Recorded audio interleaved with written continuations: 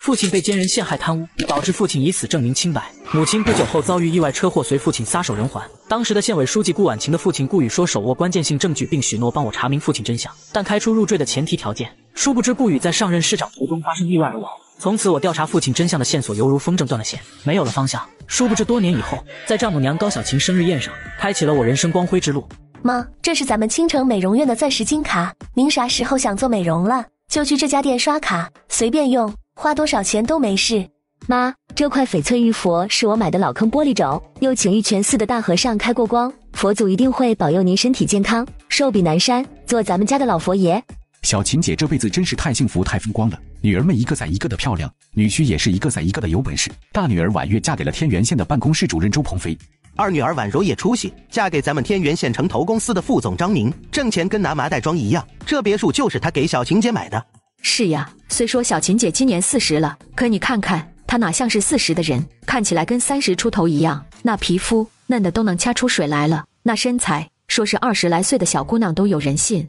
高小晴听着这一声声吉利话和恭维话，眼角眉梢挂着掩饰不住的得意笑容。这个绰约多姿的俏寡妇，感觉自己这辈子当真是活得风光潇洒。就在这时，有个不长眼的亲戚说道：“就是老三婉晴老公君佐曼，太不成器，倒插门就算了，还被分配到王集镇那种鸟不拉屎的地方当个乡镇的办公室主任，就是个跑腿打杂的，这辈子算是彻底废了。”哎，那个废物怎么没来？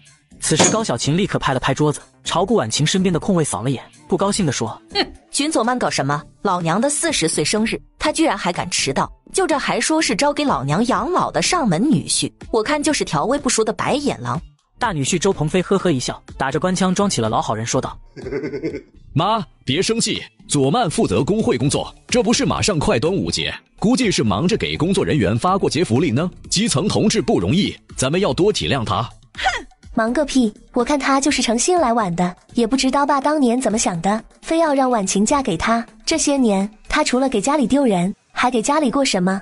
婉晴，要不你劝劝佐曼，让他辞职算了，来我的项目上，别的不敢说，起码1个月赚个万把块钱跟完一样的，也省得他在那每个月清汤寡水，1000把块钱工资，顾你们俩的吃喝都难。此时顾婉柔也皮笑肉不笑地嘲讽道：“就你能，人家可是华工大的高材生，清高得很，能瞧得上你那俩臭钱。”顾婉晴听着这一声一句，脸色渐渐也阴冷下来，眼底满是怨气。什么都别说了，今天他要是再不来，婉晴你就跟他离婚。他不把咱们家里人当回事，咱们也别把他这个废物当回事。就在这时，我就来到这里。妈，对不起，我回来晚了，这不是快端午节了，组织上让我去探望下镇里退休的老领导们，关心下大家的生活，所以耽误了时间。别人做县委办公室的大主任不忙，城投公司的老总不忙，就你这个乡镇办公室里跑腿打杂的废物最忙，让你去关心他们，你是他们儿子还是他们女婿？你鼻子下面常张嘴就只会出气，不会跟他们说你今天有事吗？顿时有人忍不住笑出声来，倒插门女婿就是这样，爹不疼娘不爱，横挑鼻子竖挑眼，大声呼出口气都是错的。我神态如常，早已习惯了这画面，如闷葫芦般只笑不说话。妈，基层人员事情多，咱们做家属的要多体谅他们。佐曼还不赶紧把你给妈准备的礼物拿出来，让他老人家消消气。妈，您什么都不缺，我也怕买的礼物不合您的心意，就给您准备了个红包。老弟啊，你这红包有点薄啊。我赌1万块钱，这红包应该是包了500块。不过这种大日子，我觉得佐曼你不会这么小气，这里面装的应该是美刀吧。我哪里能不知道，周鹏飞和张明是在故意唱双簧挤兑我，但我脸色依旧如常。高小晴听到周鹏飞和张明这话，脸色瞬间变得阴沉难看起来，打开红包皮，里面赫然是5张小红鱼。佐曼，你这有点太小气了，妈的寿宴你就给500红包，这传出去不是招人笑话吗？此时高小晴气不打一处来，冷冷道：废物东西，来得晚就算了，拿这么点钱就想糊弄老娘，你把老娘当成路边要饭的了吗？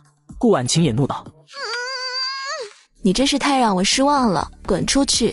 我已经在王集镇任职2年的服务期马上就要满了，按照选调升规则，现在正处在组织考察期。天元县有规定，干部和公职人员无论关系亲疏，随礼最多就是500块。佐曼，你这话是什么意思？难道你还打算去纪委举报我们违背规定不成？佐曼，你可真是长进了，自己不好好准备寿礼，现在开始指责我和周主任了是吧？还梦想着组织考察，你也不撒泡尿照照镜子，就你这个破乡镇办公室主任，这辈子能有出头之日吗？少自欺欺人了。你这个废物，这许最好给我老实点，敢乱来，我打断你2条腿。正当屋子里闹成一团糟的时候，一名顾家的亲戚慌慌张张地跑了进来，说道：嫂子，有人来了。什么人啊？我是在路上听到的，好像说是什么组织部的。一语落下，无论是周鹏飞、张明，还是顾婉月和顾婉柔，包括高小晴在内，脸上尽数露出欣喜之色。俗话说得好，组织部是干部的娘家人，这个娘家不只能管你，更能提拔你。快出门迎接，今天真是双喜临门。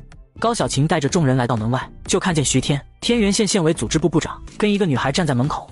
关田，我的大学学姐，同时也是我的追求者，也是我最愧疚的人。毕业后，听说她似乎是去了省里哪个部门任职，不曾想竟在这里重逢。徐部长，哪阵风把您吹来了？周主任怎么不欢迎我过来？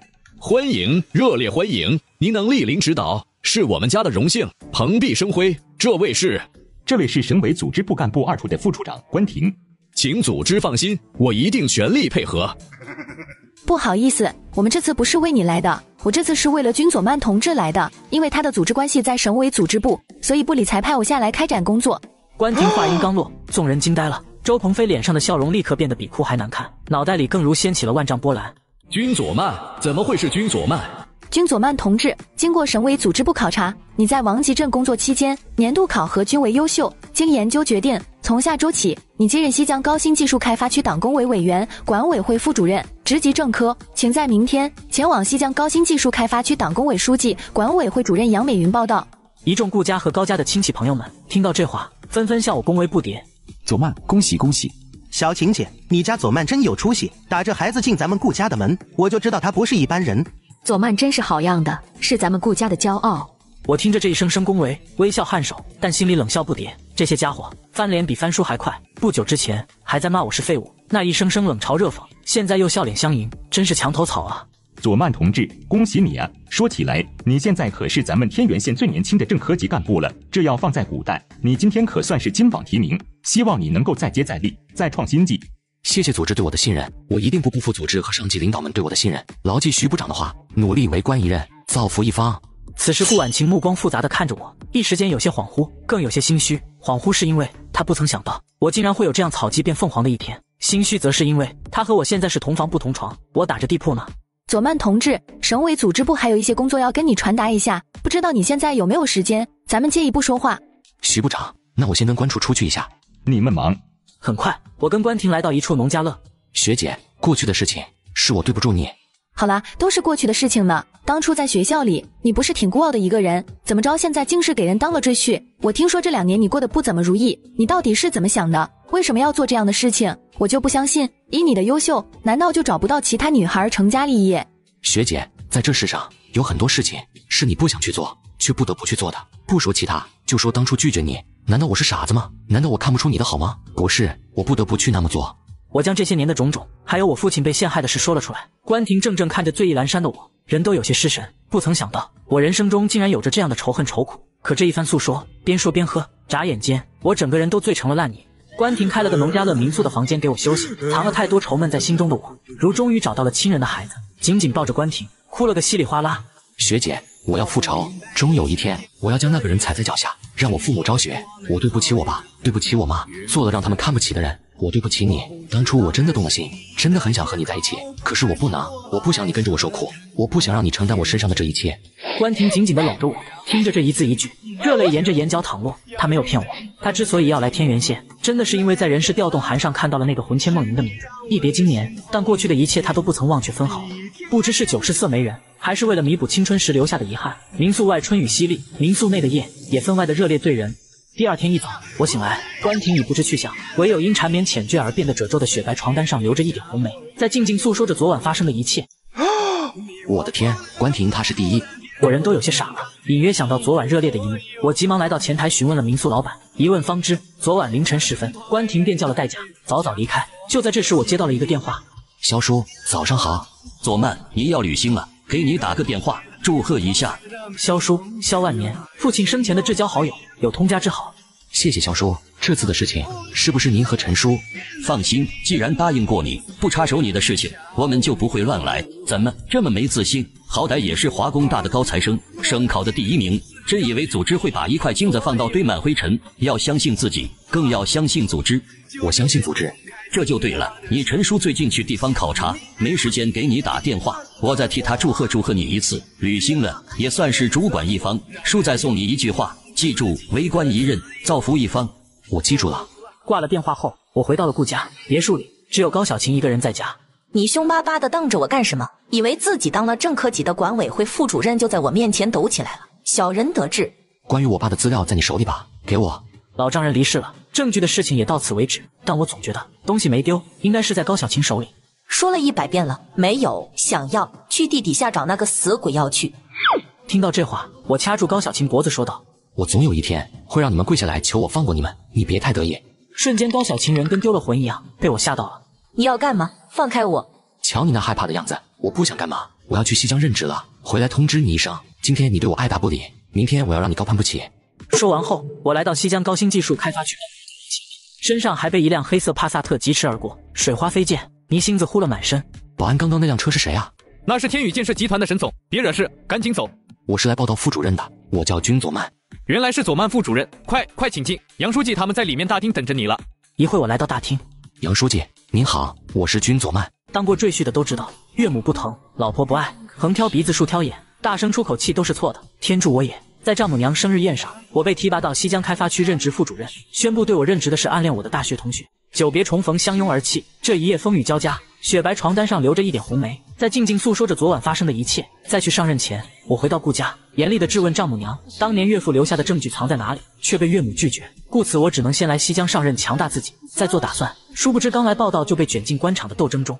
这位就是我们西江高新技术开发区新来的管委会副主任君佐曼同志，欢迎你的到来。佐曼同志，你身上怎么被溅上了这么多泥水？过来路上被经过的车子不小心溅了点泥水，不碍事。此时管委会书记杨美云神情严肃地看着纪委书记沈宏伟说道：沈宏伟同志，你分管交建工作，开发区是咱们天元县的经济领头羊，不能让这些崎岖坎坷的路成为绊脚石，否则的话，我们这些人就辜负了组织和人民对我们的信任，是要被人戳脊梁骨骂娘的。杨书记放心，这件事情我一定会高度重视，尽快让城建部门进行找平处理。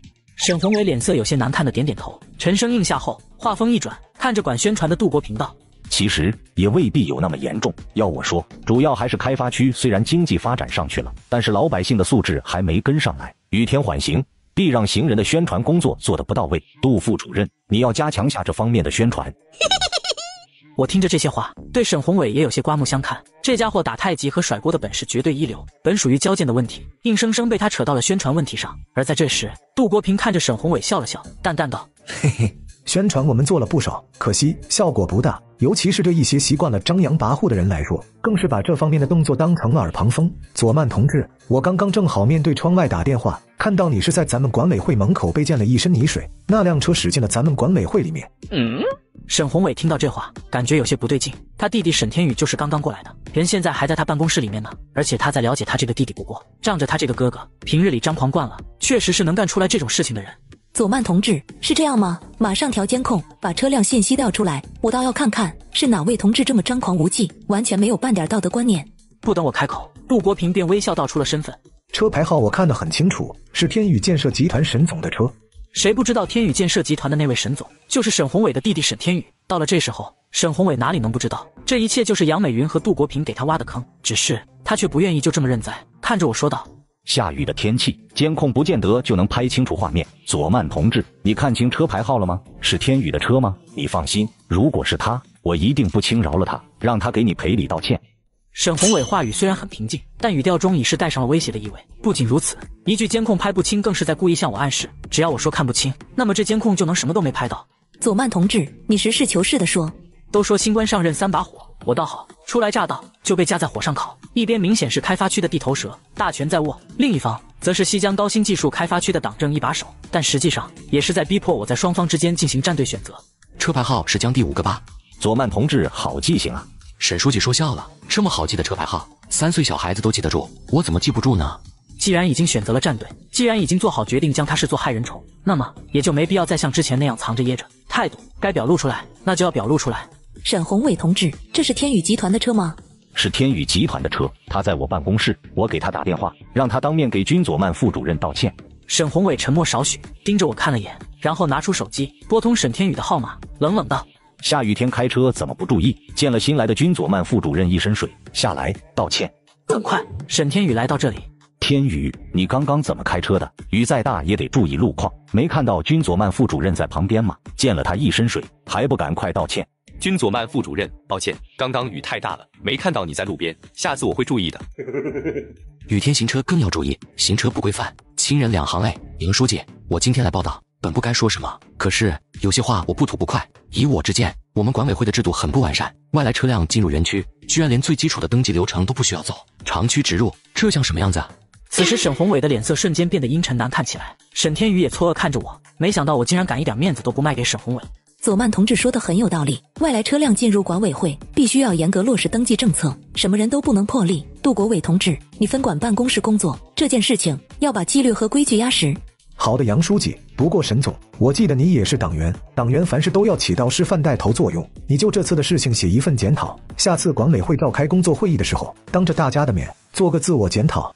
沈宏伟同志，你主管纪检工作，抓着作风建设工作，一直强调要带头重家教、立家规、正家风，把严家风作为3严3实的修炼所和检验场。我想你对我的安排应该没有意见吧？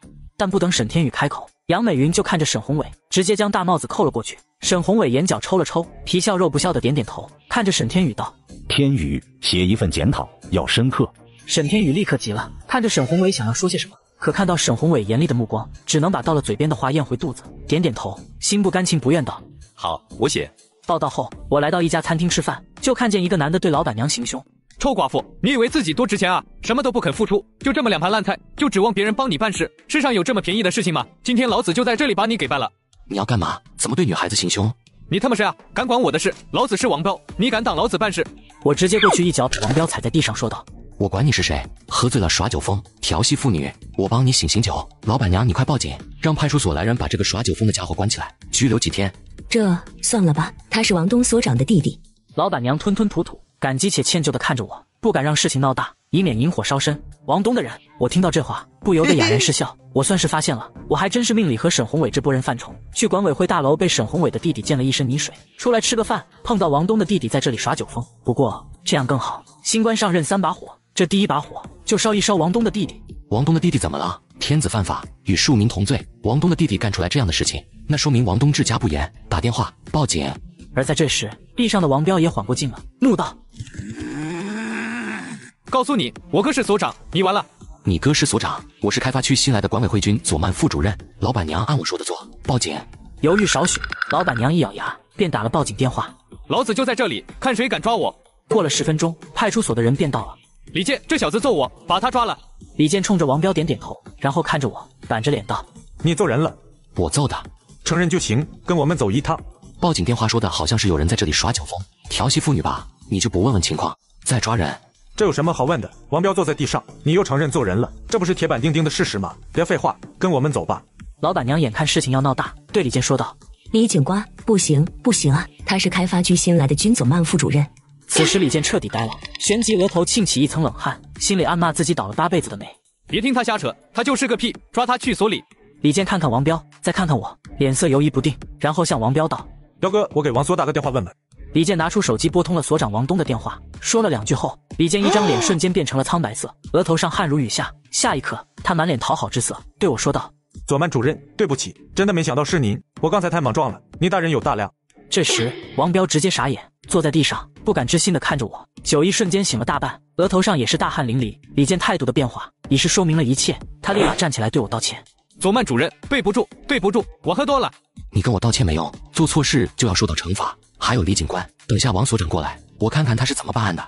几分钟后，王东亲自来到这里，去管委会报道被沈宏伟的弟弟溅了一身泥水，因此得罪了纪委书记沈宏伟。出来吃个饭，碰到派出所所长王东的弟弟在这里耍酒疯，被我收拾一顿。于是我决定，我这新官上任3把火，这第1把火就烧一烧王东的弟弟。李健，谁给你的胆子，居然要把君佐曼主任抓起来了？王彪是你惹的，是对吗？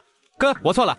王东看着这一幕，知道此刻必须把姿态给摆出来，当即冲到王彪身前，左右开弓，对着王彪的脸便甩了7、8耳光。王彪瞬间变成猪头，但看着我依旧神情漠然。王所长只能咬咬牙，飞起一脚将王彪踹到地上。王所长，火气不用那么大。王东闻言松了口气，只以为我是解气了，急忙露出讨好笑容，但还不等他说什么，我冷冷地继续道：人家老板娘要做生意的，砸坏了人家的桌椅板凳可不好。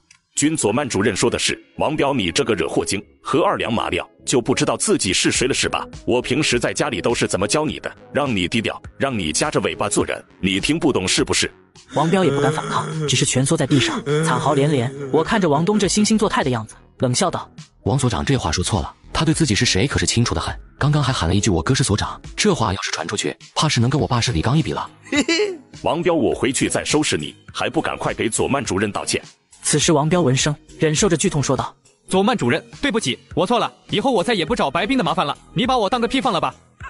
这个犯罪嫌疑人涉嫌酒后闹事、调戏妇女、图谋不轨，情节这么严重，这么恶劣，能就这么算了？你们派出所平时就是这样办案的？王东现在才终于看明白，我从来就没有半分息事宁人的意思。那一口一个的犯罪嫌疑人，摆明了是打算把王彪往死里整，甚至他隐隐有一种预感，我新官上任的第一把火要往他头上烧。喝醉酒说2句疯话，军佐曼主任你有些小题大做了吧？此时王东也懒得再装什么大义灭亲的样子，直接摊牌不装了。王彪也是矢口否认刚刚做过的一切。我喝醉了，我什么都不记得了。没事，你不记得，我帮你回忆，我有录视频。王所长请看。王东看着屏幕上的画面，心里咯噔一声，他千算万算，没想到我居然如此缜密，一开始就录下了视频。这一切铁证如山，他就算想糊弄也糊弄不了了。佐曼主任，你想怎么办？王所长，你主管开发区的治安工作，这个问题需要问我吗？不过如果王所长记不得的话，我可以帮你回忆一下法律条文。根据刑法第237条规定，以暴力、胁迫或者其他方法强制猥亵妇女或者侮辱妇女的，处5年以下有期徒刑或者拘役。王彪听到这话，哀求连连：哥，你要救我啊！王东盯着我看了又看，然后对李健冷声道：哼，把王彪带回所里，按规矩办。王东说完就带着王彪走了。佐曼主任，谢谢你，给你添麻烦了。举手之劳罢了，不用客气。如果他们联系你，记得给我打电话，不管发生什么事情，要记住，相信政府。我很清楚，王东肯定会想办法给王彪洗脱罪名，而最大的突破口就在白冰身上。只要白冰这个受害人否认，那么就算录像在我手里也没太大意义。所以我必须要提醒白冰，不能让他轻易被对方收买或者威胁。我相信您。第2天党委会召开了。今天召开会议，主要是讨论一下佐曼同志未来的分管工作。我提议佐曼同志接下来分管城市建设和交通建设工作，这样的话也给宏伟同志松松担子，能够有精力主抓纪检工作。一番话便定了基调。不过从沈宏伟手里夺权，到底是福还是祸，这事儿还真不好说。我服从组织安排。宏伟同志，你的意见呢？纪检工作是党务工作的重中之重，一个清廉高效的班子才是我们管委会发展的发动机。我个人建议宏伟同志接下来的工作重心还是以纪检工作为主。城建和交建工作纷繁复杂，我担心军佐曼同志初来乍到，未必能处理好。我建议还是让军佐曼同志负责安全生产工作，这样的话也是咱们领导班子对年轻同志的爱护嘛。沈宏伟已经想好了，今天不管怎样都要推动我负责安全工作，到时来的安全事故让这我顶雷，哪来的滚哪去。我不同意沈书记的看法，无论是什么工作都不能因人废事，要形成行之有效的运转机制。我相信城建和交建工作过去在沈书记的领导下，运转机制一定很完善，无论是谁接管都能够稳妥运行。佐曼同志说得很对，不管是什么事情都不能因人废事。而且我要提醒大家一句，佐曼同志是由省委组织部分派下来的年轻干部，对于这样的干部要敢于放权，让年轻干部挑起更重的担子。漂亮，杨美云提出省委组织部，简直是神来之笔，反将沈宏伟一军，让他哑口无言。我反对。既然如此，那就开始表决吧，少数服从多数。我先表决，我同意。我同意。我反对。我反对。按照少数服从多数原则，表决通过，军佐曼同志接下来分管城建和交建工作。佐曼同志，希望接下来你在开发区的工作能够再创新纪。谢谢杨书记，我一定不辜负组织对我的信任。第2天，我带人来到西江大道的建设工地视察，居然见到下雨天竟然在施工沥青道路，这样干出来的工程豆腐渣，浪费公帑，祸国殃民。我当即拿出手机录了起来。那个谁，拍什么呢？不许拍，赶紧把视频删了。工地监工看到我动作后，立刻势汹汹地怒喝道：工人们冒着雨还干得这么热火朝天的，为咱们开发区的发展做贡献，这么正能量的视频，我打算发到网上，让大家表扬表扬冒雨施工的工人们。正能量也不能发，赶紧删了。正能量都不能发，你这人太不讲道理了吧？这工地上老子的话就是道理，赶紧给我删了，不然的话别怪我不客气。我要是不删呢？你不删，老子帮你删，都给我过来，给这小子点颜色瞧瞧。工人们听到这话，立刻向着我围了过来。这时助理小吴看着情况不对，指着众人大声道：别乱来，这是管委会过来视察的军佐曼主任。监工听到这话，脸上立刻露出浓浓的不安之色。给你们沈总打电话，让他15分钟内赶到工地。君佐曼主任，对不住，真不知道是您来了，我这就给沈总打电话。不过15分钟，时间是不是有点赶了？这下雨天，路况不好，堵车啊。堵车是吧？那就叫他给我跑步过来。是，我这就联系沈总。这个监工看到我是动了真怒，慌忙跑到一边，拿出手机给沈天宇打了电话。小吴通知城市建设部，让所有科室的领导马上来西江大道工地。好的。沈总，您快来西江大道工地，出事了！新来的君佐曼主任生气了，要您15分钟内赶到。他发什么怒？让我15分钟到？他是哪根鸟毛？抢走了程建的大权之后，还真以为是草鸡头上插鸟毛，摇身一变成凤凰了，居然还敢对我呼来喝去！工地上有点麻烦，我们正在铺沥青呢，被他逮个正着。不是跟你说了，让你们小心点吗？一个个都自称是老油条，连特马这点小事都办不好，在那等着。10分钟后，建设部的人都到了。你叫什么名字？监理工程师职业资格证呢？拿出来我看看。我叫常威，证件放在家里了。这个监工慌忙道，但眼神却是有些闪躲起来。这家伙果然是无证职业，又抓到一个错漏。刚刚看到这家伙的样子，我就猜到这货8成是沈天宇的小马仔。所谓监工，也不是监督工程质量，而是帮沈天宇看工地的。不看纸质的，电子档就可以。我手机没电了，等我充电再查了给您看。没事，我手机有电，你说我帮你查。这个监工嘴唇翕动半天，吭吭哧哧说不出一句话，最终在我凌厉如剑的眼神下，低下脑袋，小声道：“我没证。”没有证？没有证你在这里干什么？什么时候没有监理工程师职业资格证也可以上岗了？你这是违法，知道吗？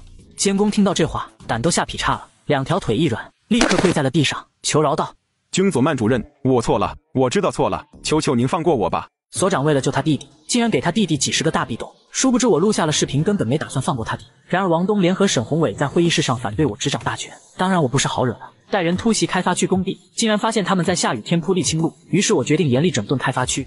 你起来，我做官用道理论对错，用不着人下跪求饶。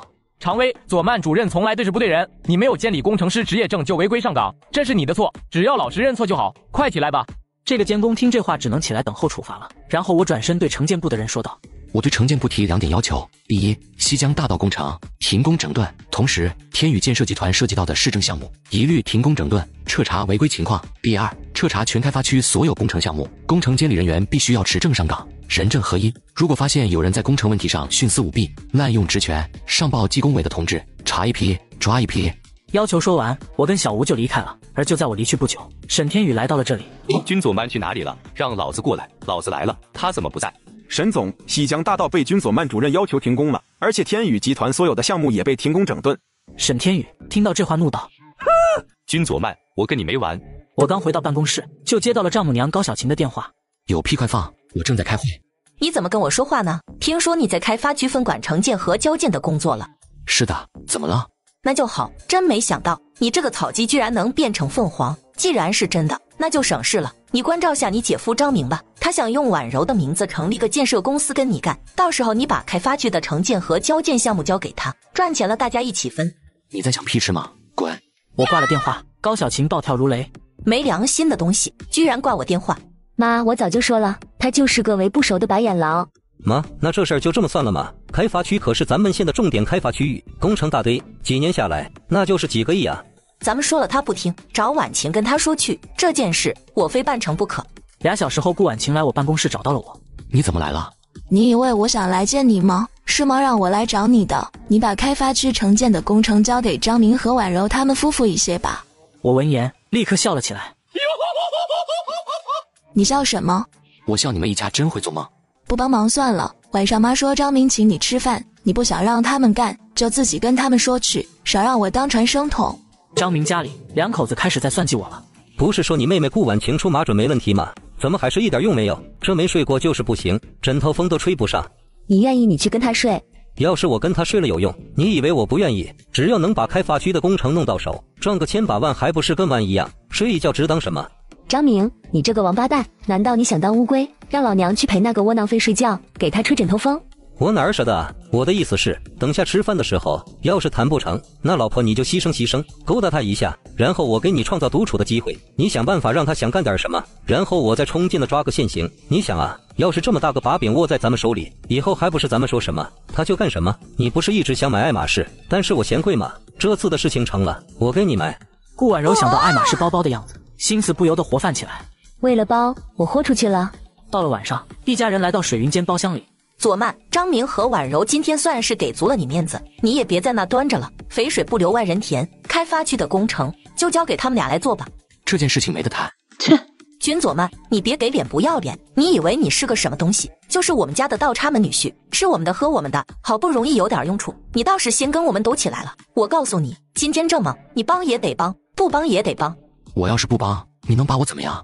妈，算了，左曼刚到开发区，不肯帮忙肯定是有他的难处，我们要多支持他的工作。这件事情不行就算了，左曼，事情可以不给我办，我这杯祝贺你高升的酒，你不能不喝吧？我闻言，深深的看了张明一眼，这家伙把钱看得比什么都重，今天自己不帮他的忙，他居然这么大度，事出反常必有妖啊！而在这时，顾婉柔娇滴滴道：“左曼，生意谈不成，你不会连酒都不喝我们一口吧？”我看着顾婉柔那如水般眼神，心里瞬间豁然开朗，原来是设了个美人计，想捏住我的把柄，好逼我就范。这张明真不是个东西，还拿老婆出来当饵，还真是够豁得出去的。既然你们这么豁得出去，那小爷今天就把饵全给你们吃了，再把沟给你们吐出去。哪能呢？姐夫敬的酒当然得喝，来吧，干了。半小时后，我借喝多了上厕所，趁着这机会，我给助理吴姐打去电话。小吴，我发了张照片到你手机了，等下他下楼，你就拖住他不让他上来。好的，领导。等我安排好后回到包厢。左曼老弟，今晚就到此为止吧，我叫个车把妈和婉晴先送回家，你再待会儿。哥哥，我有点心里话想跟你说说，你看怎么样？好的，我在这等你。很快等他们离开，就剩我跟顾婉柔了。他递美人计开始了，顾婉柔借着酒意坐在我腿上，于是我将计就计，把她就地征服。外面的夜市那么美，1个小时后收拾好战场，我对顾婉柔说道：“你们算计我，我反过来算计你们，一报还一报。此事到此为止，你要是想闹，人尽皆知，随便你。顾家娇娇女，张明的好媳妇，好好想想，他要是知道脑袋上有顶绿油油的大帽子，会怎么对你？”说完我就下楼了。顾婉柔坐在椅子上，人完全崩溃。万万没想到，想好的一出美人计，我竟然把饵吃了，把沟吐了出来。张明要是知道这事情，只怕马上就要跟他离婚，以后更别说是爱马仕了，就算是爱马，估计都没人给他买了。君左曼，你等着，我不会放过你的。我走到门口时，看到吴杰正揪着张明的脖子，在大声骂着什么。张明急得跟热锅上的蚂蚁一样，想要挣脱，可哪里是吴杰的对手，被困在原地，哪里都去不得。姐夫，你怎么跟人打起来了？婉柔姐喝醉了，赶紧带她回家吧。张明看到我脸上的笑容，他就算是个傻子，也能看出来，我之前绝对是在装醉。可如果我是装醉，顾婉柔却趁机勾引我的话，他又一直没去包厢，那会发生什么？下次走路长点眼，再特么乱撞，剥了你的皮！小吴放开张明后，他跟疯了般向包厢狂奔而去。他刚进来包厢，顾婉柔一耳光重重甩在了张明的脸上，指着他的鼻子怒骂道：“张明，你这个王八蛋，说好了让老娘勾搭他，你来抓现行的，你人呢？死哪儿去呢？让老娘一个人在这儿陪着那个他唱独角戏是吧？你就不怕老娘真让你当王八，给你头上戴顶帽子？”老婆，他没把你怎么样吧？他倒是想怎么样，被老娘一脚把他踹滚蛋了，指望你这个软蛋窝囊废，黄花菜都凉了。顾婉柔昂起头，愤愤然道，但眼底深处却是有慌乱在闪烁。真的吗？张明，现在事情因为你没成，你倒是怀疑起老娘了。你要是信不过老娘，要不要老娘把裙子掀起来，你趴上去闻闻？老婆，你这是哪里的话？我怎么可能信不过你啊？我这不是担心你吗？消消气，都是我不好，明天我就去给你买爱马仕。这还差不多。第二天刚上班，杜国平副主任来我办公室说道：“左曼副主任，出事了！惰性事件，杨书记被围在西江大道工地了。工人们群情很激愤，偏偏王东那个王八蛋的电话死活打不通，没办法派民警到现场维持秩序。怎么会发生这样的事？不知道是谁传的，说西江大道工地施工不规范，停工整改，工人们之前干的活都不算数，工钱也不给他们发了。今天早上杨书记从县城回来，刚到工地那块就被堵住了。”杜副主任，你去警局找王东，让他马上派人去维持秩序。我去工地那边看看。吴杰，开车送我去西江大道工地。半小时我来到工地，这一幕立刻让我彻底确认了心中的猜想。今天这一出绝对是沈天宇想出来的招数，要借助工人闹事，把无限期停工整顿的事情给破开，或者是沈宏伟在遥控指挥。说清楚，今天不说清楚就不准走。活都干了，还想不给我们工钱，真当我们农民工好糊弄？我们都是听吩咐办事，别人让我们这么修路，我们就这么修路，凭啥不给我们发工钱？今天必须把钱发了。大家放心，我代表管委会向大家承诺，这件事情一定会给大家一个满意的交代。我现在请大家让出一条路，让我先离开好不好？走个屁！今天不把事情说清楚，别想走。对，给钱再走人，不给钱，没门扒了他的衣服，让他走不成。我见状，一个箭步冲到杨美云身前，冷冷大喝道：“谁再给我乱动一个试试？有一个算一个，全给你们拘留了！”姐夫得知我掌握了开发区的城建大权后，竟然俩夫妻合谋用他妻子为鱼饵来勾到我放错误。殊不知我将计就计，把鱼饵吃了，把钩吐出来，让他们偷鸡不成蚀把米。沈天宇为了出口恶气，竟然鼓动工人闹事，把西江开发区的书记拦住要工资。你特么是哪根葱？耀武扬威什么？管求他是干啥的？今天必须把俺们的钱发了。我认出来了，就是他让工地停工的，干他！我是开发区的军佐曼副主任，大家关心的问题，我在路上已经了解清楚了。我今天就把话放在这里，工地停工整顿只跟天宇建设集团有关，谁要是敢拖欠克扣农民工的工资，西江管委会一定帮你们把钱要回来。军佐曼主任，你真的能帮我们把工钱要回来吗？那我们今天就定下来，1个星期后你们拿不到工资，我主动辞职。我见工人们安静下来后，对小吴说道：小吴，带大家做个登记，摸个底，把大家在工地上干了多少天，工程方欠了他们多少工钱，一笔一笔的登记核对下来，不能让别有用心之人得逞。保证完成任务。就在工人们去做登记时，王东带队来到这里，把人全部给我抓起来！居然敢围堵杨书记，要造反是吗？王所长，工友们都是来提出合理诉求的，哪里有什么围堵的事情？你不要小题大做，现在不是封建时代，没什么朝廷，没什么造反之说。我见状，立刻向杨美云使了个眼色，我好不容易才把局面给压下来，要是再被王东给搅了局，那麻烦可就大了。工友们只是找我提出合理诉求，没有什么围堵的事情。王所长，让你的人回去吧。王东看着杨书记严厉的目光，只能无奈说道：收队。解决这事后，杨美云立马带我来到天元县县委书记郑强办公室。小云，这次过来找我是有什么事情吗？郑书记，我这次过来是要向您汇报开发区部分领导干部身上出现的问题。佐曼副主任，你把之前在饭店拍到的那段录像拿给郑书记看一下。郑书记，这是我刚到开发区那天去一个饭馆吃饭时遇到的事情，当时为了保证我自身的人身安全，所以就进行了视频录制。郑书记当看到王彪嚣张无比喊出“耐生我哥是所长”后，手更是用力在办公桌上拍了一巴掌。胡闹！县委305省广大党员干部要加强家风建设，都被他当成耳旁风了吗？佐曼同志，这份视频没有发布到网络上吧？遵照杨书记的指示，没有外传。我知道郑强在担心什么，若是这视频放到网上，必定会引发轩然大波，对郑强本人而言也是一个污点。你们对这件事情有什么看法？郑书记，我觉得这件事情主要还是极个别的党员干部对于家风建设工作不够重视，造成了这种家属拿他当保护伞的情况。我个人觉得，王东同志在工作上也存在有看待问题敏感性不足的问题。今天上午的时候，差不多有200来个工人在西江大道向杨书记咨询关于部分建设公司拖欠农民工工资的问题，派出所的同志们迟迟没有赶到现场维持秩序，以至于杨书记的工作有些被动。这个王东真是不像样子。佐曼同志，你觉得应该怎么处理王东的问题？我建议由县纪委的同志出面，先暂停他的工作，对他进行诫免谈话，并针对这起事件进行摸排，确定他到底只是属于家风建设，忽视了对家属的教育，还是说真的存在着为王彪充当保护伞的问题。好，就这么做。我现在就给纪委书记纪昌明同志打电话，让他前往开发区摸排一下王东的情况，看他是否真的存在有类似问题。很快，我跟杨书记带着县纪委的人来到王东办公室。王东同志，我是天元县县纪委书记纪昌明，我代表县纪委正式向你宣布，从即日起给予你停职反省处理。王东则是一脸错愕，满脸的不敢置信，似乎怀疑耳朵出现了幻听。他以为至多会是个诫免谈话，可不曾想到竟会直接被停职。等他反应过来后，怒道：哼，军佐曼，你这个王八蛋，你敢搞老子？搞你？王所长，你找错人了吧？我没有那种爱好，难道你有？嘿嘿。可就在这时，我心内一喜，看着王东嘲弄的笑了笑，故意曲解了稿子的意思，开了句荤腔：你这个王八羔子，老子弄死你！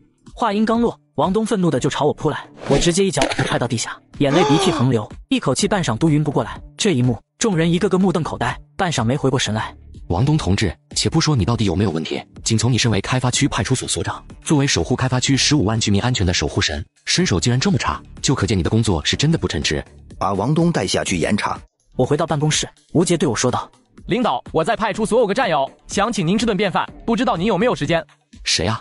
尤有才，他是咱们开发区派出所户籍科的一位4级主任科员，也是从部队转业回来的，和我一个团的，是位连长。这样的职级，当个副所长都绰绰有余，结果竟然窝在户籍室这个又忙又没油水的衙门里打转，这境遇8成是被王东给打压了。你联系下他吧，我见他。很快，小吴约好了个饭局。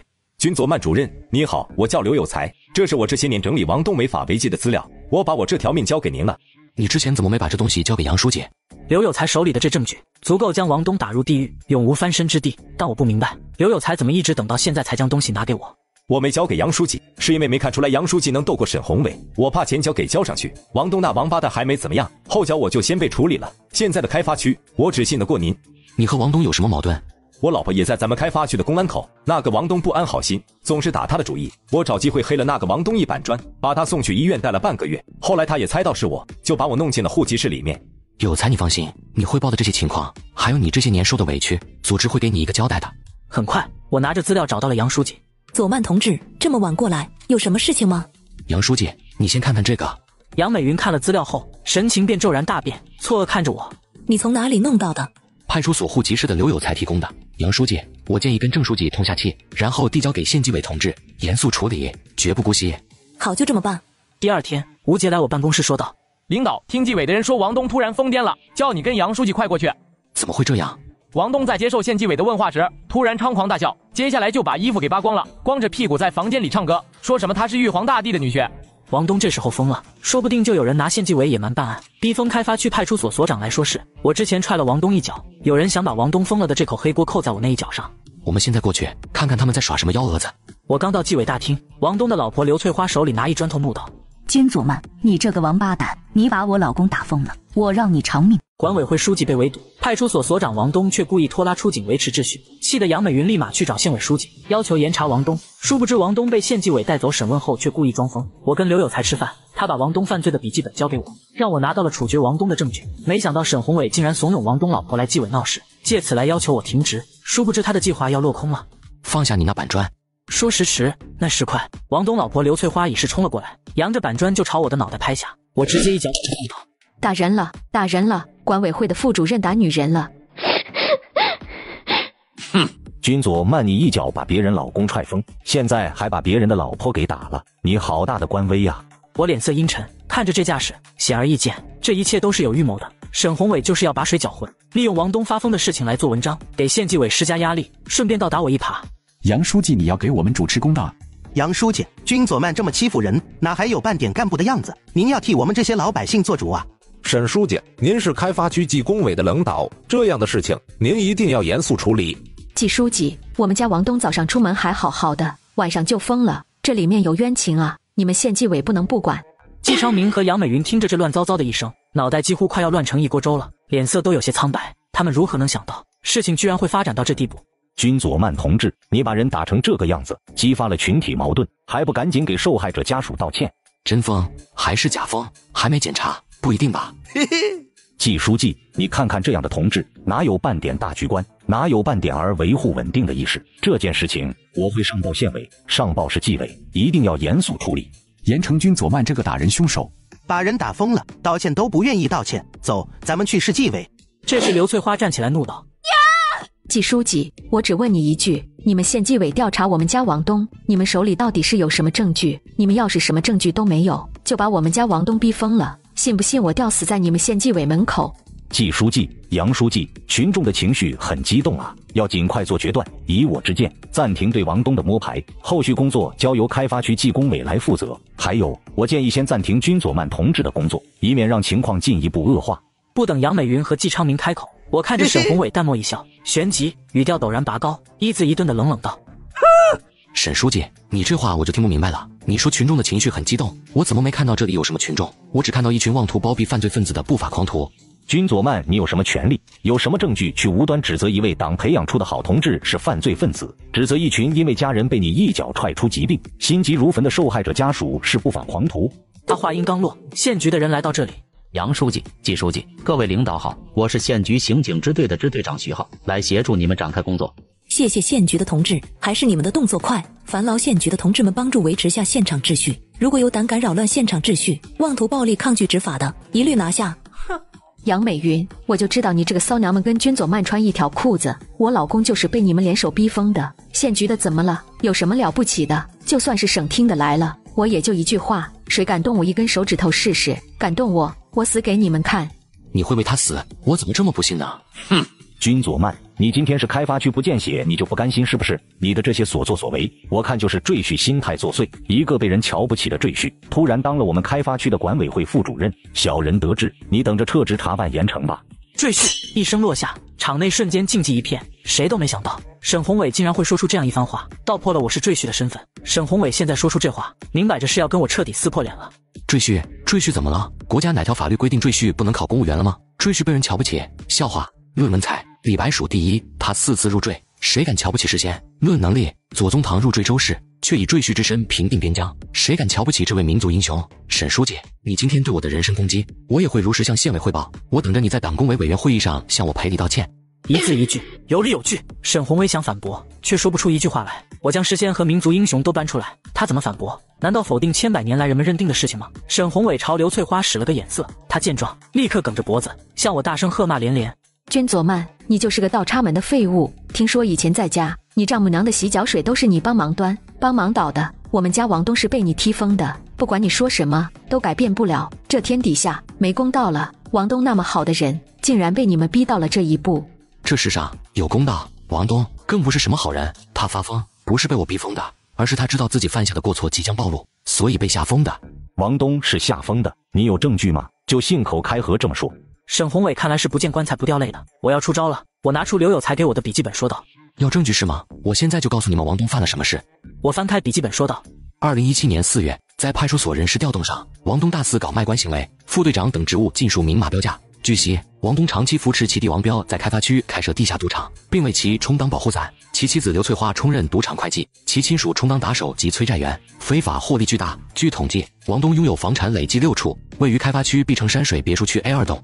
话音刚落，王东老婆跟那些亲戚惊掉了下巴。沈宏伟更是不敢相信我竟然有王东犯罪的证据。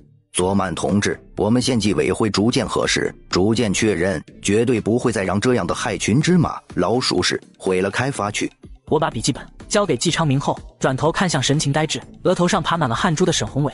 沈书记，王东持续这么多年为非作歹，难道你这位老纪检就一点都没有察觉？在王东违纪这件事，你作为纪工委的主要领导，不仅有疏忽职守的责任，更欠开发区的人民一句道歉。我记得你说我是小人得志的赘婿，那我这位赘婿今天就送你一句大俗话：当官不为民做主，不如回家卖红薯。我的话就像是一记记耳光，重重抽在了他的面颊上，让他脸颊热辣辣的刺痛，心口更有一股气如标枪般在横冲直闯，带来蚀骨疼痛。可是他却无法反驳一句。徐队长，把人全部控制起来，单独关押，不允许探视，不要给他们串供的机会。王东的问题一定要彻查到底。沈宏伟闻声，心脏猛地一跳。这些年来，他和王东交往密切，拿过不少好处，而沈天宇的不少脏事，也都是王东帮忙擦的屁股。杨书记此刻这话，明显是打算以王东为突破口，将他也顺势扯下马。沈书记，救救我，救救老王，您不能不管我们啊！沈宏伟听到这话，有种魂飞魄散的感觉，不由分说，扬起手，一记耳光重重甩在了刘翠花的脸上。我警告你，管住你的这张嘴，少在这里乱咬人，乱攀扯关系。想想你们孩子，你们夫妻俩要是想早点见到他，就给我好好配合县纪委同志，把你们犯的错误全部说清楚。这节骨眼上，刘翠花要是敢乱说话，那他就彻底完蛋了。这记耳光是警告，更是威胁。沈书记，对不起，我一定好好交代我和王东的错误。刘翠花哪里能不明白沈宏伟这话的意思，低下头，啜泣连连。他和王东彻底完蛋了，没有翻身的可能，但他们的儿子还要生活。但是苟且偷生，还是继续锦衣玉食，那就要看沈宏伟的安排了。沈书记，你这办案方式未免也太粗暴了吧？我看到这一幕，心里有些失望。我本还指望刘翠花试错下爆出些什么猛料，没想到沈宏伟反应速度这么快，一耳光就拦住了。佐曼同志说的对，我检讨，我刚刚失态了。只是想到开发区竟然出了王东这样的干部，而我又一直没发现，辜负了党和组织对我的信任，心里实在是又气又自责。徐队长，把审问室的王东和刘翠花一干人等押回县纪委，连夜审查。辛苦你们配合我们的工作，保证完成任务。第二天，杨书记立马召开了会议。经过县纪委同志的连夜审查，王东的情况已经基本上核实清楚，存在贪污受贿、男女关系混乱、徇私舞弊、买官卖官、吃拿卡要、充当黑恶势力保护伞等严重违纪违法行为。宏伟同志，你作为管委会纪工委书记，开发区出现这样的事情，却一直没有任何发现，对于这一点你要负责。作为纪工委书记，开发区发生了这样的事情，我检讨，请杨书记放心，接下来的工作中，我会坚持抓源头，进一步完善管委会党内监督制度和生活制度，着力打造一支清正廉洁、作风过硬的干部群体。宏伟同志，还有一件事情，昨天你对佐曼同志的人身攻击很不恰当，你昨天的话纯粹是无端指责，对佐曼同志造成了极大的伤害，知错能改，这是我们党一贯的优良作风，你就在这里向佐曼同志道个歉吧。杨美云一声落下，偌大会议室内鸦雀无声，众人连呼吸都变得小心翼翼，眼中满是震撼。杨美云这是铁了心要把针对王东贪污腐化的会议变成沈宏伟的批斗大会了。王东违法事件败露，沈宏伟犹如落水的鸡被我对得哑口无言，在会议上更是要求他当面道歉。君佐曼同志，我为我昨天说的话向你道歉，对不起，是我嘴欠了。沈书记，你没吃饭吗？我怎么听不清楚你在说什么呀？能带点声吗？嘿嘿。宏伟同志，既然是道歉，态度就要诚恳，就要端正，站起来，向左曼同志鞠躬道歉。沈宏伟听着我跟杨美云一唱一和，肺都快要气炸了。可是若是再不起身，那就是态度不端正，根本没办法拒绝，只能咬咬牙站起身，向我的位置鞠了一躬，大声道：君左曼同志，对不起，是我错了。这下听清楚了，我大人不记小人过啊，不对，我小人不记大人过。我话音刚落，会议室立刻传来一阵低低的哄笑声。沈宏伟听着这一阵阵哄笑声，只觉得脸颊都在火辣辣的刺痛。大家要向宏伟书记学习，工作上、生活上一定要知错能改。接下来，我们讨论我们开发区发生的一件知错不改的恶性事件。左曼同志，这是你分管的工作，你来说一说。前段时间，我前往市政工程调研时，发现天宇建设集团在为西江大道铺设沥青时，竟然选择在雨天施工。在城市建设部向其发出停工整顿指令后，天宇建设集团竟是要停发施工工人们的前期工资，在社会上引起了极为恶劣的影响。谁不知道天宇建设集团的老板沈天宇就是沈宏伟的弟弟，甚至都有传言说沈宏伟就是天宇建设集团的幕后老板。宏伟同志，天宇建设集团的董事长沈天宇是你的弟弟，说说你对这件事情的看法吧。我觉得他应该是赶工心切，一时糊涂，让他停工反省一段时间，我相信他会改正的。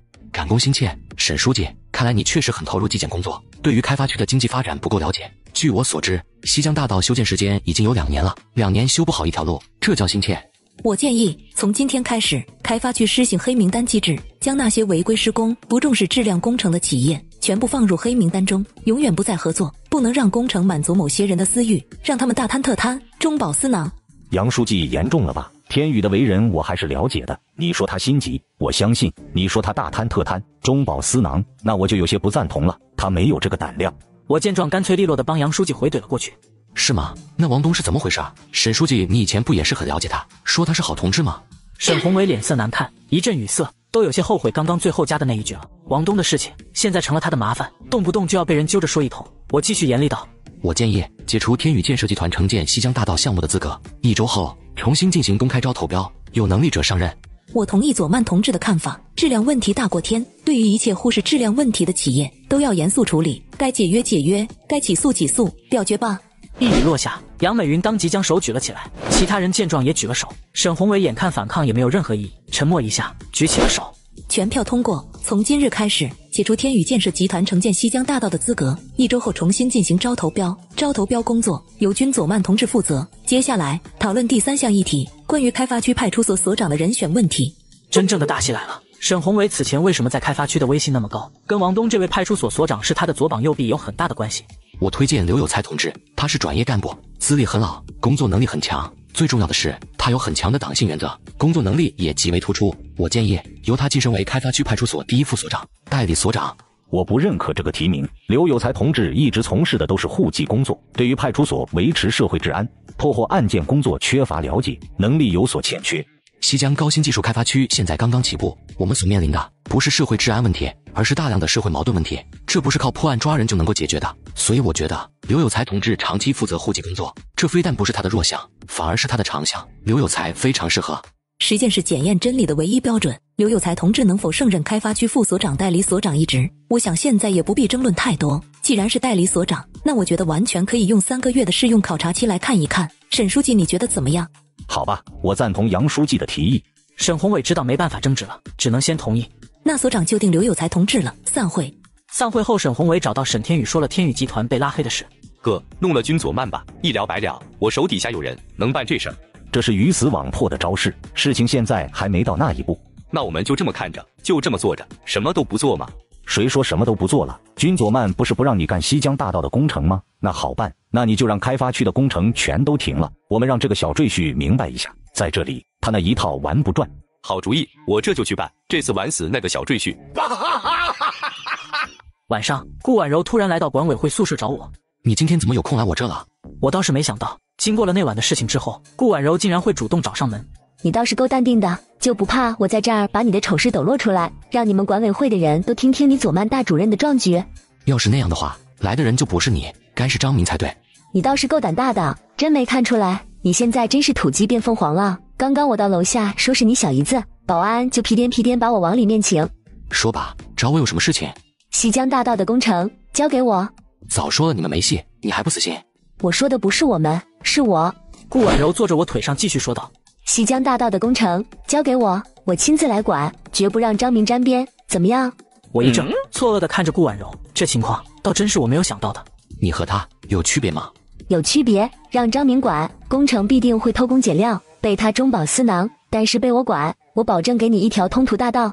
怎么说？很简单，老娘不想再求着他了。上次说好了，让我勾搭你一下，然后给我买个包，结果推三阻四的，最后说好的爱马仕变成了蔻驰，仨瓜俩枣就把我打发了。这些年他在外面的工程公司都是老娘在一手打理，无非财务是他妹子，所以钱都被装进了他的口袋，没进我的口袋。既然我有施工资格，他不给我钱，那我为什么不能自己赚？就算赚的少点儿，可都进了我自己的口袋，我想怎么花就怎么花，万事不求人。我听到这话，这才恍然大悟，闹了半天，感情是顾婉柔在张明那里吃了瘪，心里咽不下这口气，就跑来找我了。真的假的？是不是身上装着东西，故意套我的话，好在拿捏我吧？我先问你一个问题，我听妈说，你和小妹婉晴在一起的这段时间，都是睡在地板上，没碰过她是吗？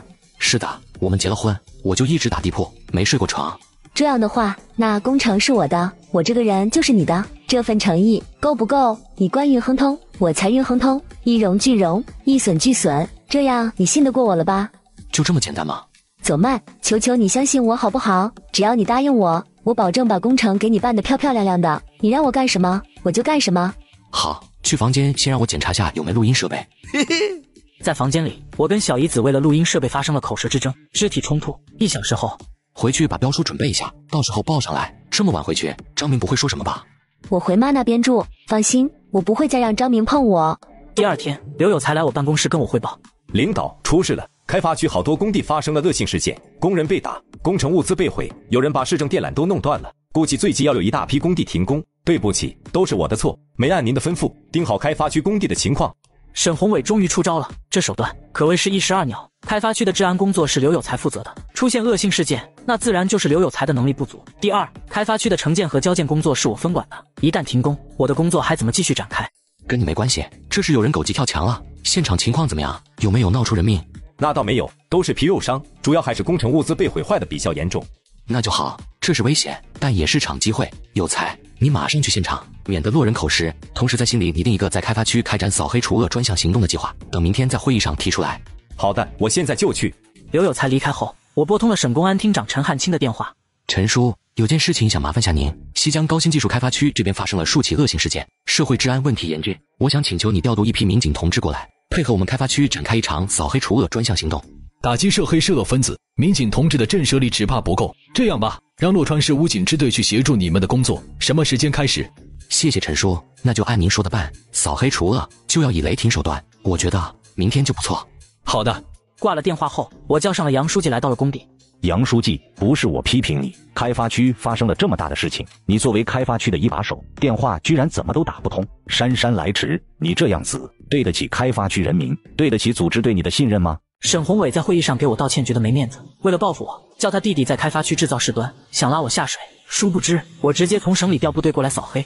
杨书记去县城和客商洽谈项目，车在半道上抛锚了。德西开发区出现事故后，不行往回赶，手机没电了。幸亏他的司机联系我，我赶过去，半道上才把他接了过来。沈书记，你要向杨书记道歉。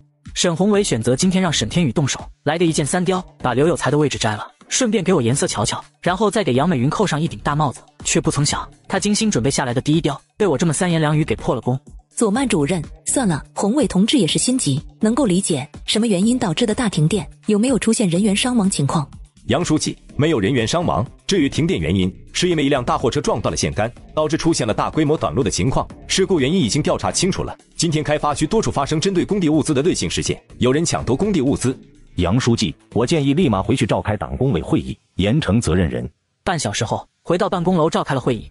杨书记，不好意思，我想先讲两句。刘有才同志，开发区出现了这么大的恶性事件，你负有不可推卸的重要责任，我建议你立刻引咎辞职。沈书记，不要这么快就下结论嘛，我们也听听有才同志的想法。各位领导，这次的事情我的确有着不可推卸的责任，但我认为这次事件的主要问题还是存在于王东在开发区的流毒没有肃清的缘故。刘有才同志，我提醒你，不要总喜欢把责任推卸到那些落马官员的身上，要从自身去找问题。我请求管委会再给我3天时间，在这3天里，我将展开扫黑除恶专项行动。3天之内，我会肃清王东在开发区内的流毒，彻查清楚昨晚恶性事件的真相。你说3天肃清流毒，查明真相，若是我们再相信你一次，结果你却把事情办砸了，那到时候怎么办？很简单，3天之后，如果没有查明真相，没有肃清流毒，那么我脱下这身警服，大辞职报告。一语落下，会议室内瞬间死寂一片，一道道目光倏然投落到了我的身上。谁不知道刘有才其实是我的人？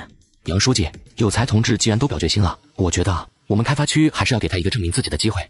我支持左曼同志的意见，宏伟同志，你觉得呢？如果3天之后刘有才同志没有做到，那我希望你能言而有信，但如果你出尔反尔，我会向县纪委递交报告。沈宏伟他不相信刘有才在没有人手能够调度的情况下，能够3天之内肃清流毒，查明真相。既然宏伟同志也没有意见，那就这么决定了。有才同志，希望你不要辜负党工委对你的信任，能够在3天内将真相查个水落石出，保证完成任务。但就在这时，杨美云接到了天元县公安局局长许平的电话。许局，有什么事情吗？杨书记，洛川市武警支队的同志来配合你们开发区的扫黑除恶专项行动，我们县局居然一点风声都没收到，直到人家都快到你们开发区了，我们才收到消息。知道的说是你们开发区保密工作到家，不知道的还以为你们不信任我们县局呢。杨美云听到这话，人瞬间愣住了，不敢置信地向我望去。此时此刻，她终于明白了我心中早已有了妥善的安排和计划。许局，实在不好意思，今天事发突然，我们就没顾上和你们商量，抱歉。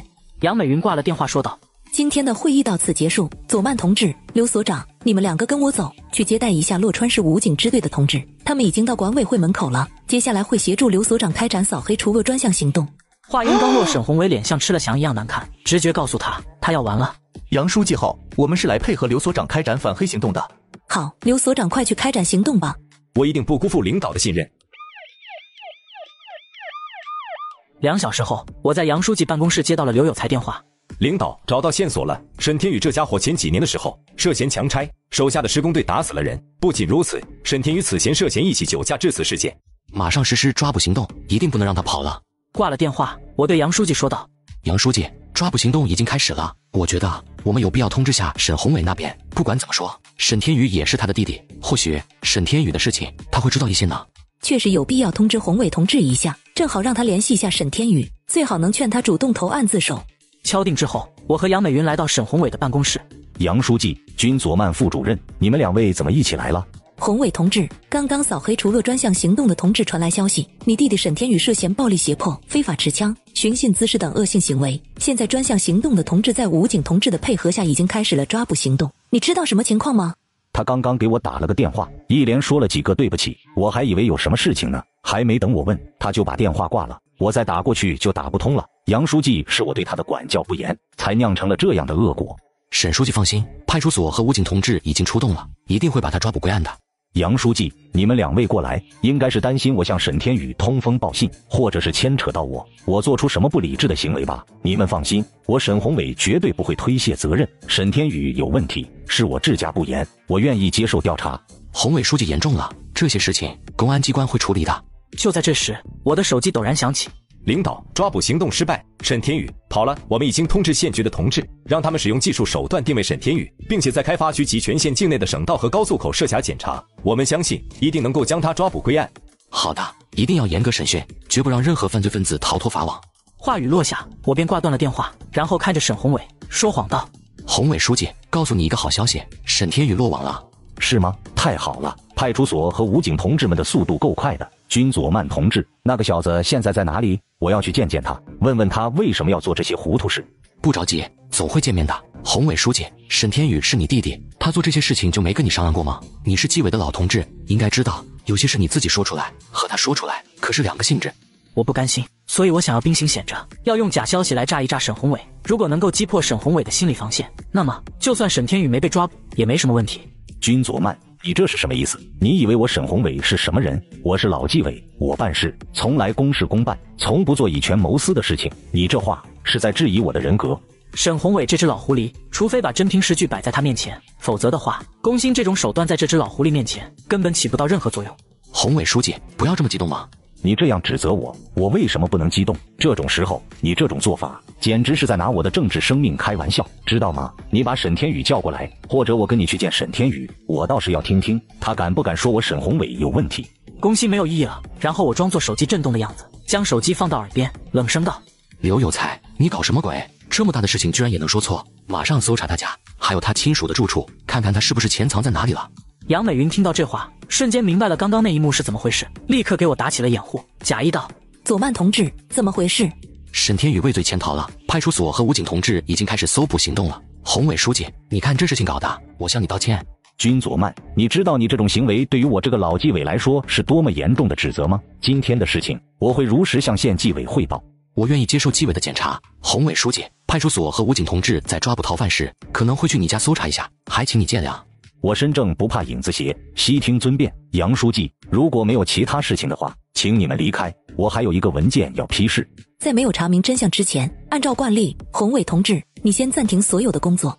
第二天，杨美云召开了关于扫黑除恶的通报会议。在开发区派出所和武警同志的努力下，此次扫黑除恶专项行动抓捕了黑恶分子121名，一举打到了盘踞开发区9年之久的以沈天宇为首的恶性组织。目前，对于沈天宇的抓捕工作还在进行中。经开发区党工委研究决定，暂停沈宏伟同志西江高新技术开发区党工委委员暨工委书记职务。杨美云一语落下，众人惊掉下巴。各位同志，本次扫黑除恶专项行动只是一个开始，而不是一个结束。接下来，管委会将会继续铁面无私清理门户，严肃查处害群之马。会议结束后，我回到了宿舍，顾婉柔来宿舍找到了我。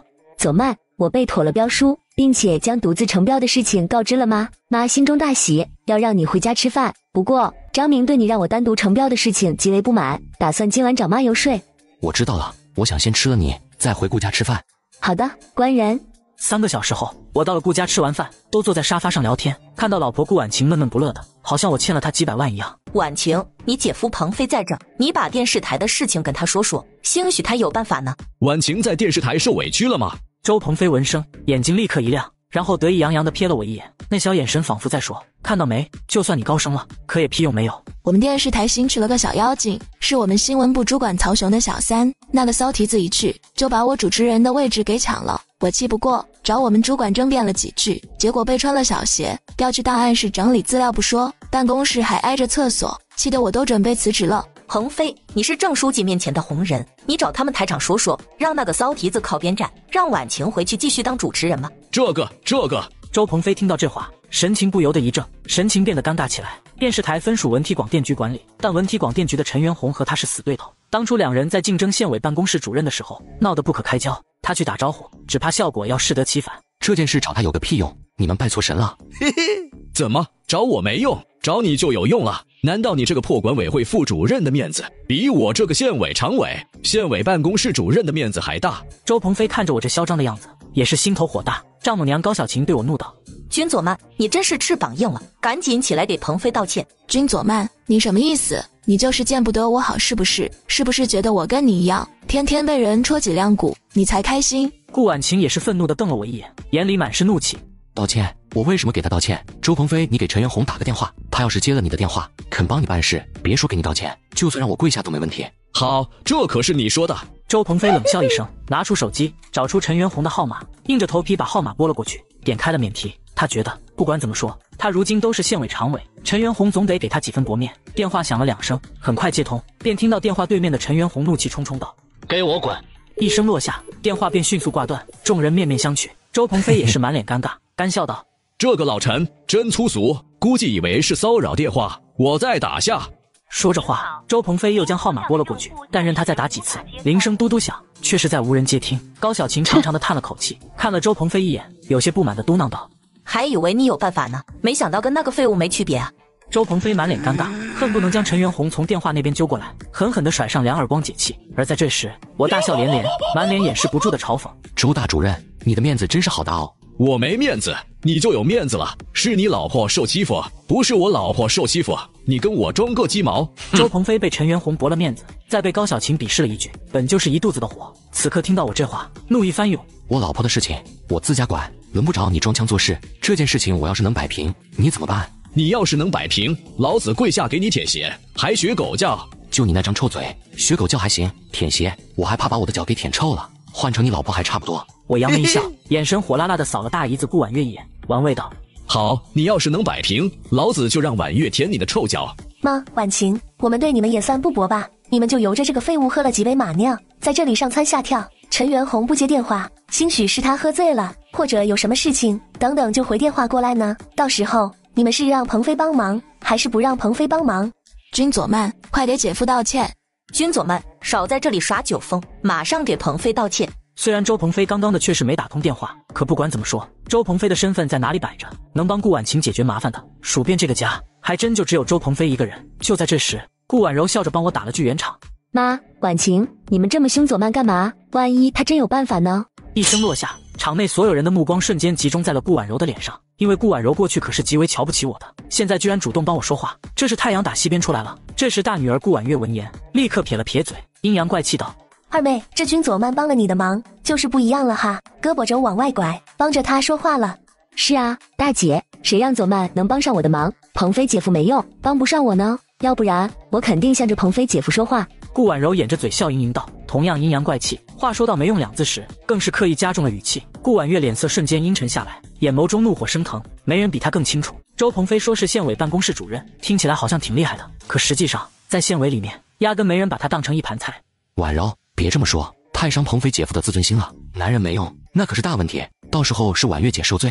君左曼，你闹够了没有？你自己现在是风光了，可是你就拿我的死活不顾了是不是？鹏飞姐夫至少还愿意帮我，你呢？能帮上我什么？你说他没用，你就有用吗？行，那我就让你看看你老公有多有用。一语落下，我拿出手机给陈元红拨了过去，旋即打开免提。左曼老弟，怎么想起来给哥哥我打电话了？是不是回县城了？哥哥我在余乡人家，有时间过来，我敬你几杯酒。哈哈，在家吃饭呢，就不过去打扰陈哥了。陈哥，今天打电话是老弟有事相求啊。是这样的，我老婆在电视台上班，之前主持人的工作做得好好的，他们那个主管曹雄居然把我老婆从主持人的岗位上调走了，还把他的办公室安排到了厕所旁边。现如今老婆在家里哭着要辞职，老弟我人微言轻，电视台说不上话，只能找哥哥你帮忙了。曹雄这个王八蛋，这不是瞎胡闹吗？弟妹这么优秀的人才，怎么能随便这样安排呢？老弟你放心，弟妹这件事包在哥哥我身上了。那就谢谢陈哥了。自家兄弟客气个毛，你让弟妹心里别有包袱。这件事不隔夜，咱们今天就把它解决了，免得影响你们夫妻感情。电话挂断，众人都怔怔看着我，半晌说不出话来。婉月姐，愿赌服输吧。事情办了吗？你就在这儿张狂，官场上当面一套，背后一套的事情少了吗？小心嘴上答应的漂亮，背地里捅你一刀，让婉晴去扫厕所。陈元红这个人一贯攀高踩低，没好处的事情死都不干。那就等几分钟看看，不过我看你们是不到黄河心不死。就在这时，顾婉晴的手机忽然响起，她接通说道：台长你好。婉晴，你的事情我听说了，这个曹雄真是瞎胡闹，你这么优秀的同志，怎么能安排你去档案室整理档案呢？组织决定了，明天开始你去主持咱们县电视台的新闻栏目，这个曹雄乱弹琴，看我明天开会怎么收拾他。谢谢台长，谢谢。不用谢，这是你的工作能力过硬。婉晴你也是的，早说你老公认识陈局啊，你要是些微透露出点风声，再借曹雄是个胆子，他也不敢这么乱来。挂了电话，顾婉晴一时无言，泪眼婆娑看着我。这一刻，她忽然觉得，她似乎有必要重新认识我一下了。自己老婆的事情自己管，用不着别人帮忙。婉晴，以后再受委屈跟我说，我帮你出头。对了，婉月姐，周大主任，现在服了吧？愿赌服输，给我舔脚吧。做你的春秋美梦。君左曼，你别栽在我手里。说完，俩人就愤怒地离开了。鹏飞姐夫真的没信用，输了却耍赖。左曼老弟，开发区的工程就婉柔一个人盯着，我是真的不放心，你让我也参与进去吧。你放心，你帮我们家这么大的忙，我一定会好好感谢你的。这件事情已经决定了，我信不过你，只放心婉柔姐。左曼，他们两口子哪分什么彼此啊？你就让张明也参与进来吧，多个人多一份力不是？他是个什么样的人，我们还不清楚吗？且不说他家里那一堆亲戚，哪个不是如狼似虎？见着这么大块肥肉，还不扑上去狂啃？再说了，让婉柔姐单独做的话，也能让婉柔姐自己挣点钱，免得被他们家里的亲戚们看清。妈，难道你不想婉柔姐赚钱吗？高小琴一听这话，不由得愣了一下，心思活泛起来。女婿挣钱跟女儿挣钱，终归还是不一样的。张明，左曼说的也有道理，你们家亲戚那么多，人多口杂的，万一乱说些什么，影响到左曼就不好了。他毕竟才去开发区。再说了，你们两口子分什么彼此？婉柔有不就是你有吗？这件事情就这么定了吧，让婉柔自己干好了。张明一听这话，心凉了半截，知道今晚送高小琴那只金镯子算是肉包子打狗，有去无回了。张明，你就是见不得我有机会做点事情，赚点钱是不是？好，那简单，走慢，工程的事情我不干了，你找别人吧。老婆，我不是那个意思。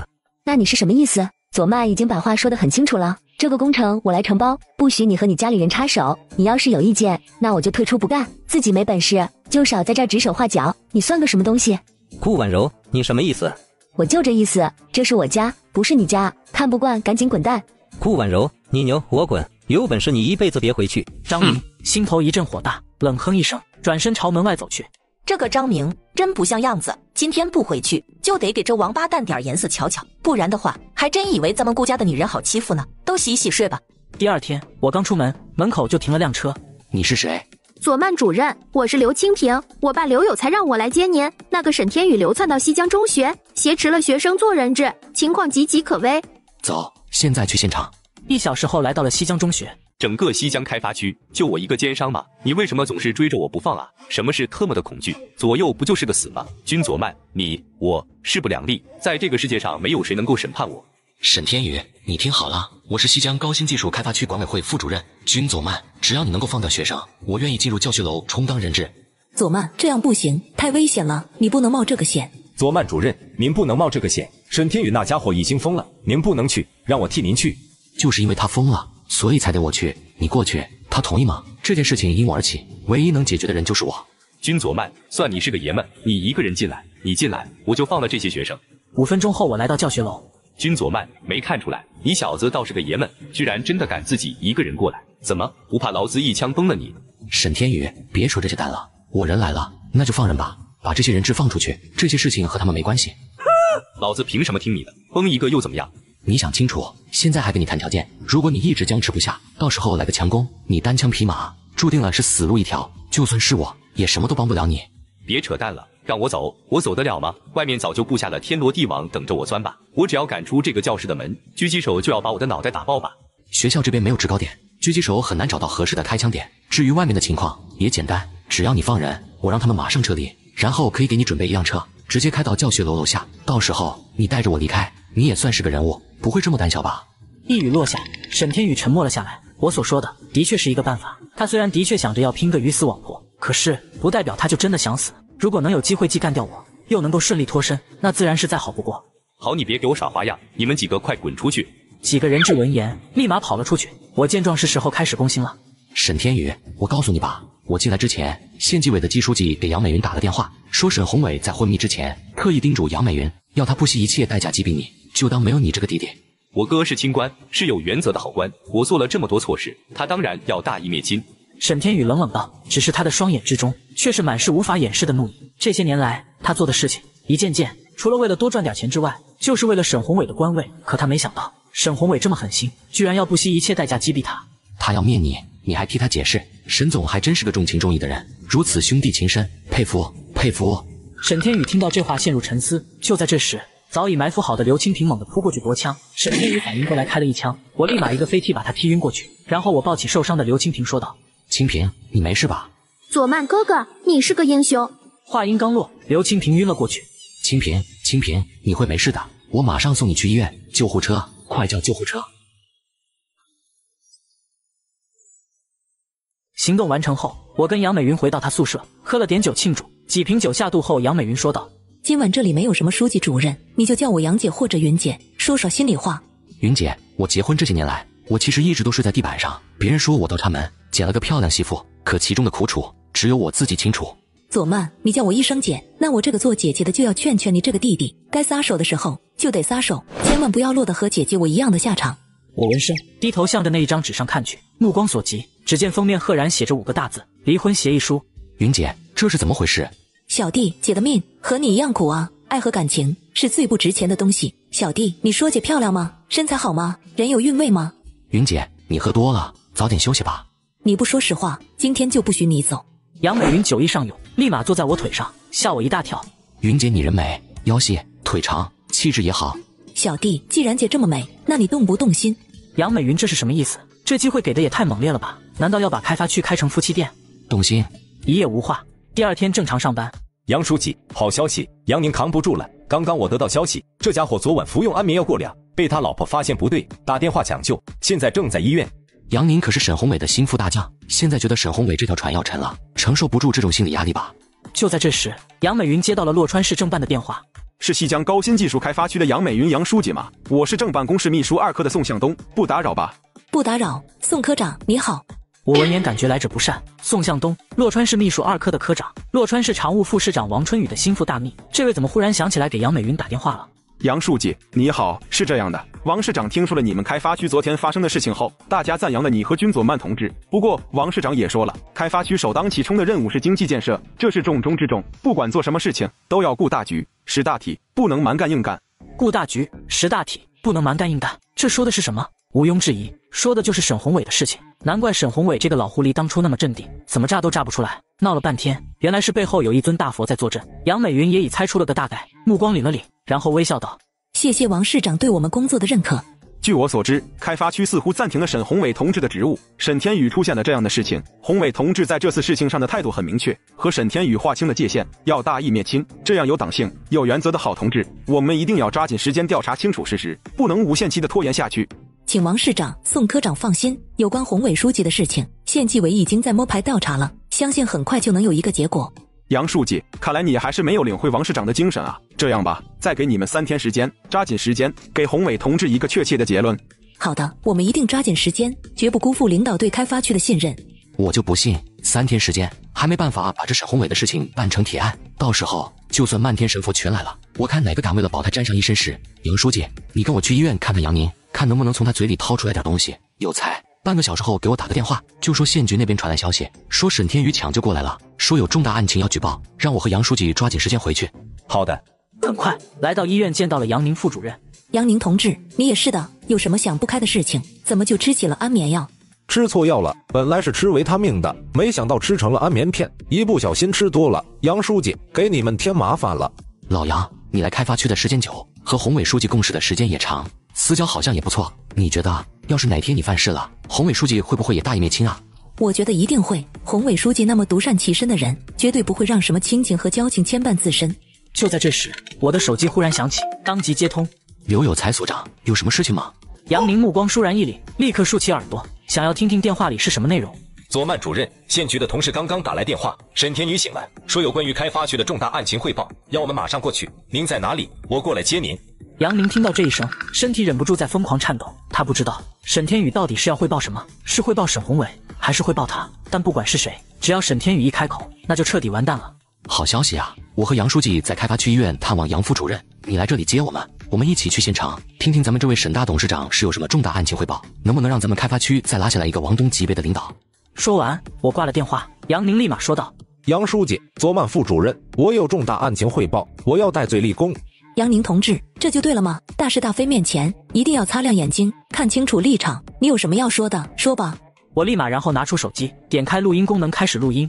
沈宏伟将开发区部分土地以工业用地的名目低价卖给沈天宇，然后再帮他篡改成住宅用地，仅仅是土地性质的流转变化，便让沈天宇赚到盆满钵溢。不仅如此，沈天宇分给沈宏伟的钱都被沈宏伟在江城市买了高级别墅。更重要的是，我在帮沈宏伟和沈天宇兄弟做了这些事情后，深受沈宏伟的信任，还曾让我去向王春雨副市长行贿过几次，只是经我这双手送过去的赃款便高达1000余万元。老杨，你检举有功，组织会帮你减刑的。我将录音复制到 U 盘里一份，又带上了杨宁亲笔签署的认罪材料，跟杨美云来到县委书记季昌明的办公室。昌明书记，我们有重大案情汇报，开发区发生贪污案，沈宏伟有重大问题，洛川市常务副市长王春雨为沈宏伟充当保护伞，请求纪委严查。谁？你们说谁？你们要举报王副市长、杨美云、军佐曼，你们两个是不是疯了？一个正科，一个副处，2个基层官员向县纪委检举市政府的常务副市长季昌明，此时此刻几乎都有些怀疑自己的耳朵是不是出现了幻听。季书记，我们没疯，你也没听错，不过我可以再向你重述一遍，开发区发生贪污案，沈宏伟有重大问题，洛川市常务副市长为沈宏伟充当保护伞，请求纪委严查。杨美云，他胡闹，你也跟着他胡闹吗？你们的政治觉悟呢？季书记，就是因为我们有政治觉悟，所以才将这份材料递交给您。季书记，上报市纪委吧。这件事情我会处理，你们2个回去等通知吧。季书记，你可能有所不知，这是复制品，原件还在我手里。他听得出来，我这是在威胁他，如果他不上报，那么我就要自己往上捅，到时候他就要背一个知情不报的罪名。季书记，上报吧。季昌明被逼得没办法，只能拨通市纪委书记电话道：“张书记，我是季昌明，有重大情况向您汇报。西江高新技术开发区的党工委书记杨美云以及管委会副主任君佐曼实名举报市政府常务副市长王春雨同志有收巨额贿赂，牵涉开发区贪污案，为他人充当保护伞的嫌疑。”季昌明，你们天原县的干部是疯了吗？马上让你们郑强书记联系我。举报的同志就在我办公室里面，他们认为事关重大，遵循纪检监察机关的保密需要，这件事暂时还不能通知郑强书记。张辉听着这话，意识到季昌明打这个电话应该是被逼迫的架到火上烤了。我知道了，这件事情你不用管了，我来联系郑强书记。10分钟后，县委书记郑强得知了此事，对县委办的周鹏飞说道：“小周，你去联系下君佐曼的家属，让他们等下去县委招待所，好好的给我劝一劝你那个好妹夫，告诉他，让他为了洛川市的安定团结，为了天原县的经济发展，尽快把举报春雨副市长的材料原件交出来。”郑书记，我这就去打电话叫他们过来。半个小时后，丈母娘高小琴带着众人来到县委。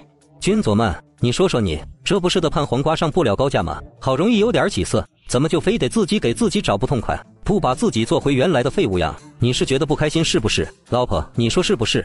是你个大头鬼！哼，君佐曼，你怎么干我管不着，可是你不能把咱们一家人往死路上逼，赶紧把你的举报原件拿出来，别让我，也别让郑书记难做，不然的话，到时候有你的好果子吃。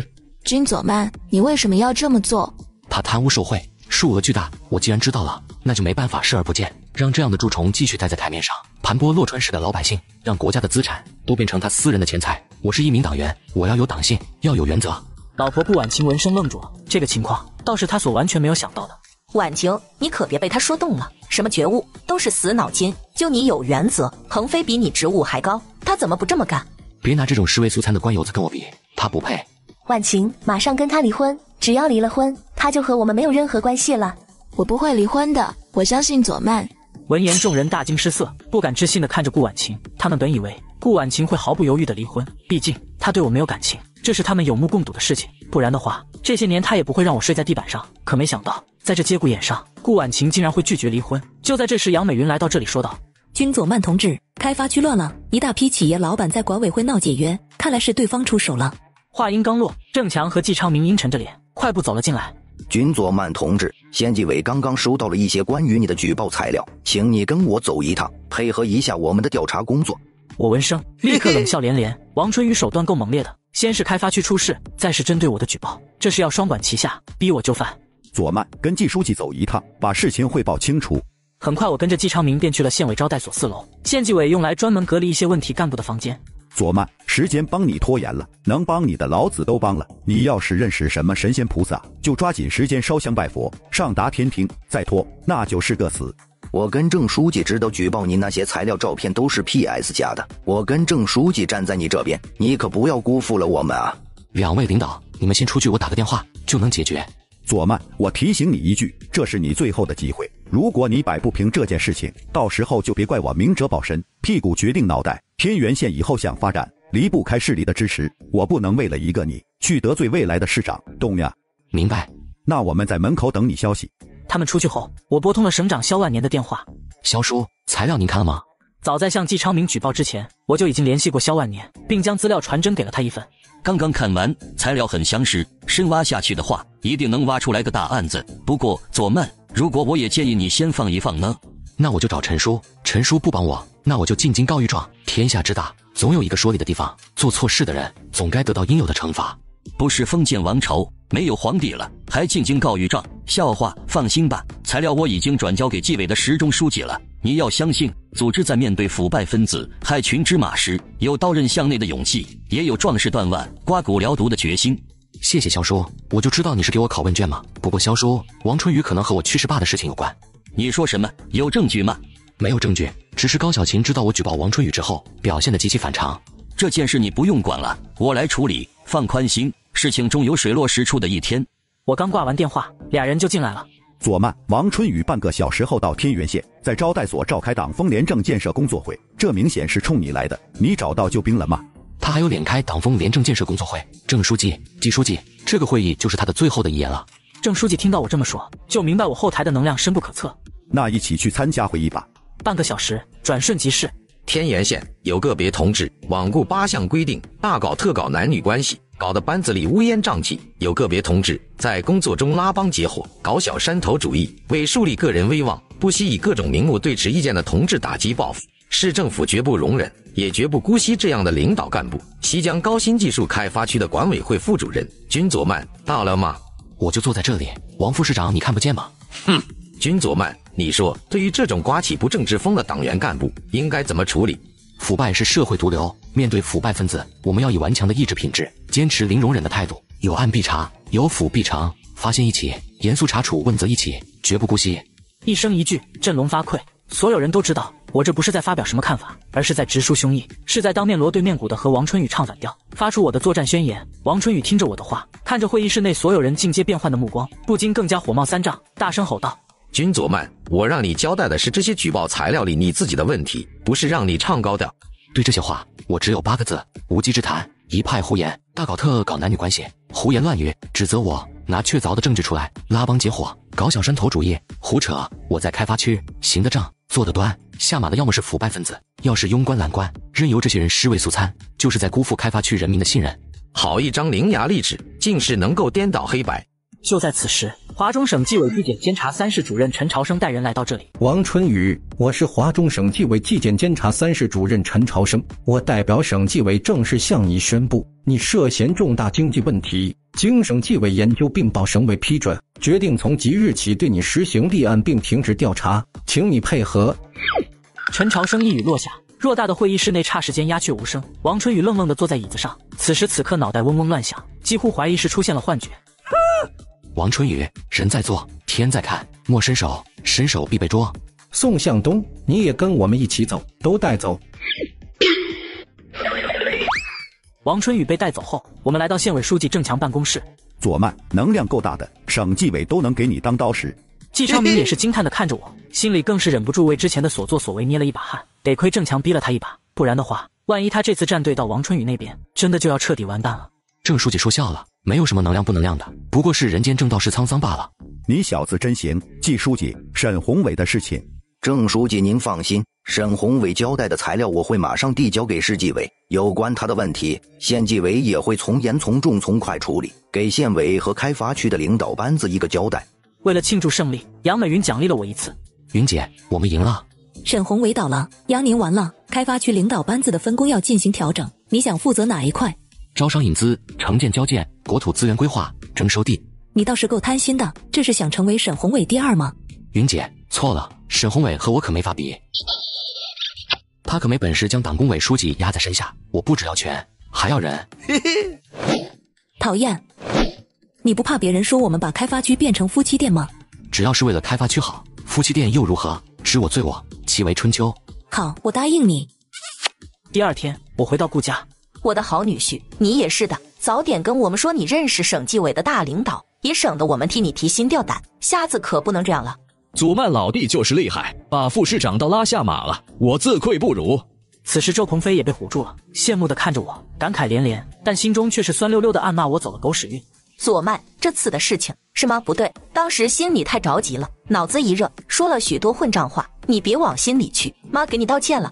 左曼，千错万错都是我们的错，你千万别放在心上。你放心，以后绝对不会再这样了。只是话说出口时，他们心里那叫一个不是滋味。过去的我是顾家的废物倒插门女婿，是他们连正眼都懒得瞧一下，是被他们当成笑柄的窝囊废。可现在，他们却得在我面前做小伏低。婉月姐，我记得你上次打赌说要舔鞋的吧？鹏飞兄，你说要是郑书记日后问起来，我该怎么回他呢？周鹏飞听到郑书记3个字，立刻机灵灵打了个寒战。他哪里能不知道，经过了这次的事情，郑强对我自然要更高看几眼。如果我煽风点火，只怕他在县委大院的日子就要难过了。婉月，你忘了我跟你说的话吗？宝贝老婆，求求你帮帮我，你也不想我丢了乌纱帽吧？周鹏飞，记住，这是你欠我的。还有，我这么做了，你要是以后敢嫌弃我，我这辈子都不会原谅你。老婆，你对我最好了，你放心，我要是嫌弃你，我周鹏飞就不是人，就叫我天打五雷轰，让我身败名裂。顾婉月立马蹲在我前面舔鞋，下一刻，顾婉月吐了出来，立马跑去了厕所。左曼老弟，咱们的事情以后就一笔勾销了吧？郑书记那边，既然你言而有信，我自然不会跟郑书记说什么的。说实话，这一刻我除了报复的快感之外，心中更是觉得这一切当真是充满了讽刺。为了一己之力，连老婆的自尊都可以牺牲，这样的人难堪大用。左曼，你来我房间，我有点事跟你说。来到房间，我抓住高小琴头发说道：王春雨和我爸的事有什么牵连？我之所以会回顾家，就是想要找高小琴弄清楚心头的疑惑。毕竟父母之仇不共戴天，现在好不容易有了线索，当然要一查到底。什么事情？哪有什么牵连不牵连的？你想多了。我希望你自己老实说出来。我真不知道你在说什么，你弄疼我了。如果你继续隐瞒，我不保证我不会做出什么事情。我叫人了。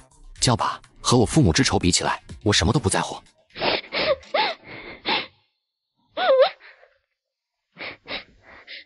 左曼，求求你放过我吧！而且知道那些事情对你真的有什么好处吗？像现在这样过安安稳稳的日子不好吗？你前途大好，为什么一定要为了死人给自己找不痛快，要过提心吊胆的日子呢？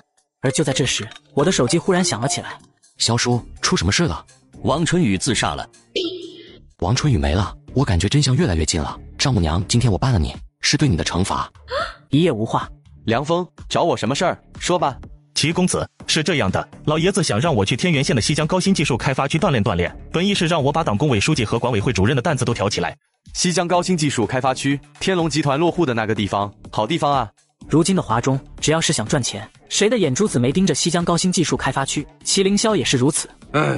地方是好，可惜出了点小麻烦。正巧就是天元县的那个县委书记，这家伙死活不肯松口，非说管委会主任已经有人选了。齐公子，您说他这不是存心给老爷子添堵吗？哟呵，一个破笔县委书记，真把自己当成个人物了，居然连老爷子的话都不放在眼里，他吃了雄心豹子胆了。齐公子，正巧那家伙的态度很坚决，我觉得只打电话估计效果不大。您看，您明天有没有时间？能不能去天元县转一圈，见见这位郑书记？天元那地方据说盛产美女。嘿嘿，麒麟霄闻声，眼睛立刻一亮道：行，那我就过去转一圈。真不识抬举，敢挡咱们的路，我灭了他个王八羔子。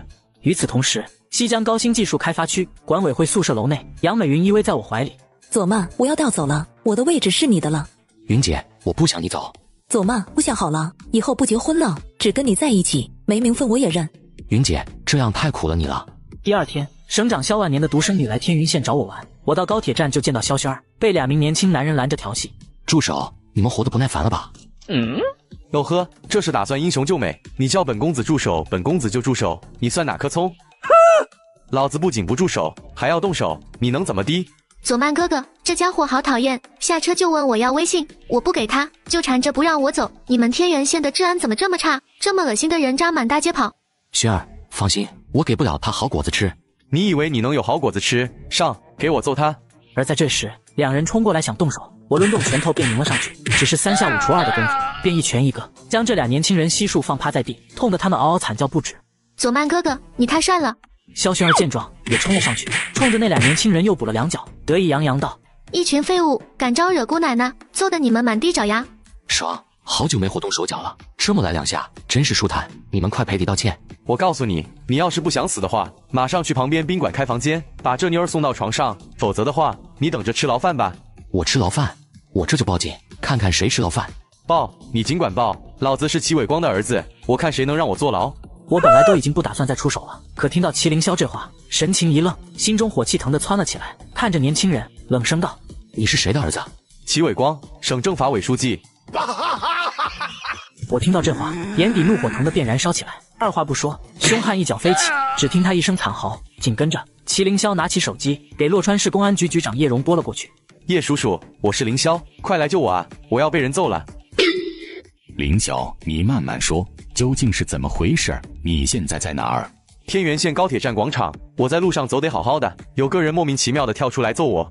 麒麟霄满腔怒火，将事情颠倒黑白后，捏着拳头发疯般咆哮道：叶叔叔，你快派人过来，别让那个小子跑了，我要灭了他。凌霄，你千万注意安全，不要激怒对方，让他们做出不理智的事情。我马上让天元县的公安同志过去。2分钟后，天元县公安局局长许平接到了叶荣的电话。叶局长，出什么事了？出什么事？你还有脸问？齐书记的儿子齐凌霄在你们天元县高铁站被歹徒打成了重伤，你马上带人过去，一定要严惩凶手，绳之以法。政法委书记的儿子在天元县被人打。许平闻声，脑袋快要炸开了，人哆嗦着从办公桌后站起身来，语调有些颤抖道：“叶局长，你放心，我马上带人过去，一定把犯罪分子绳之以法，严惩不贷。我马上也去天元县。”左曼哥哥，咱们怎么办？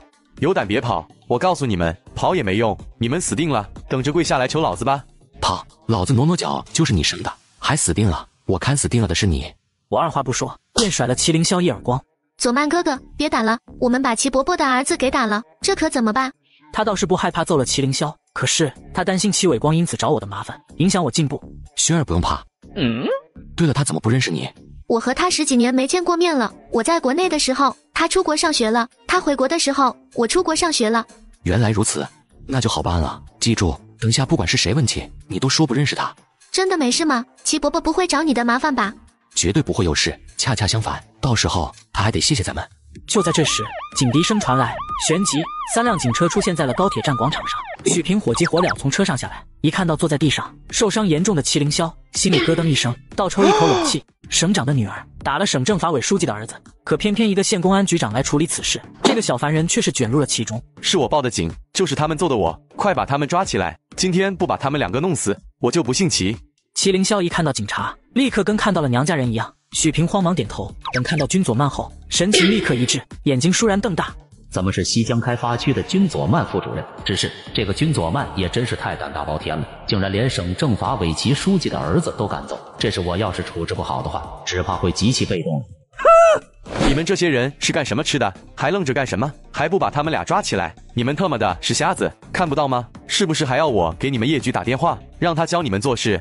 麒麟霄见公安局长许平竟是没有带人把君佐曼摁翻在地上，立刻不干了，挣扎着从地上爬起来，指着许平破口大骂道。许平听着这一声一句，脸上立刻有些挂不住了。这位齐公子当真是嚣张，说话连场合都不分。我好歹也是天元县的公安局长。许局，难怪咱们天元县的治安风气好，原来你们县公安局做事这么雷厉风行，出警的速度这么快。等我回开发区以后，一定要让开发区派出所的同志好好向县局学习，做到民有所呼，我有所应。正好，赶快把这个凶徒铐起来，绳之以法。许平听着君佐曼这一言一句，人都有些懵了。没想到君佐曼此刻竟是如此平静，甚至还反过来要他去抓麒麟霄。半晌后，他咬牙定了定神，带着浓浓的不安和无语，压低声音用质问的语气呵斥道：“君佐曼副主任，你搞什么名堂？这位是省里齐书记的儿子，打他，你疯了吗？”许局，别乱说，什么齐书记的儿子？我见过齐书记，他那么平易近人，正气凛然，怎么会有这种光天化日调戏少女的儿子？再说了，他要是齐书记的儿子，萧轩儿能不认识吗？你们好好查清楚，别被小骗子给骗了。许平听着君佐曼的话，脑袋也有些发懵，回头向着麒麟霄上下扫视，心里也忍不住有些将信将疑起来。齐伟光在政法口的风评还是很不错的，都说是一身正气，他真的有些不太相信眼前这个趾高气扬、吆五喝六的家伙会是齐伟光的儿子。而在这时，麒麟霄见许平迟迟不动手抓人，心中也是恼怒非常，瞪着许平大声咆哮道：“老子的话你听不懂是不是？赶紧把这个小子给我抓起来，不然的话，老子给你们叶局打个电话，把你一撸到底。”许平看看君佐曼，再看看麒麟霄，心头疑云密布，不知道该相信谁是好。靠，你给我等着，我这就给你们叶局打电话。麒麟霄当即便拿出手机，拨通了市公安局长叶荣的电话，简单2句后，拿起手机，得意洋洋地看着许平，冷冷道：“接电话，你们叶局要跟你通话。”许平，你特么干什么吃的？这么点小事都办不好，马上把打人的凶徒给我抓起来，严肃处理，不要让我再说第2遍。如果在我到达天元县时，这件事情你还没办妥，你马上打报告滚蛋！马上，叶局，您放心，我一定能处理好，一定要严惩凶手。赶紧的，把他给我铐起来！敢打我，要他10年起步。还有那个女人也一起抓了。君佐曼副主任真是齐书记的儿子，别让老哥我难做，跟老哥我回局里一趟。他真是齐书记的儿子吗？不可能，这不可能啊！萧薰儿在后面看着君佐曼这大惊小怪的样子，忍不住偷笑连连。佐曼哥哥这演技，不去拍戏可惜了。要是投身演艺圈，这演技绝对秒杀一堆小鲜肉，拿奖拿到手软。老子行不改名，坐不改姓，正是麒麟霄，王八蛋，你惹错人了，现在后悔也晚了，你就等着牢底坐穿吧。麒麟霄看着君佐曼的样子，还以为君佐曼是被他的来头给吓到了，脸上得意之色瞬间更浓，洋洋自得的嘲笑连连。君佐曼副主任，跟我们走一趟吧，别让我拿东西铐您，到时候大家都不好看。轩儿，那小子是齐书记的儿子吗？你怎么不认识？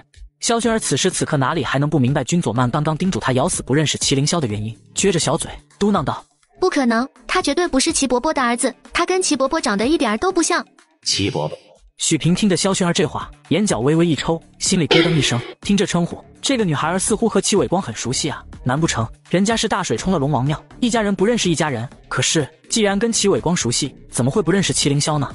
许局，我觉得你和叶局肯定是上当受骗了，这家伙一定是打着齐书记的招牌出来招摇撞骗的骗子，不然的话，薰儿不会不认识他。放你妈的屁！老子不是齐伟光的儿子，难道你是？麒麟霄破口大骂，然后指着萧薰儿道：“小贱人，少在那攀亲戚！我告诉你，你再喊1万声齐伯伯也没用，我爸不吃你这套。”你看看这个骗子这么粗俗，这么卑劣，怎么可能会是齐书记的儿子？许局，你放心，薰儿绝对不会认错的，尽管抓他，出什么事儿我给你担着。许平被君佐曼说的有些哭笑不得，叶蓉都确认过了，怎么君佐曼还是不相信，而且还一直在拿身边那个女孩说事，当即苦笑道：“君佐曼副主任，真别难为我了，叶局都发话了，还能错吗？那个女孩不认识，兴许是跟齐书记不大熟悉。”胡说，薰儿和齐书记住在一个小区，前2天还见过面，怎么可能不认识他儿子？住在一个小区。许平闻言，眼角立刻抽搐了一下。戚伟光住的湖畔小筑可都是省委省政府领导们的居所，如果萧薰儿也住在那里，身份绝对非比寻常。当即，他小心翼翼向君佐曼询问道：“君佐曼副主任，这位女孩是？”君佐曼看了许平一眼，用只有2人能听到的声音，似笑非笑道：“她姓萧，你说呢？”姓萧。许平听到君佐曼的话，立刻在脑袋里把省委省政府叫得上号的领导过了一遍。刚过到第2位，他的眼睛瞬间变瞪大了，倒抽一口冷气，京剧难当的看着君佐曼，嗓子带着颤音，哆嗦道：“萧省长，咱们省还有第2位姓萧的领导吗？”许局长闻言吓得一屁股坐地上，许平脑袋都快要炸开了，人也快要哭了。真的是省长萧万年的女儿，省长的女儿打了省政法委书记的儿子，这特么真的是神仙打架呀！可偏偏他这个小凡人却是卷入了其中，这岂不是神仙打架，凡人遭殃？下一刻，许平站起来，带着哭腔哀求道：“佐曼老弟，救我！”一边是省长萧万年，一边是政法委书记齐伟光，天元县公安局长许平现在当真不知道该怎么办是好了。得罪了哪一边，他绝对都没有好果子吃。老哥，咱们都是天元的干部，我不坑你。现如今你想脱身，只有一条路，秉公办理。秉公办理。公安局长许平听到这话，神情一怔，错愕看着君佐曼。这事秉公办理的话，必然得得罪其中一方啊。不秉公，你两边都得得罪，是得罪一个，还是得罪2个？你自己选。秉公办理，把事情往上面放。市公安局长叶荣不是喜欢插手吗？就让他来解决好了。许平闻声想了想，唯一的办法真就是像君佐曼说的那样，秉公处理，把事情往上一推，丢给叶荣来处置。来人，把齐凌霄押上车带回局里，去2人把高铁站的监控调取出来，把事情弄清楚。几名干警闻声将齐凌霄和他朋友被控制起来，带到车旁。许平，你特么搞什么名堂？把我押回车上！是公安局长叶荣刚刚没把话跟你说清楚吗？你是不是想回家种田啊？没听见我说的话吗？押上车带回局里。君佐曼副主任，你们2位也跟我走一趟吧，咱们做个笔录。没事，我们配合你的工作，监控录像保护好，免得出了什么事情，你到时候被动。谢谢老弟提醒。回到天元县公安局，许平看了监控后，立马给市公安局长叶荣打去电话。叶局，嫌疑人齐凌霄已经带回警局了，高铁站的监控录像我也看了。什么？许平，你特么把话说清楚，你为什么要抓齐凌霄？他一个被人殴打的受害者，触犯了什么法律？叶局，齐凌霄胆大包天，居然在光天化日下公然调戏少女，有人劝阻，他还指使人殴打对方，情节极为严重，必须予以拘留。许平，你他特么疯了是不是？你要死自己去死，别拖我下水。哼！叶荣人都快要疯了，他给许平打电话是让许平帮齐凌霄出头的，可这家伙倒好，竟是把齐凌霄给拘了，这特么不是要把他往死路上逼吗？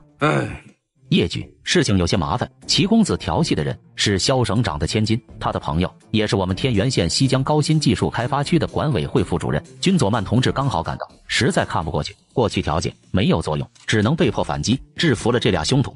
叶荣听到这话，立马出现红温。身份可以确定了吗？双方受伤的严重不严重？调戏的情况恶劣吗？身份基本上可以确定，受伤倒不严重，齐凌霄都是皮外伤。至于调戏的情节，有点恶劣，2个大男人围着萧省长的千金，似乎不肯让人家走，尤其是齐凌霄，还想动手动脚。幸亏萧薰儿的朋友来得及时，不然的话，后果真的不敢想象。这个齐凌霄啊，真是吃了雄心豹子胆，怎么能干这样的事情？枉费了齐书记对他的教导和期望。许平也不敢接枪，干笑2声道：“领导，接下来您说怎么办？”怎么办？叶荣也沉默了，一个头2个大，这情况他哪里知道该怎么办？好半晌后，他苦涩道：“先关着吧，我联系齐书记，让他来决定。这个麒麟霄啊，真是会给齐书记找事。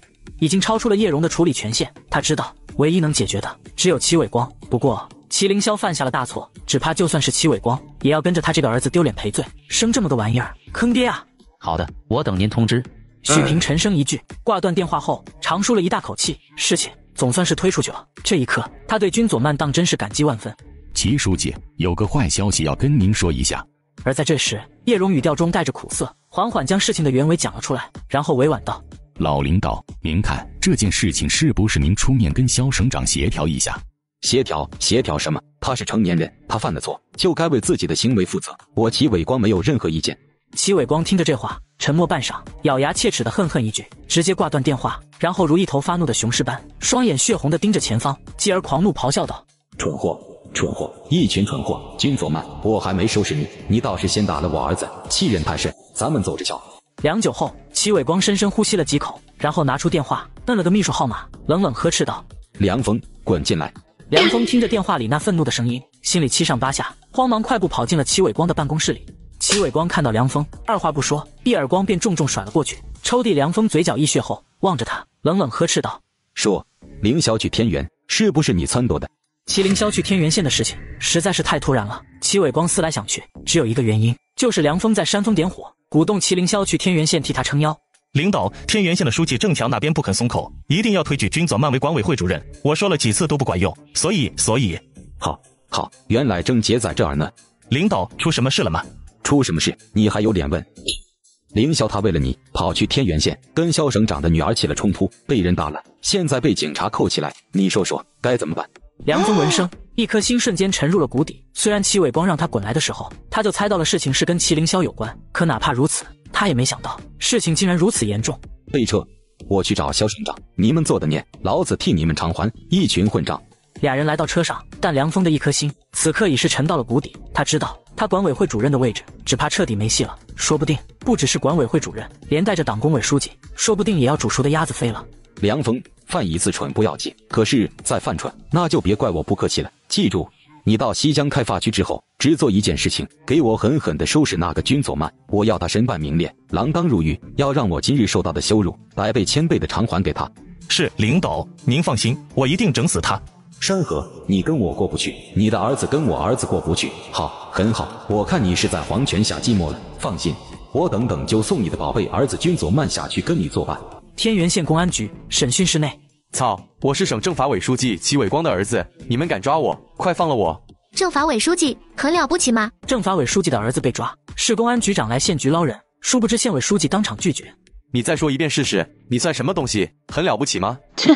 麒麟霄，瞪大你的狗眼看清楚，老娘是萧轩儿，是萧万年的女儿，惹我你算个什么东西？省长萧万年。麒麟霄一怔，错愕看着萧轩儿，半晌后冷笑道：你以为我没见过萧轩儿？他是个红毛假小子。麒麟霄，老娘绝对不原谅你，你就等着蹲大牢吧。话音刚落，县委书记郑强来到这里。郑强，你来的正好，马上让你手下的人把这2个混账给我抓起来。到了拘留室里还不老实，你又是个什么混账？居然也有脸敢这么骂别人！哼！郑强听着麒麟霄那大呼小叫的声音，脸色一沉，冷冷喝骂一声，然后快步走到萧轩儿身前，歉疚道：萧小姐，是我没做好天元县的治安工作，让你受惊了。不可能，这绝对不可能！麒麟霄看着县委书记郑强那谦恭的模样，脑袋嗡的一声响，哪里还能不知道是怎么回事？人瞬间愣住了，那颗原本还趾高气扬的心，更是瞬间沉入谷底，只觉得如坠冰窖。谢谢郑书记的关心，我没事。佐曼跟我解释过了，天元县在郑书记的治理下，治安一直很好，路不拾遗。这次是有人渣从外地流窜过来作案，和你无关。郑强闻声，一颗心这才大石落地，也得亏有君佐曼在，替他美言了几句，萧轩儿才没有追究天元县的责任。不然的话，省长的女儿在天元县高铁站被人调戏，他这个县委书记绝对是当到头了。郑叔叔，我这次过来是带着任务来的。我爸爸让我看看佐曼工作的到底怎么样。您是他的直属领导，最了解他平时的情况了。您跟我说说，他平时工作尽责吗？萧轩儿之所以这么说，是希望借助萧万年的身份，帮君佐曼在郑强这里铺路，让他能够更受重用一些。郑强听到郑叔叔3个字，那叫一个受宠若惊，同时对君佐曼和萧万年的关系又有了一个新认知。佐曼平时的工作非常出色，这么优秀的同志，我们天元县县委正准备给他压一压担子，已经把他放在了升任西江高新技术开发区管委会主任的候选名单上，准备报给上级部门考察任用。郑书记谬赞了，是您的鼓励和支持，我才做成了这么一点点微小的成绩。我相信，在郑书记您的带领下，我们天元县一定会越来越好。谢谢郑叔叔，我这次回去可以向爸爸交差了。肖小姐，这里不是说话地方，咱们出去说话。放我出去，把我也放出去，你们凭什么关我？郑书记，您看着。公安局长许平闻声，急忙小心翼翼地向郑强看去。祁凌霄虽然有错，可毕竟是省政法委书记的儿子，就这么靠着，有些说不过去啊。看什么看？有什么好看的？当街耍流氓，败坏社会风气，动手打人还有理了吗？就这么靠着，把事情的来龙去脉查清楚，严肃处理。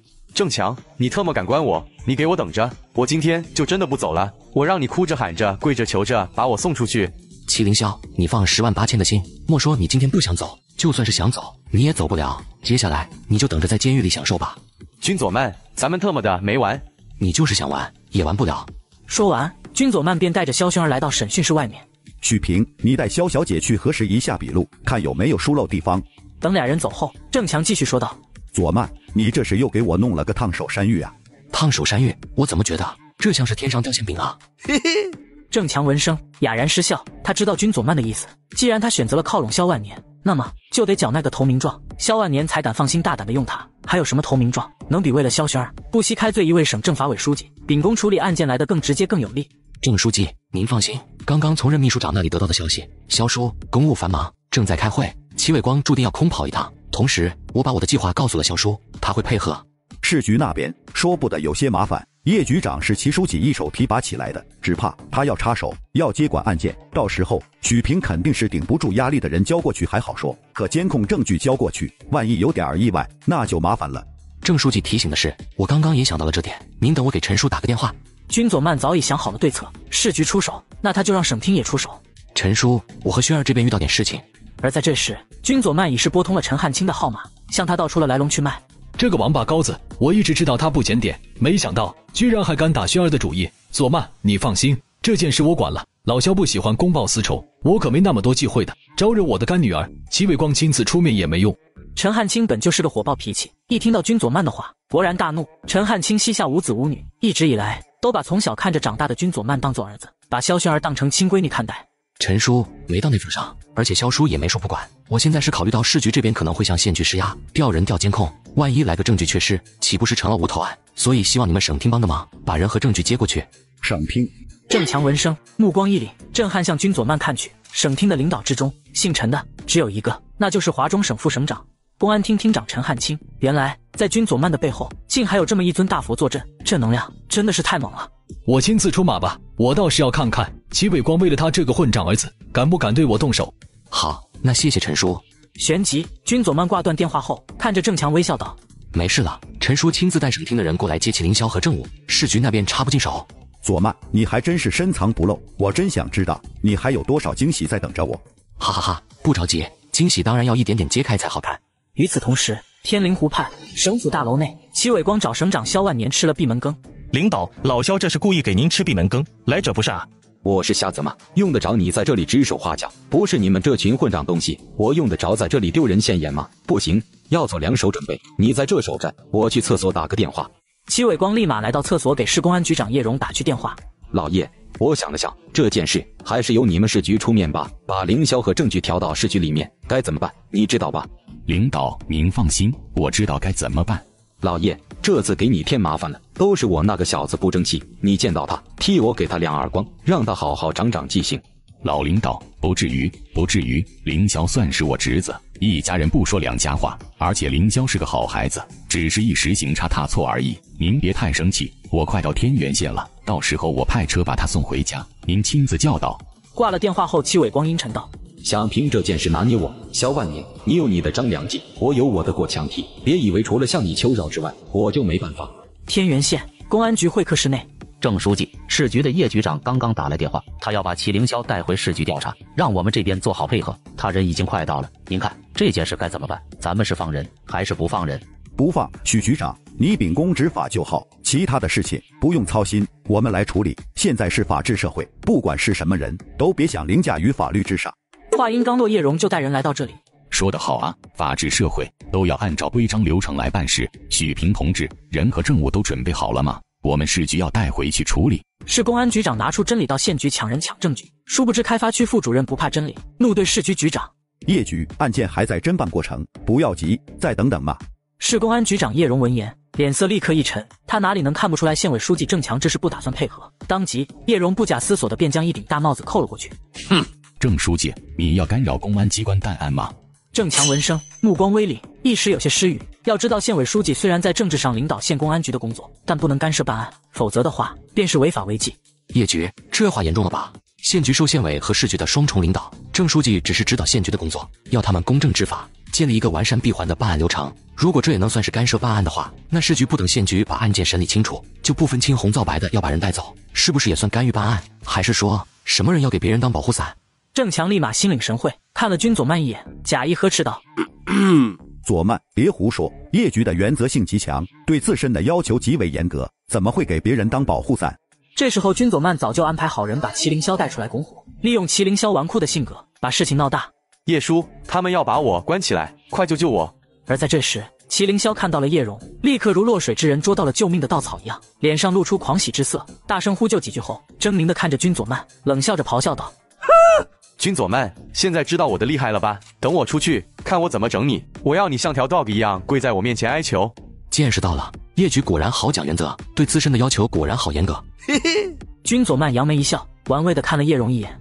麒麟霄这个坑爹玩意儿，真是愚蠢透顶！这种时候居然还敢说这种肆无忌惮的狠话，当真是栽得一点儿也不冤枉，迟早坑死齐书记。市公安局长叶荣一阵尴尬，心底对麒麟霄破口大骂连连，但脸上还是一副义正辞严的样子，朝他带来的几名干警使了个眼色后，沉声道：市公安局接管县公安局正在受理的案件，这是由上级部门在指导下级部门的工作，天经地义，也合理合法。用不着你们在这一唱一和的阴阳怪气，去马上把人和证物带走。如果有人不配合，就强制执行。叶荣此刻算是看出来了，军佐曼和郑强是铁了心把人留在天元县，他想要通过正常途径把麒麟霄和证据带回市局，已经没有任何可能，唯一的办法就是拿出上级单位的威严，强行把人带走。叶局长，你这是干什么？讨要不成就要动手抢人吗？我在履行上级部门的正规程序，你一个开发区的干部无权干涉公安口的工作，把无关人员清理到一边，立刻执行。军佐曼如何能遂了他们的愿，直接怒道：是正规还是非正规，你自己心里有数，想把人带走就从我身上踏过去。哼，叶荣，你是要暴力执法吗？叶荣看着军佐曼和郑强的态度如此坚决，甚至不惜挡在前方，心中愈发不安起来，觉得这两人这么拖延时间，只怕是其中另有隐情。如果再拖下去，说不定会发生什么不可预料的变化。若是他不能在省政法委书记戚伟光面前交差，事情就麻烦了。当即将枪拔出来，冷然呵斥道：哼，你们要暴力抗法吗？东强，事情严重了。天元县公安局长许平的眼角连连狂跳，心头暗暗叫苦不迭。只是他当真没想到，叶荣这家伙居然这么疯狂，连枪都掏出来了。哈哈哈，对，他们就是在暴力抗法，灭了他们这几个王八蛋。麒麟霄看着这一幕，愣了一下后，癫狂的哈哈大笑连连。叶荣，你想干什么？你还是党的干部吗？我在执行公务，在走合理合法的程序，任何人无权阻挡。暴力抗法者，经警告无效，警方可以使用武器。叶荣默然一声，抓起枪，沉声道：警告第1次。他在赌他拿出枪之后，郑强和军佐曼会失去跟他硬碰硬的想法。虽然谁都知道他开枪的概率极低极低，可是俗话说得好，君子不立危墙之下。他不信军佐曼和郑强敢拿命跟他赌。警告第2次。就在众人神情不安时，军佐曼盯着叶荣，嘴角露出嘲弄笑容，淡淡道：叶局长，来，朝这里开枪，把我打死在这里。他知道叶荣在赌，要用这种压力逼迫他们让开就范，可是他也敢赌叶荣不敢开枪。叶荣这家伙为什么要救麒麟霄？无非是为了头上的官帽，为了再往上一步。如果这家伙开枪了，那就断无可能全身而退的道理，起码仕途是到头了。一个为了保住乌纱帽，连公平正义都不顾的家伙，会牺牲掉前程开枪吗？军佐曼觉得这个答案必定是否定的。这个小王八蛋怎么不怕死？叶荣听到军佐曼的话，心里立刻破口大骂，只觉得手里的枪瞬间变得重于千钧。第3次警告已经到了嘴边，可怎么都说不出口。警告3次无效，就得开枪了。枪声一响，前途完蛋，到时候戚伟光都保不了他。他现在算是骑虎难下，被军佐曼给拿捏住了。开枪，叶叔，快爆他头！是他暴力抗法，绝对不会有事的。麒麟霄扯着嗓子大声呼喝连连，眼中满是癫狂。他盼望着叶蓉能够一枪干掉君佐曼。麒麟霄这个王八羔子，真是看热闹不嫌事大啊！叶蓉听着这一声声呼喝，咬牙切齿，心里破口大骂连连。但这枪他是真的不能开。就在这时，一名不怒自威的老年人带着几人昂首走了进来，等目光扫到叶蓉手里握着的枪后，冷笑道：“叶局长，好大的肝火啊！怎么连枪都掏出来了？我刚刚在门口就听到里面有人大呼小叫，什么打死他？怎么着？莫非是有歹徒潜入了天元县公安局行凶？这是吃了雄心豹子胆吗？居然赶耗子跑到猫窝里来闹事！”领导。叶蓉循声望去，看到老年人，身体立刻哆嗦了一下，额头瞬间爬满了豆大的冷汗，脸色吓得煞白。作为洛川市公安系统的一份子，他怎么会不认识自家的顶头上司华中省副省长兼公安厅厅长陈汉卿？市公安局长捞人不成10把米，殊不知踢到钢板了。左曼、薰儿，你们没事吧？副省长兼公安厅长的陈汉卿压根没搭理市公安局长叶蓉，而是快步走到君佐曼和萧薰儿身前，关切地询问道：“谢谢陈叔关心，我没事。”而萧薰儿委屈巴巴道：“干爸，今天幸亏佐曼来得及时，不然的话，你以后就见不到我了。”好小子，干得不错！看到人渣行凶，就是要有见义勇为的勇气。人渣行凶，见义勇为。陈汉卿一声落下，叶蓉的脸色立刻变得更加难看了。他知道陈汉卿这话看似随口一句，可事实上确实已经算是给这件事情定性了。人渣自然是麒麟霄，君佐曼则是见义勇为的英雄。领导，您怎么忽然想起来天元县了？也没有提前打个招呼。怎么？难道只许你们洛川市局来天元县指导工作，不许我过来吗？还是说我陈汉卿做什么事要先跟你叶大局长打个报告？哼！陈汉卿厌恶地看了叶蓉一眼，冷冷呵斥一句后，转头看着天元县公安局长许平，淡淡道：“许局长，怎么？莫非是你们天元县不欢迎我过来？”欢迎，欢迎，热烈欢迎！领导您能来天元县视察工作，我们求之不得，蓬荜生辉。嘿嘿，许平作为一名县局的局长，平日里他求都求不到能跟陈汉卿如此近距离接触的机会。如果能够给这位华中省公安系统的老大留下个好印象，他还愁没有一个好前程吗？而且陈汉卿来了，那就意味着接下来是陈汉卿和叶蓉的斗法，跟他这个县局的局长就无关了。领导，我不是那个意思，欢迎您前来指导工作。不过不知道您这次来是有什么公干？叶蓉这才回过神来，强压下心头的不安，向陈汉卿点头哈腰的陪笑道：“陈汉卿是他的顶头上司，他不能不恭敬以对。”省厅听说天元县发生了一起性质极其恶劣的恶性事件，要将嫌疑人及物证带回去调查。叶蓉，你不会不支持省厅的工作吧？陈汉卿要插手这件事情。叶蓉闻声，心头立刻猛地一沉。此时此刻，他终于明白了君佐曼和县委书记郑强为什么要用拖字诀，原因很简单，就是在为陈汉卿争取时间，而且这件事情也被他们顺利得逞了。许局长，这是调令，把嫌疑人和证物移交给省厅吧。快把证物和嫌疑人移交给省厅的同志。对许平而言，麒麟霄也好，还是监控视频也罢，都是不折不扣的烫手山芋。现在能丢给省厅，把他从里面摘出来，那自然是再好不过。领导，这是发生在洛川市的案件，省厅贸然干涉下面地市的案件，是不是有些不妥？叶蓉知道，如果麒麟霄和政务落到省厅手里，那政法委书记齐伟光就彻底插不上手了，急忙硬着头皮上前顶了一句：“叶局长，你刚刚不是一直在说上级部门指导下级部门的工作是天经地义、合理合法的吗？怎么这么快就改了说法？”嘿嘿，我。叶蓉嘴唇翕动，紧紧攥着手里的枪，说不出一句完整的话来。他现在算是搬起石头砸了自己的脚，总不能翻脸就不认刚刚他说过的话了吧？而在这时，君佐曼朝叶蓉手里的枪扫了眼后，玩味道：“叶局长，你把枪攥得这么紧，不会是打算暴力抗法吧？”这时陈汉卿循着话音，便将声音拔高了8度，冷冷呵斥道：“哼，叶蓉，你准备对谁开枪？”“我不是，我没有。”叶蓉机灵灵打了个哆嗦，只是枪被他持在手里，那模样跟准备要随时射击一样。一个是公安局局长，动不动就掏枪吓唬人，丢进了我们公安干警的脸，吓他的枪。一语落下，跟在他身后过来的几名干警精英立刻大步向前，一把抓住叶蓉的胳膊，反手摁着，将他的枪夺了过来。叶蓉真的是偷鸡不成蚀把米，非但没把麒麟霄接出去讨好齐伟光，反倒是栽了个大跟斗，丢尽了颜面不说，还得罪了陈汉卿这位华中公安口的老大。把嫌疑人和证物带走。陈厅长，这件事情您是不是要先问问齐书记？叶蓉见状，猛一咬牙，彻底豁出去了，语调中带着威胁的意味，大声道：“他知道这次他把陈汉卿给得罪了，既然如此，那不如索性彻底向齐伟光靠拢。横竖作为政法委书记，齐伟光也需要在公安口有能够说得上话的人，只要齐伟光肯保他，一切还有回旋的余地。我做事不需要问谁，我只知道一件事，任何人都不能以权代法。叶蓉涉嫌干扰案件侦办，即刻起停职反省，交由纪检部门进行进一步调查。”陈汉卿，你对我没有任命罢免权限。此时叶蓉脑袋都快要懵了，什么都顾不上了，声嘶力竭的大喝道：“你说对了，我是对你没有任命罢免的权限。不过这些东西我比你熟悉，但按照警察督察条例，我有停止下一级公安局长职务的权利。”叶荣闻声，脸上苍白如纸，浑身剧烈哆嗦颤抖。正如陈汉卿所说，或许陈汉卿没有直接对他行使任免的权利，可是却有着停止他职务的权利。叶荣完蛋了。而在这时，祁凌霄看到叶荣被人摁着，心头一颤，人彻底慌乱了，声嘶力竭道：“我是省政法委书记祁伟光的儿子，我爸是省委常委，放了我，马上放了我，否则我让你们全都死无葬身之地。”君佐曼闻声上去一耳光重重甩出，抽在了祁凌霄的脸上。“你敢揍我，你完了！”这一耳光我是替祁书记给你的，作为领导干部的子女，你不严格要求自己就算了，做错事后还敢在这里叫嚣着要利用祁书记的身份来吓唬人，抹黑他的形象。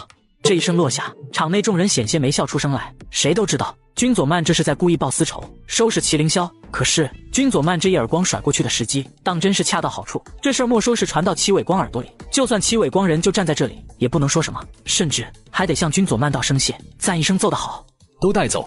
几名干警闻声，立刻押解着祁凌霄和叶荣到外面的警车上。很快，原本喧嚣不安的公安局内便安静了下来。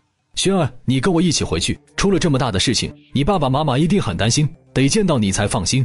轩儿，你先回去，等再过段时间，我再请你来开发区玩。好吧，我先跟干爸回去，下次再来找你玩。郑书记，左曼就交给你了，要是有什么做不好的地方，该骂就骂。君佐曼同志的工作一直很出色。好了，我回去了。陈汉卿带着省长萧万年的女儿萧萱儿离开后，郑强跟许平这次他们算是真正见识到了君佐曼的能量。君佐曼回到西江开发区，给萧万年打去电话，简单说了事情的经过。好，我知道了。佐曼，你跟我说实话，这次你这么针对祁凌霄，除了萱儿的事情之外，还有其他原因吗？萧叔，如果我没有猜错的话，也许祁伟光就是我们一直在找的人，陷害我父母的凶手。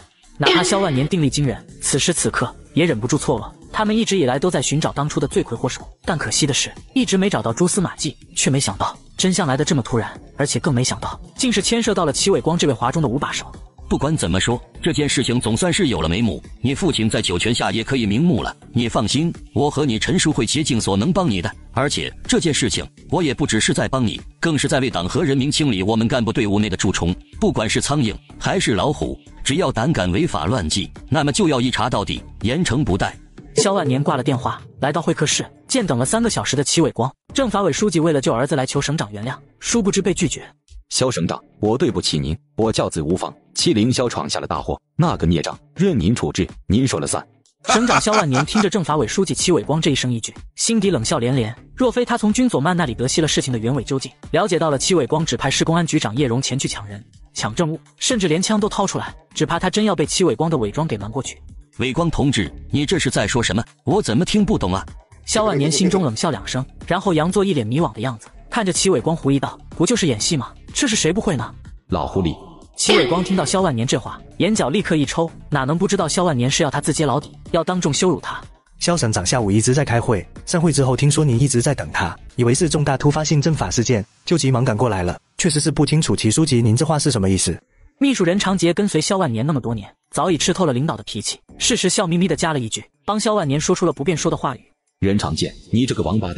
祁伟光心里破口大骂，任长杰的话听起来是在为萧万年解释，可事实上却是在褒扬萧万年一心忙碌公务，连女儿出事都不清楚，顺带含沙射影的讽刺祁伟光因私废公，为了儿子的事情，在这里一待就是3个小时，将公务置之不理。在萧省长的治理下，我们华中一直环境清明，不会有突发性事件的。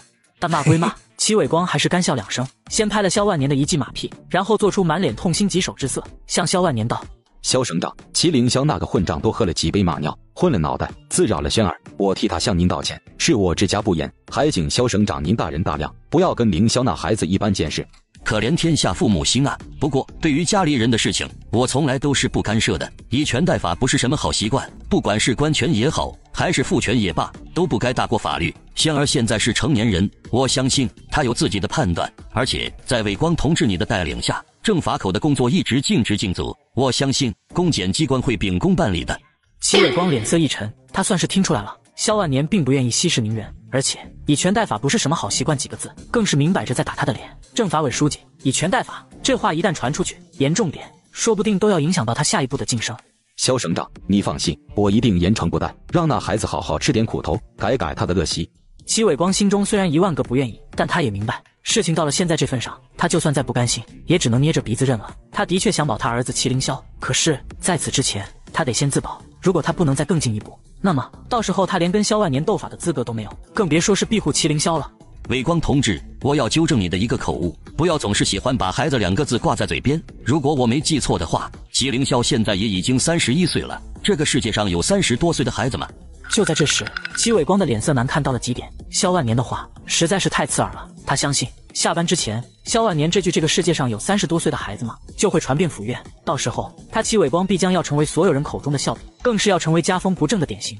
伟光同志，我还有公务要处理，如果你只有这件事情，我就先去忙了。我建议这件事我也好，你也好，都不要去管，吃一堑才能长一智。我们所要面对的不只是家里的几个人，更有全省数以千万计的老百姓。不等齐伟光再开口，萧万年下了逐客令，齐伟光只能离开，回到车里，立马给公安厅长陈汉卿打去电话。汉卿同志，麒麟霄的案件处理的怎么样了？齐书记，您打电话过来是让我严肃处理麒麟霄吗？您放心，我一定从严从重处理，绝对不让麒麟霄影响您的声誉。齐伟光听着陈汉卿这一副为他好模样，可实际上却是夹枪带棒的话语，怒从中来，冷喝道：哼，汉卿同志，我想请你注意，要把公事私事分清楚，不要混为一谈。齐书记，放心吧，这个道理我懂，可惜叶荣似乎不大懂。嘿嘿。陈汉卿不咸不淡的微笑道，眼眸中满是寒意。公安口本该是他说了算，齐伟光却乱把手往里面塞，是可忍，孰不可忍？你，齐伟光勃然大怒，当即就要呵斥陈汉卿几句。齐书记，我要去参加会议了，如果你想要探望麒麟霄，走正常程序申请就可以了。不过麒麟霄现在态度很恶劣，反抗执法情绪强烈，公安厅的同事正在对他做心理疏导，近期可能不宜见人。陈汉卿，你这个不识抬举的东西！齐伟光电话挂断后，眼中立刻怒火腾腾，肺都快要气炸了。只是齐伟光也明白，虽然说他管理着政法口，陈汉卿是省公安厅厅长，也属于他的管理范畴之内，可陈汉卿还有个副省长、省委常委的身份之外，陈汉卿级别与他几乎相当。在这种情况下，他说出来的话，在陈汉卿那边自然要大打折扣。梁峰，你去了开发区之后，拿出你的浑身解数，替我整死君佐曼那小子。领导您放心，我一定不辜负您的期望。与此同时，君佐曼回到顾家，正看到周鹏飞回来跟顾婉月离婚。离婚协议签了吗？马上拿给我。周鹏飞，离婚可以，但是你想让我净身出户？梅门，你放心，你的东西我不会要，我只要我自己的东西。现在的那套房子是我凑钱买的，贷款也一直是我在还，我拿回来天经地义。好，给你。县委办主任为了升官跟妻子离婚，殊不知到头来一无所有。离婚协议名字我签好了，你可以拿着滚了。周鹏飞看着顾婉月，冷笑道：顾婉月，知道吗？你以后再也没有书记夫人的命了。可我不同，离了你，我马上能再找个比你年轻漂亮100倍的。娶回家当摆设吗？顾婉月嘲弄的笑了笑，淡淡道：盼星星盼月亮，半年一次，一次2分钟。你以为哪个女人都像我一样好打发？当心到时候你1分钱不花，就能收获一片万马奔腾的大草原。顾婉月现在真的是彻底看开了，接起周鹏飞的老底是一点都不客气。不过周鹏飞也真够次的，这才38岁而已，弹药居然就匮乏至此。而周鹏飞咬牙切齿，脸上布满了霜鳞，冷冷道：那是你没吸引力，是吗？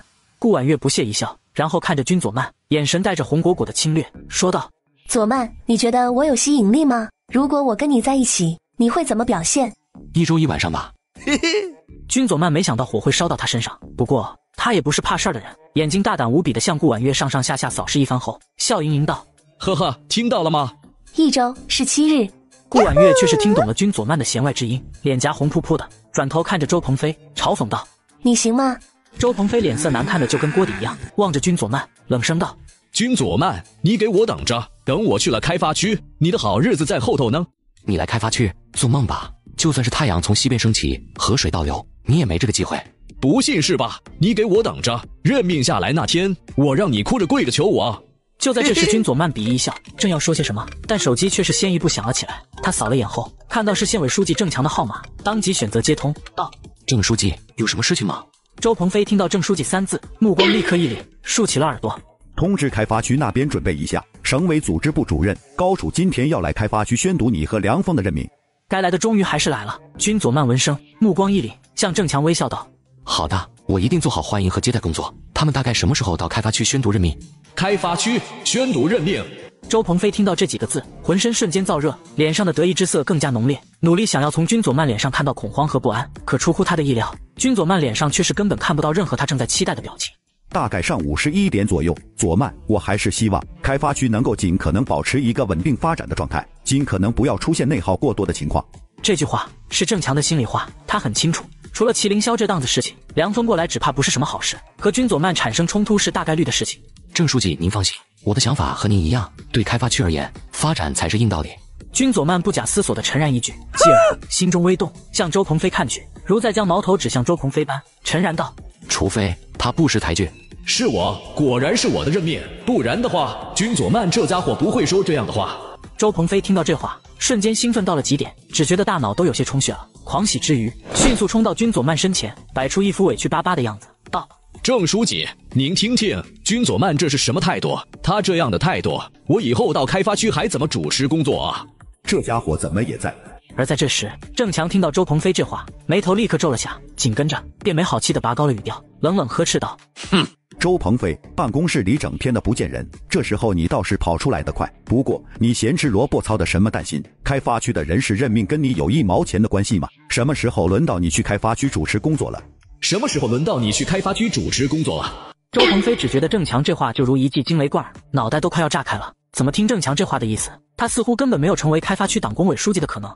郑书记，您是不是搞错了？阮市长那边已经答应我了，由我来当开发区的党工委书记啊。愣了一下后，周鹏飞口不择言的慌忙道：原来周鹏飞是去找了阮大岳。君佐曼眉梢一扬，嘴角嘲弄笑容浮现，他就说周鹏飞怎么这么大的底气，原来是去走了阮大岳的门路。可惜梁峰背后站着的是省政法委书记齐伟光，而君佐曼的背后站着的则是省长萧万年，这两尊大佛，哪一个是副市长阮大岳所能惹得起的？我说你怎么天天不在办公室？一问就是去市里开会了，原来是去跑官了。而在这时，郑强愣了一下后，语调陡然变得森寒，嘲弄一笑后，冷冷道：谁答应你的？你找谁去？少在我这咆哮乱吼！挂了电话后，君佐曼玩味地向周鹏飞看去，他知道周鹏飞是县委办公室主任，毋庸置疑就是县委书记的心腹。可现在周鹏飞却是想要改换门庭，那么郑强还会给他好脸色吗？接下来周鹏飞必然要被整惨了。想到这里，周鹏飞也顾不得那么多了，急忙找出孟浩的号码拨了过去。孟主任，领导不是答应我去开发区主持工作了吗？怎么现在没我的事了？周鹏飞，你怎么说话呢？领导什么时候答应你了？领导一直说的都是帮你运作，这不是运作没成功吗？这次党工委书记的位置竞争很激烈，连省政法委的齐书记都下场了。你知不知道，领导为了你，还在齐书记那里吃了瓜落？那我不管，我已经把东西给你们了，你们不能说话不算话啊！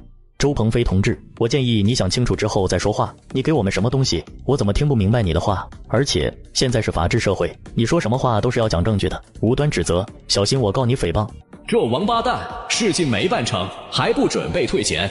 周鹏飞闻声，手脚立刻都变得冰凉。为了这次能得到提拔，他可说是倾家荡产，这几年攒下的家底全都扔出去了，为的就是拼一把，把开发区党工委书记弄到手，然后好好的赚上一笔。可现在钱花了，事没办，办事的人还不打算退钱了，赔了夫人又折兵。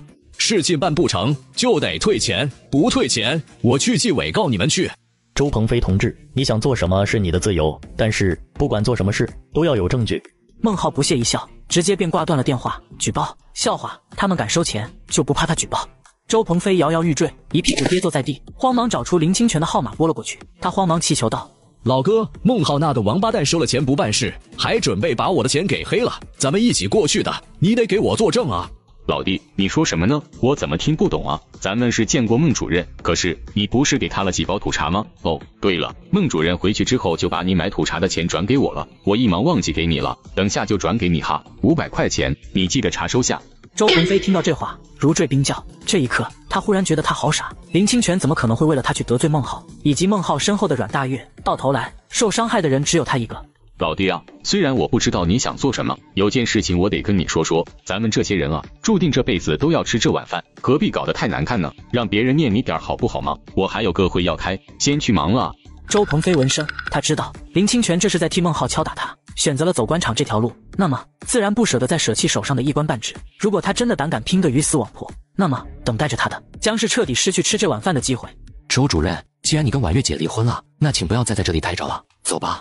周鹏飞看到君佐曼那讽刺鄙夷的眼神，脑袋嗡的一声，一切瞬间明朗了。这件事从头到尾都是君佐曼布下的一场局，什么党工委书记空缺，根本就是君佐曼包装出的一口香饵。等他吞下时，才会明白里面是穿肠的毒药。现在好了，阮大岳他得罪了老婆离婚了，钱全没了，站起来灰溜溜的离开了。活该！我管委会主任的命令今天就会下来。君佐曼看着丈母娘高小晴，眼眸中带着热烈的亢奋，道：阿姨，你做好准备，今晚我回来住。妈，佐曼，你们俩，我想静静，我今晚出去住酒店。上午11点钟，西江高新技术开发区管委会，高楚和梁峰来到这里。经有关部门研究决定，任命梁峰同志为西江高新技术开发区党工委书记。欢迎梁书记来开发区主持工作。经有关部门研究决定，任命君佐曼同志为西江高新技术开发区管委会主任。任命完事后，君佐曼立马回到顾家找丈母娘高小晴。高小晴把当年笔记本拿出来，君佐曼父亲身为国资委书记被戚伟光陷害的华中矿业流失60亿的数据，君佐曼父亲清白一生，却蒙受如此不白之冤，怒火万丈之下，选择了以死证明清白之举。顾家的这些资料是什么人给的？我不知。阿姨，都已经这个时候了，你还要继续隐瞒下去吗？你死我活，多一点线索，我就能够多一些一面，才能庇护婉晴，庇护婉月姐和婉欣姐，还有阿姨你的安宁。我听老顾说，这东西好像是华中矿业集团破产之后，有天晚上他在江边野钓，宋华林从芦苇荡里面跑出来交给他的。阿姨，你说叔叔的那场车祸真的只是场意外吗？佐曼，你的意思是我老公的死可能不是意外，是人为的吗？如果被他们知道宋华林把东西交给了叔叔，那么绝对不排除这些人会狗急跳墙。肇事司机后来怎么样了？阿姨，你有了解过吗？那个司机被抓起来，判了3年，说是得了肺癌晚期，关进去不到半年，人就没了。佐曼，他们不会派人来杀我们吧？这一刻，他也已经明白了真相。这迟来的真相让他愤怒，更让他恐惧。阿姨，放心，现在不比以前，到处都是摄像头，他们没那么多机会动手的。而且现在他们应该还不知道我们已经发现了事情的真相，不会那么快就动手的。佐曼，求求你别报仇了，斗不过的。他们要是再下黑手，那可怎么办啊？只要你不报仇，你想要什么我都答应你。阿姨，你放心，仇我一定要报，但是我也不会让你和婉晴他们陷入危险之中。阿姨，你先去躺一会休息吧。佐曼，我怕你能去房间陪着我吗？来到房间，高小晴像一只小绵羊依偎在君佐曼怀里，一夜无话。半个月后，梁峰同志，我听说你到开发区做的第一件事情，就是想要让开发区公交车公司严格实行1人1座、严禁站立的制度。县委书记郑强过来视察召开会议，这一开口，场内所有人便立刻嗅到了一股浓浓的火药味。梁峰也是机灵灵一颤，嗅到了一种来者不善的味道，当即梁峰便干笑道：郑书记，乱弹琴。哼！但郑强不等梁峰把话说完，便大手一挥，沉然呵斥一声，然后疾言厉色地看着会场内的众人，沉声道：公交是什么？那是便民的，严格实行1人1座，严禁站立制度，上班族怎么出行？增加的公交凭空变出来吗？我奉劝各位同志，做事情要带点脑子，不要乱做异想天开的滑稽事。梁峰同志，这件事情你必须要做出深刻检讨，就在此时此刻此地。梁峰脸颊火辣辣，刺痛无比，只觉得郑强这一言一句，就像是大耳刮子抽到了他的脸上。我错了。话说出口的刹那，梁峰心中的委屈瞬间翻江倒海，他今天真的是把人彻底丢尽了。知错能改，才能善莫大焉。希望你记住这次的教训，不要再做这种荒唐行径，要多向佐曼同志学习，为人民做一些提升生活的好事，为我们党员干部做一些增光添彩的实事。散会。回到办公室，梁峰摸出手机，迅速调出戚伟光的电话拨出，带着哭腔哽咽道：齐书记，这日子没法过了，求求您，快想办法把郑强调走吧。很快，梁峰把开会被针对的事说了出来。郑强这个混账，打狗还要看主人，他是疯了不成？齐伟光听到梁峰的描述，也是眉毛倒竖，怒不可遏。梁峰可是他的秘书，他亲自安排到开发区的。郑强这么疾言厉色的对待梁峰，甚至让梁峰当众道歉，这和打他的脸合一。齐书记，您想想办法，把郑强找个地方塞过去吧。他在天元县事事帮衬着君佐曼，下面的人都看在眼里，处处掣肘，我根本是展不开手脚，什么事都做不了。这件事情我知道了，你不用管了。挂断电话后，靠在办公椅上，闭目沉思起来。洛川市常务副市长。刹那间，齐伟光睁开眼睛，嘴角浮起一抹冷笑。就他所知，洛川市市长阮大岳和郑强很不对付，只要见面，3句话有2句就要顶起来的那种。如果郑强走了，他还可以在空出来的县委书记的人选上想想办法，说不得能找个人给梁峰保驾护航。念及此处，齐伟光拨通了组织部部长赵刚的电话。老赵，我记得洛川市常务副市长的人选还一直没有定下来吧？不知道你们组织部有没有合适的人选呢？拟了几个人选都不大满意，齐书记，你有什么合适的人选推荐吗？我觉得天元县县委书记郑强不错，资历够，工作能力也强，而且对洛川的工作也熟悉，一定能成为大岳同志的得力干将。齐书记，你倒是跟我想到一起来，我也觉得郑强同志不错。不过我今天跟肖省长提了一下，他对此似乎持反对态度，认为天元县如今有许多重大项目在推进，不宜临时换帅。肖万年不同意。挂了电话，齐伟光愣了一下，旋即嘴角便浮起嘲弄笑容。看这模样，萧万年是想要将郑强按在县委书记的位置上，让他继续为军左慢保驾护航，并且给郑强开了未来再重用，一步到位的许诺呀。领导，郑强离开后，天元县县委书记的这个人选，该由谁来接替才合适？邹明义。下一刻，戚伟光忽地想起了王春雨落难时他听到的一段笑谈，说郑强作风霸道，让天元县的县长邹明义没有出头之日，索性跑去了省委党校进修，免受郑强的冤枉气。若是这时候他向邹明义递去橄榄枝，邹明义能不接受吗？邹明义有了这样的机会，还不得对他感恩戴德，顺带对梁峰另眼相看。唐秘书，你去一趟省委党校，跟邹明义见上一面。而省委党校里，杨华生跟邹明义提前谈话了。明义，你来党校进修有一段时间了，也学到了不少东西。如果现在让你去主政一方，做一把手的话，你有没有信心？老师，我有信心。如果我能成为一把手的话，一定团结好同事，努力做一些实实在在为民的好事。谢谢老师的栽培，我一定不辜负党和组织对我的信任，绝对不会辜负老师您对我的期望。你说错了，这次不是我的功劳。你要谢的话，倒是该谢谢军左慢，这件事情是他提议的。邹明义愣住了，有些不敢置信地看着杨华生。他没想到，有关一县县委书记人事变动这么大的事情，竟然会跟军左慢这个正科级有关。老师，不知道我要去什么地方任职？原地不变，天元县县委书记。那郑书记呢？改任洛川市常务副市长。这也是军左慢的想法吗？邹明义彻底震撼了。不仅如此，他还敏锐捕捉到一个讯息，这么隐蔽的讯息，杨华生都了如指掌。可见，不显山不漏水的杨华生绝对也是消息中的一员，而且极可能还在核心权力圈层。我知道你和郑强过去有些不愉快，该放下的都放下吧。毕竟我们的头上都是同一片云。还有，扶持好军左慢，现在总有些人想把手插到开发区里，掣肘他的工作，这很不好。邹明义听到这话刹那，彻底确定了心中的判断。军左慢，他、郑强、杨华生身上都打着消息的标签。谢谢老师栽培，明义一定牢记老师的教诲。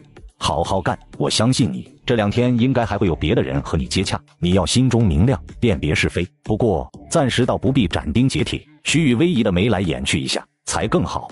邹明义回到宿舍，见到了戚伟光的秘书。邹县长，你好，我是齐书记的秘书。邹明义闻声，脑海中陡然浮起杨华生此前对他的叮嘱，暗暗啧舌杨华生料事如神的同时，眼底神采微变，慌忙拿出12分的演技，一副错愕中带着受宠若惊的模样。唐秘书，大驾光临啊！第2天，省委大楼会议室，县级领导干部任用的省委常委会议召开了。一个正科级干部竟然能左右县委书记的升任，你敢想吗？洛川市的常务副市长不能一直悬而未决，我觉得天元县县委书记郑强同志就很不错，年龄、资历、能力都在那里摆着，是很合适的人选。我不同意，天元县现在有重大项目在推进，临阵换帅不合适。戚伟光一脸意料中事的表情，默然笑了笑，淡淡道：推进前期换帅总要好过推进中期换帅，我们要信任下面同志的能力，更不能人为给下面同志的晋升增加阻力嘛。这样老规矩，还是表决一下吧。组织部长赵刚见状，轻笑一声，缓缓道：我赞成。伴随着一只只手举起，很快结果出炉，4票赞同，2票反对，表决通过。表决通过，那我就履行组织程序。不过这样的话，天元县县委书记的人选是否按照正常情况由现任县长邹明义接任？萧万年眉头微皱，便要开口。政法委书记戚伟光不等省长萧万年开口，便笑着举起手道：老规矩，还是表决吧，免得争论。我赞同。一只手跟随着举起，4票赞同，2票反对，表决通过。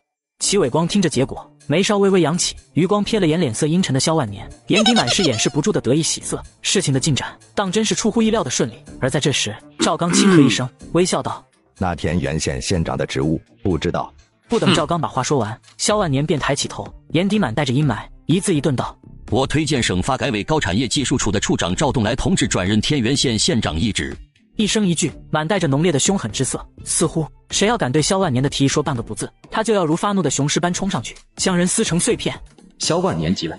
戚伟光知道萧万年是在为军左慢担心，所以才将赵栋来这员心腹爱将推到了台前。不过，就算赵栋来改任天元县县长又如何？不仅是2把手，而且还是从省直机关空降去的，根基不稳。邹明义不把他训成灰孙子才怪。最终的表决结果是2票赞成，1票反对，表决通过。散会后，萧万年跟陈汉卿回到办公室。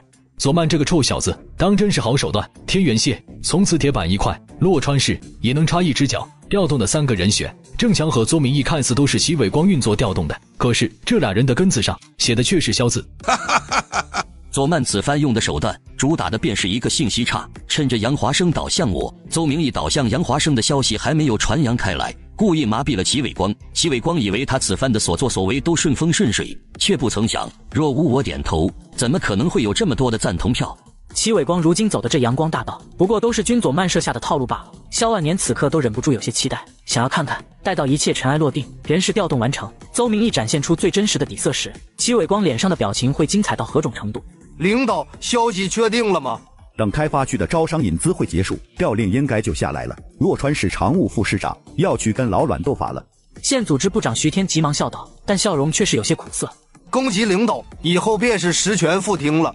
不只是徐天，张凯和许平等人也是脸上虽有笑容，但开心不多，更多的是苦涩。郑强此番倒是进步了，哪怕跟阮大岳尿不到一个壶里，但大小也算个喜讯。可是郑强离开后，他们这些人该何去何从？难道指望军佐漫吗？更要命的是，走马上任新县委书记的，还是一直跟郑强不对付的邹明义。这么沮丧，是不是担心我离开之后，你们的处境有些麻烦？郑强哪里能不知道这些人的心思，轻笑一声后道：你们都是跟了我多年的老人了，这些年帮了我不少，我不会拍拍屁股就不管不顾的离开。今天让你们过来，就是要打消你们心里的这份后顾之忧。我离开天元之后，一些具体的决策都由军佐漫来决定，你们要竭尽全力的配合他，要当排头兵，不能拖后腿。徐天闻声，脸上立刻露出一抹苦笑，其余众人也是纷纷摇头。郑强还真是够信任军佐漫的，居然真是打算让军佐漫接管这份政治遗产。只是军佐漫有这么大的能耐吗？谢谢郑书记的信任，以后大家合舟共济，共谱天元新篇。此时副县长张凯闷哼一声，冷冷道：庶子不足与谋。张凯他作为常务副县长，是这些人里面职务最高的那个，本以为此番郑强会将一切托付给他，所以才兴冲冲地赶了过来。可没想到郑强竟是撇开他，将这个圈子的核心放到了军佐漫身上，自然是心中愤懑难平。现在的军佐漫连县委常委都不是，还真的是一个庶子。各位，我知道你们心里是怎么想的，无非是觉得我军佐漫年龄小，职级低，资历薄，当不起郑书记的这份信任和托付，也罩不住你们头上的官帽。既然军佐漫主任你心里什么都清楚，那还接这个担子做什么？没有金刚钻就别揽瓷器活。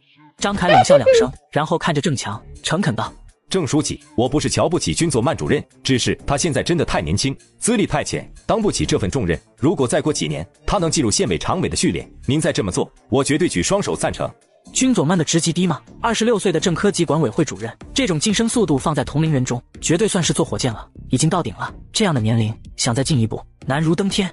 如果我有这个金刚钻呢？如果我可以向大家保证，天元县接下来的局面将与郑书记暂时一般无异，各位头上的官帽不会有任何改变，而且未来还有更多的可能，你们觉得如何呢？张副县长，你打算如何呢？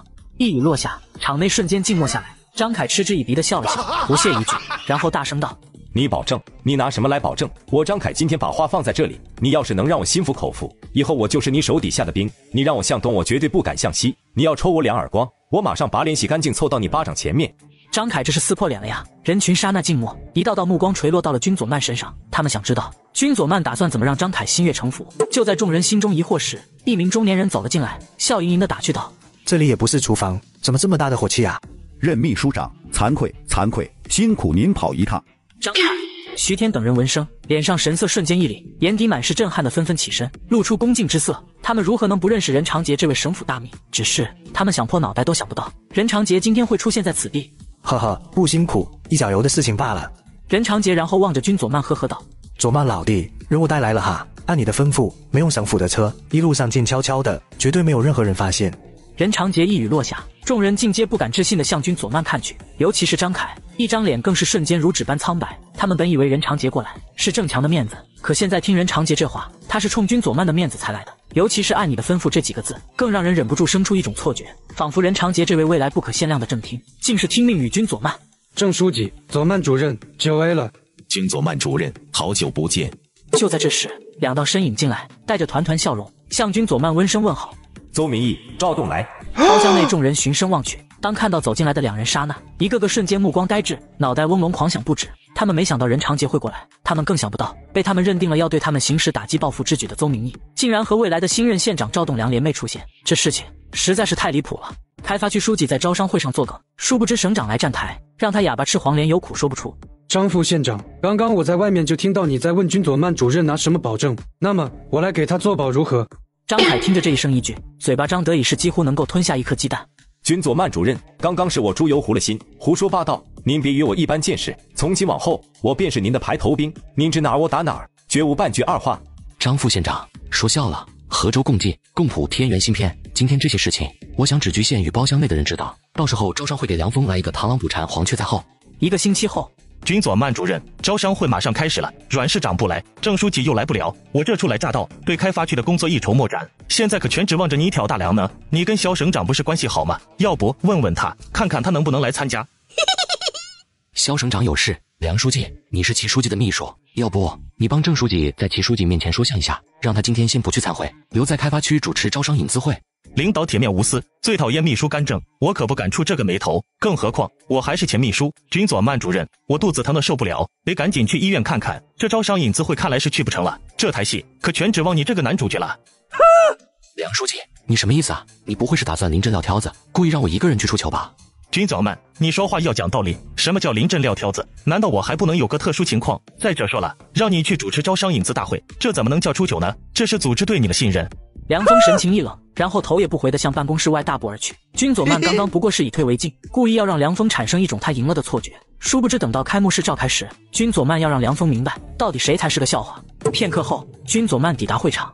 我是开发区管委会主任军佐曼，在此我先代表西江高新技术开发区的12万人民群众，天元县87万人民群众，向远道而来的各位客商道一声谢。你们的到来令开发区蓬荜生辉，也希望大家在诚信而来的同时，也能把希望播种在开发区这片沃土。矫揉造作，故弄自真会出风头。会场一角悄悄混进了会场，专等着看军佐曼笑话的梁峰看到这一幕后，立刻不屑地撇了撇嘴，但眼底却满是掩饰不住的嫉妒。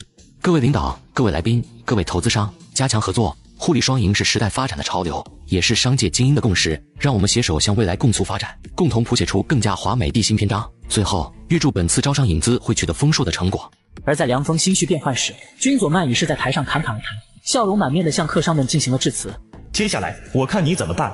梁峰听到军佐曼话语已是收尾，嘴角立刻浮起玩味笑容。按照之前的流程，这个环节应当是县委书记郑强接替军佐曼上台致辞，可是郑强不在，而放在第3位致辞的市长阮大岳也不在，他倒是要看看军佐曼接下来怎么办。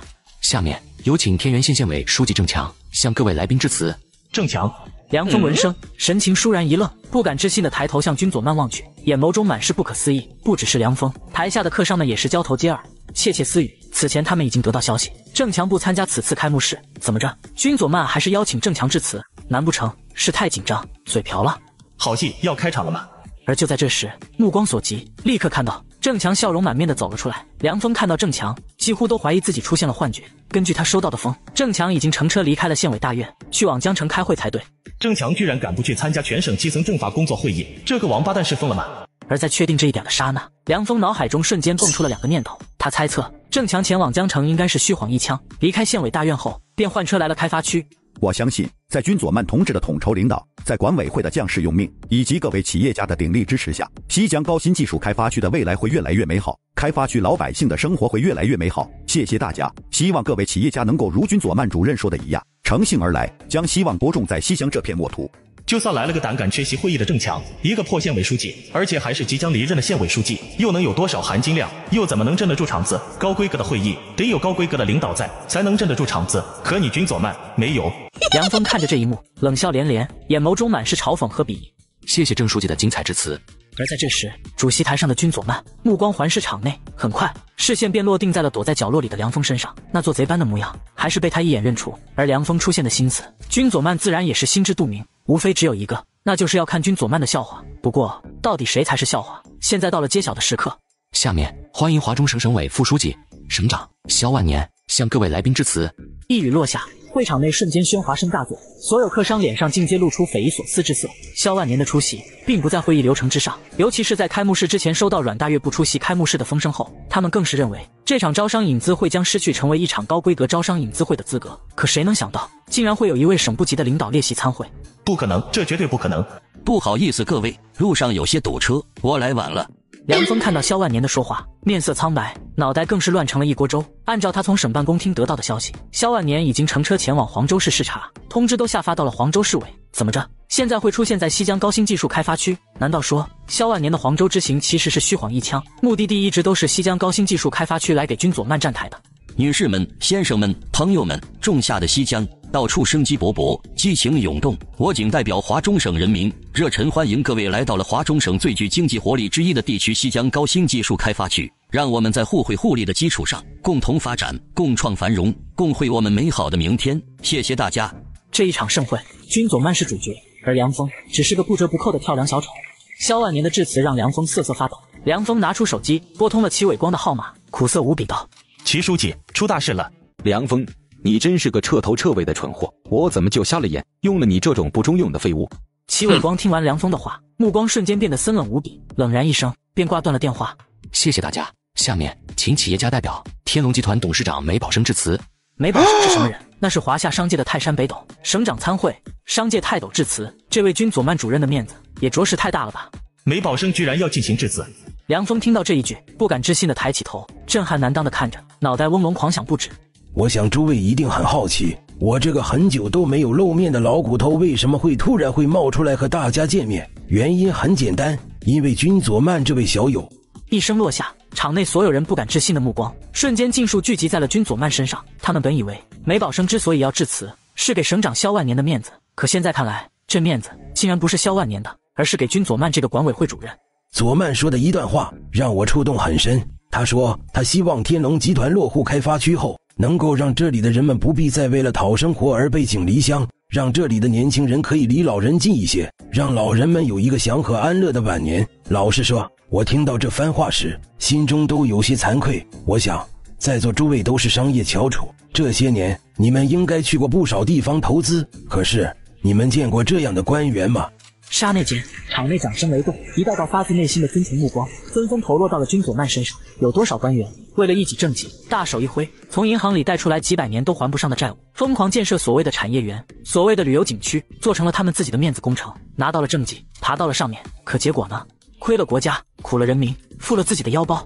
在此，我宣布，天龙集团对西江高新技术开发区的投资再追加15个亿，总额达到35个亿，兴建起年产值达到100亿的产业园区。同时，天龙集团考虑未来适时将天龙集团的第2总部建设于西江高新技术开发区。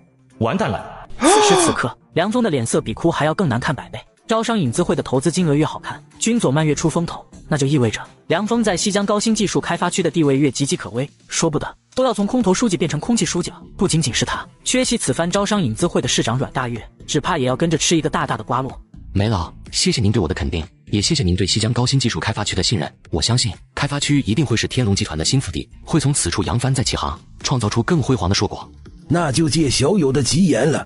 就在这时，市长阮大岳急步匆匆走了进来，无视场内众人投来的错愕目光，满脸惶恐的快步走到萧万年身边，心里七上八下道：领导，不好意思，今天有些重要事情要处理，刚刚才处理好，我来迟了。重要事项，那请阮市长你给我解释一下，是什么事情居然比这次招商引资会还重要，能让你姗姗来迟？梅老那么忙碌，身体不好，都能抽时间来致辞，难道你比梅老还忙，身体比梅老还差吗？阮大岳立刻一阵语塞，满脸都是尴尬。他一路风风火火地从江城赶回，这一路上都在思索该找个什么理由来回答萧万年。可是他真的想不出，难不成他这个市长比萧万年这位省长还要公务繁忙吗？唯一的办法就是将所有锅全都甩到齐伟光头上，说是齐伟光让他前往江城。可是作为齐系的官员，他去出卖齐伟光，那不是自寻死路吗？既然说不出来，那就出去再好好想想吧。出去！阮大岳错愕看着萧万年，脑袋嗡隆作响，眼中满是不敢置信。他本以为就算他答不出来，萧万年也会碍于诸多客商在场，捏着鼻子让他坐下来。可没想到萧万年的反击居然如此的凌厉。只是如果就这么被赶出会场，他的颜面以后还往哪里放？领导，我滚出去，抓紧时间，不要破坏现场热火朝天的招商引资氛围。好呢。阮大岳只能心不甘情不愿地转身离去。阮市长，梁峰，你这个王八蛋！阮大岳脸色瞬间阴沉，满腔怒火喷涌而出，不由分说，一记势大力沉的耳光直接重重地甩在了梁峰的脸上。阮市长，您打得对，打得好，是我错了，我该打。梁峰低下头，哽咽道：“只是在梁峰心里，已是将阮大岳和齐伟光的祖宗18代问候了一个遍。如今坏事了，这些王八羔子们便一个个的全把责任推到了他的身上，全都拿他来撒气。这一耳光是齐书记让我替他转交给你的，临别之前，齐书记交代了，你要是再犯蠢，直接滚打辞职报告，滚回老家卖红薯去。”阮市长，领导有什么交代吗？一个字，忍，唾面自干。耳瓜子抽到脸上也要陪着笑脸，立正站好，左脸挨完，主动把右脸递过去的那种忍。还要忍？这日子什么时候是个头？快了，郑强的调令已经在市委组织部走流程了，不日之内就将宣布，届时邹明义就要过来了，到时候我再让市委组织部卡一卡赵栋来的程序，这田园便是邹明义的一言堂。凉风闻声，眼睛瞬间明亮起来，似乎已感觉不到脸颊上火辣辣的刺痛。待到邹明义到来，军佐曼靠边站之后，这所有一切便都要为他凉风做嫁衣。西江高新技术开发区的招商引资会结束后，省长萧万年立马召开了干部问责会议。市长缺席招商会，被省长党内警告。而根据招商开幕式的粗略统计，包括天龙集团在内，累计投资金额达到了惊人的100亿两级，毋庸置疑，这绝对是一场胜利的大会。各位同志，省委一直高度重视西江高新技术开发区的发展，参与此次会议的同志，你们辛苦了。不过，我也发现还有一部分同志对于招商引资工作的重要性认识还不够深刻。谁都没想到，省长萧万年直接开门见山，市长阮大岳和开发区书记梁峰纷纷低下头，脸上满是不安，面颊火辣辣的刺痛。哪能不知道，萧万年说的一部分同志，便是他们这些人。大岳同志，我让你想一想没有参加这次招商引资会的理由，你现在想到了吗？萧省长，我不找理由，这件事情就是我对招商引资工作的重要性认识还不够深刻。您放心，接下来我一定深刻反省自己的错误，好好改正。找不到借口的阮大岳明白，眼下之际，除了放低姿态，再无更好的选择。听你这些话，就说明你的认识还不到位。32个超亿元重大项目签约，眼皮子底下这么重大的招商引资工作，大岳同志，你作为洛川市行政部门的一把手，居然都能缺席，这说明了什么？你这是在玩忽职守。玩忽职守。萧万年一语落下，阮大岳的脸色更是苍白如纸，这顶大帽子实在是太大了。他想要反驳，可是却说不出一句反驳的话来。姜果然是老的辣，萧叔这是在替我收拾这个不作为的市长了呀。阮市长在如此重大的工作上玩忽职守，我给你一个党内警告处分不为过的。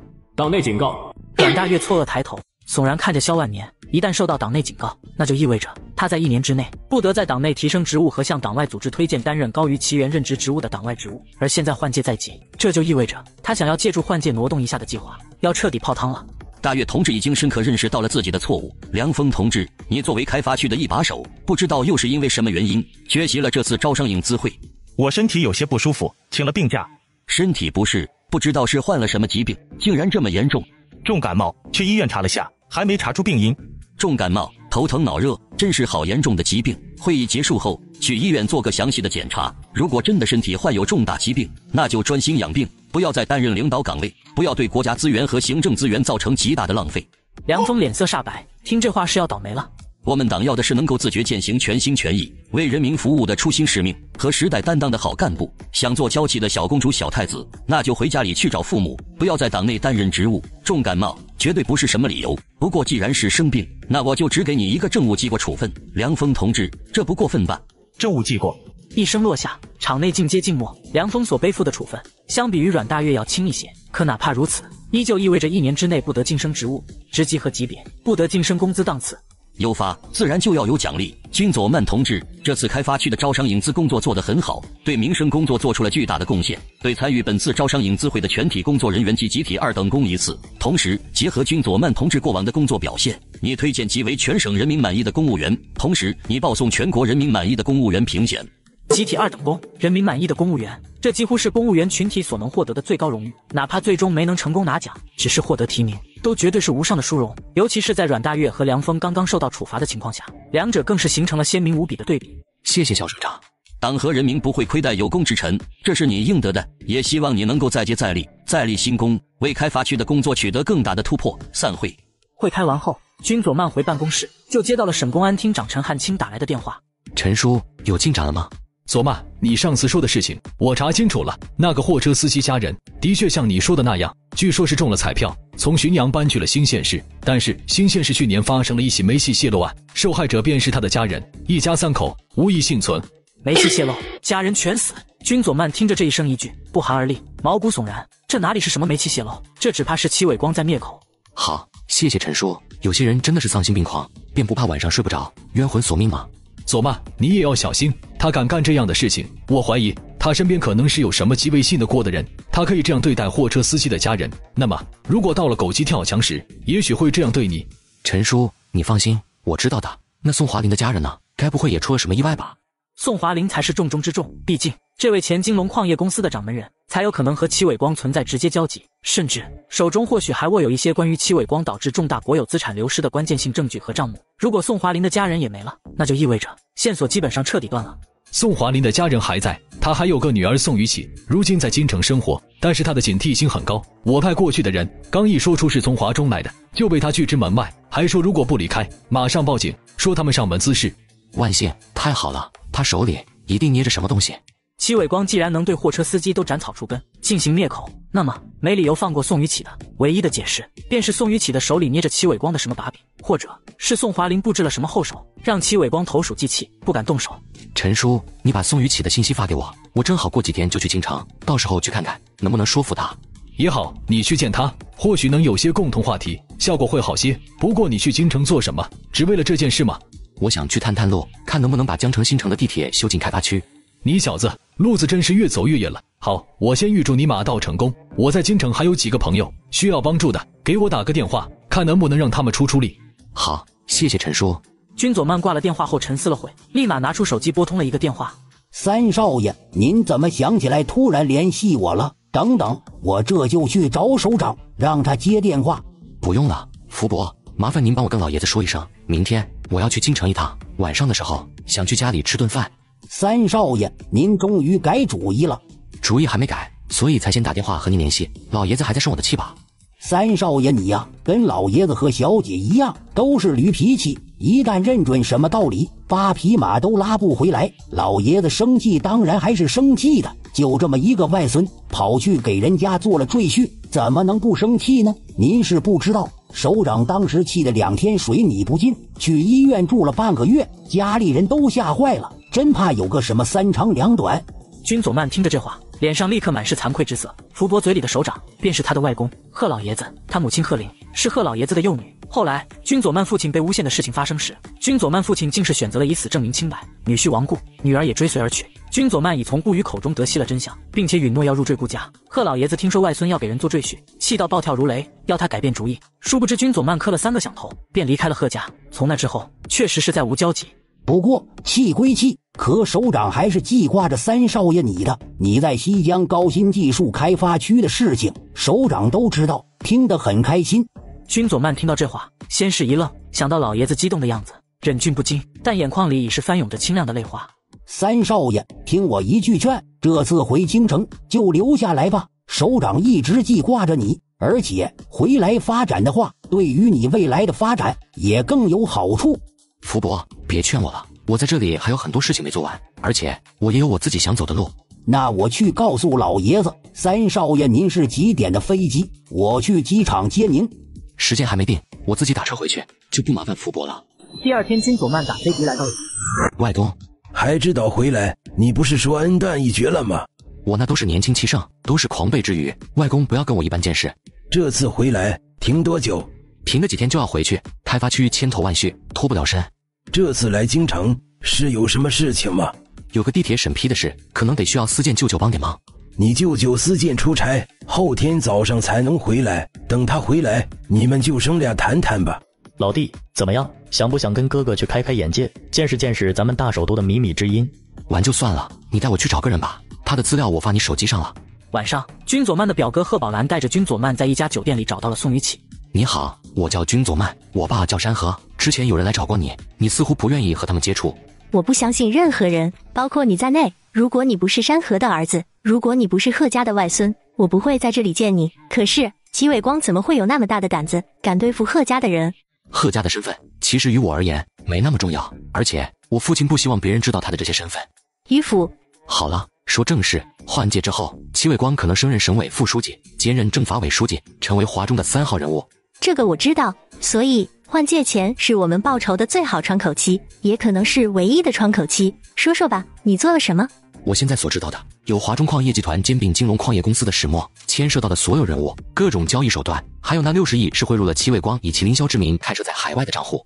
宋雨启似乎早已知晓这些，并不意外，紧张看着君佐曼，追问道：“还有呢？”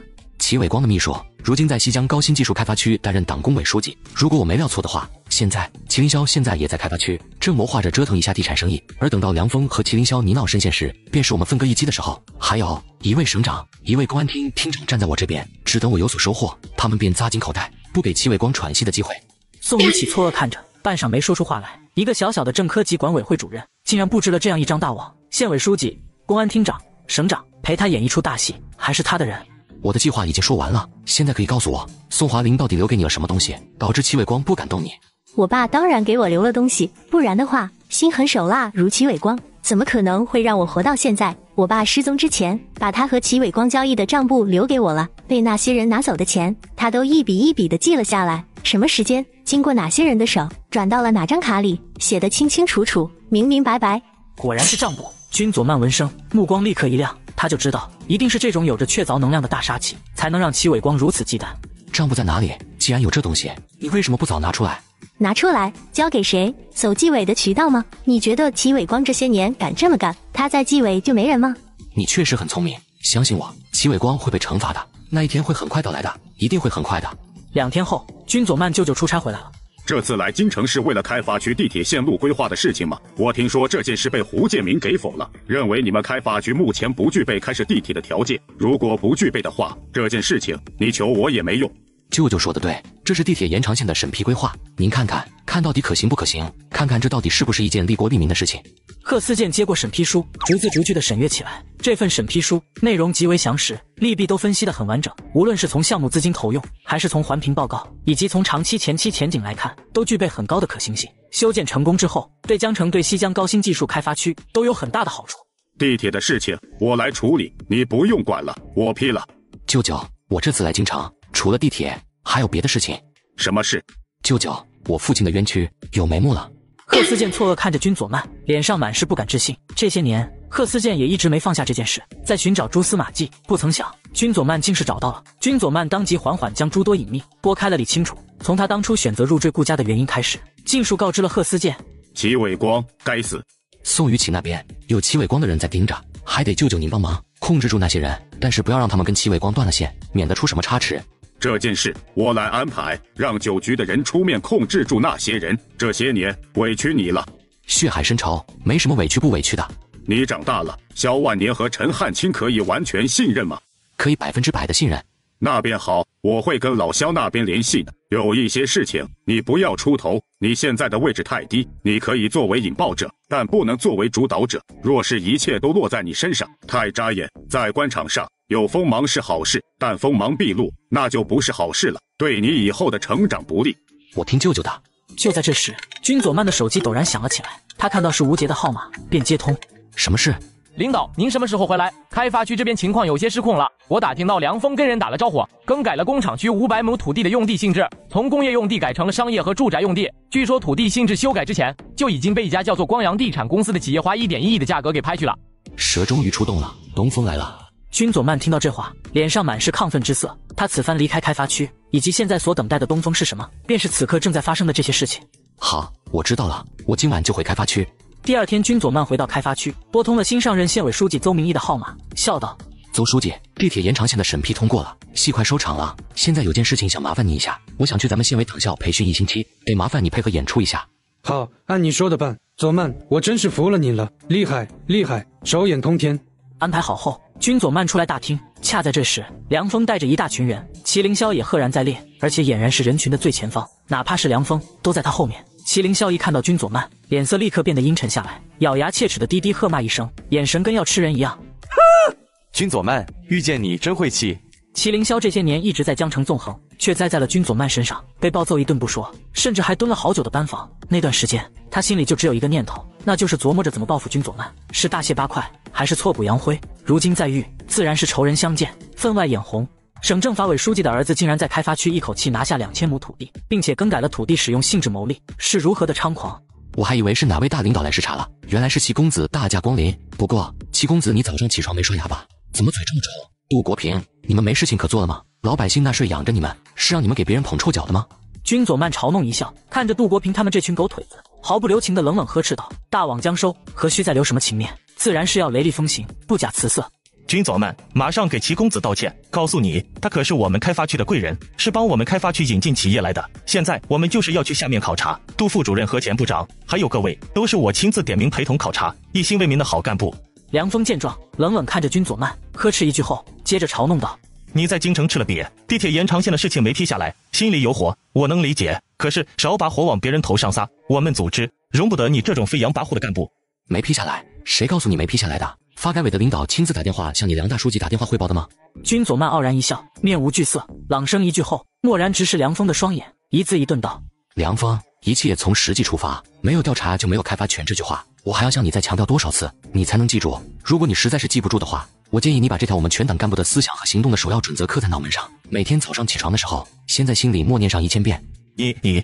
梁峰咬牙切齿，他本以为君佐曼去京城撞了个钉子后回来会老实一点，却没想到还是一如既往的强势，不对，是比过去更加强势。这些话虽然不带脏字，可是当着这么多人说出来，跟直接甩他耳光有什么区别？这时麒麟霄冷笑一声，鄙夷地看着君佐曼，冷冷道：你能把地铁的事情办下来，你以为你是谁啊？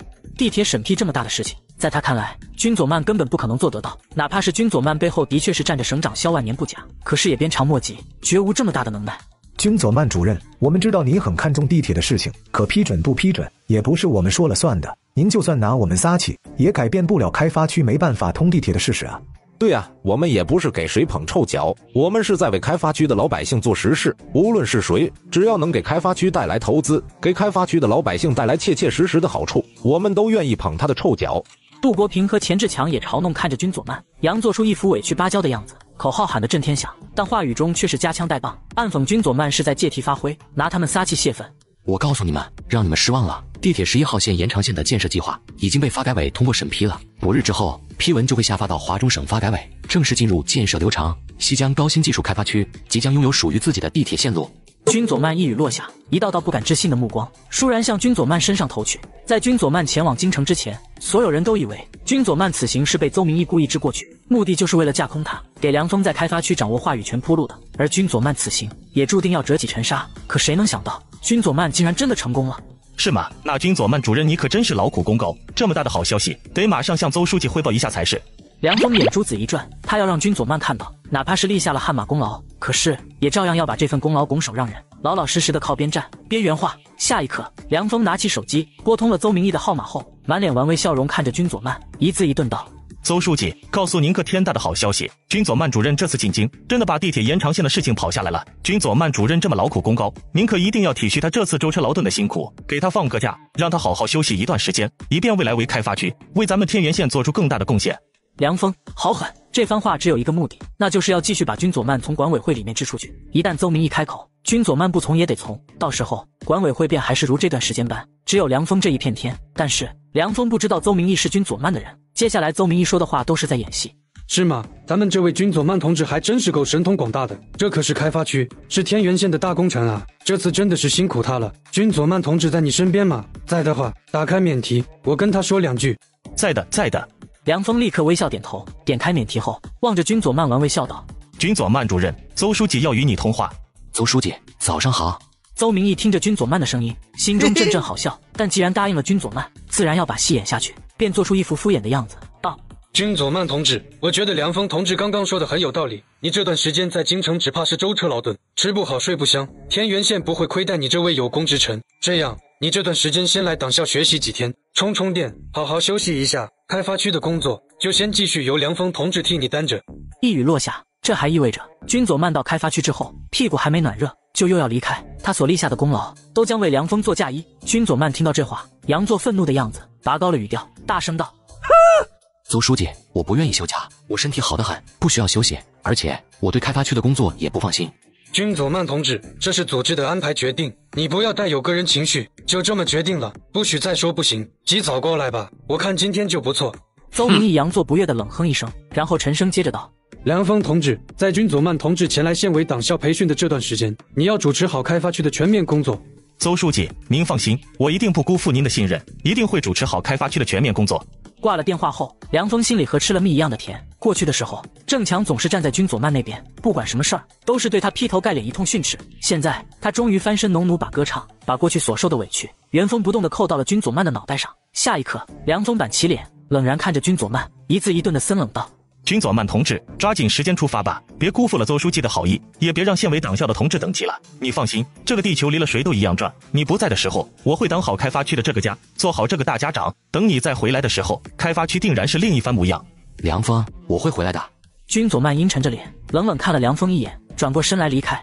你回来又如何？等你回来时，这开发区彻底姓梁，就凭你还跟我斗？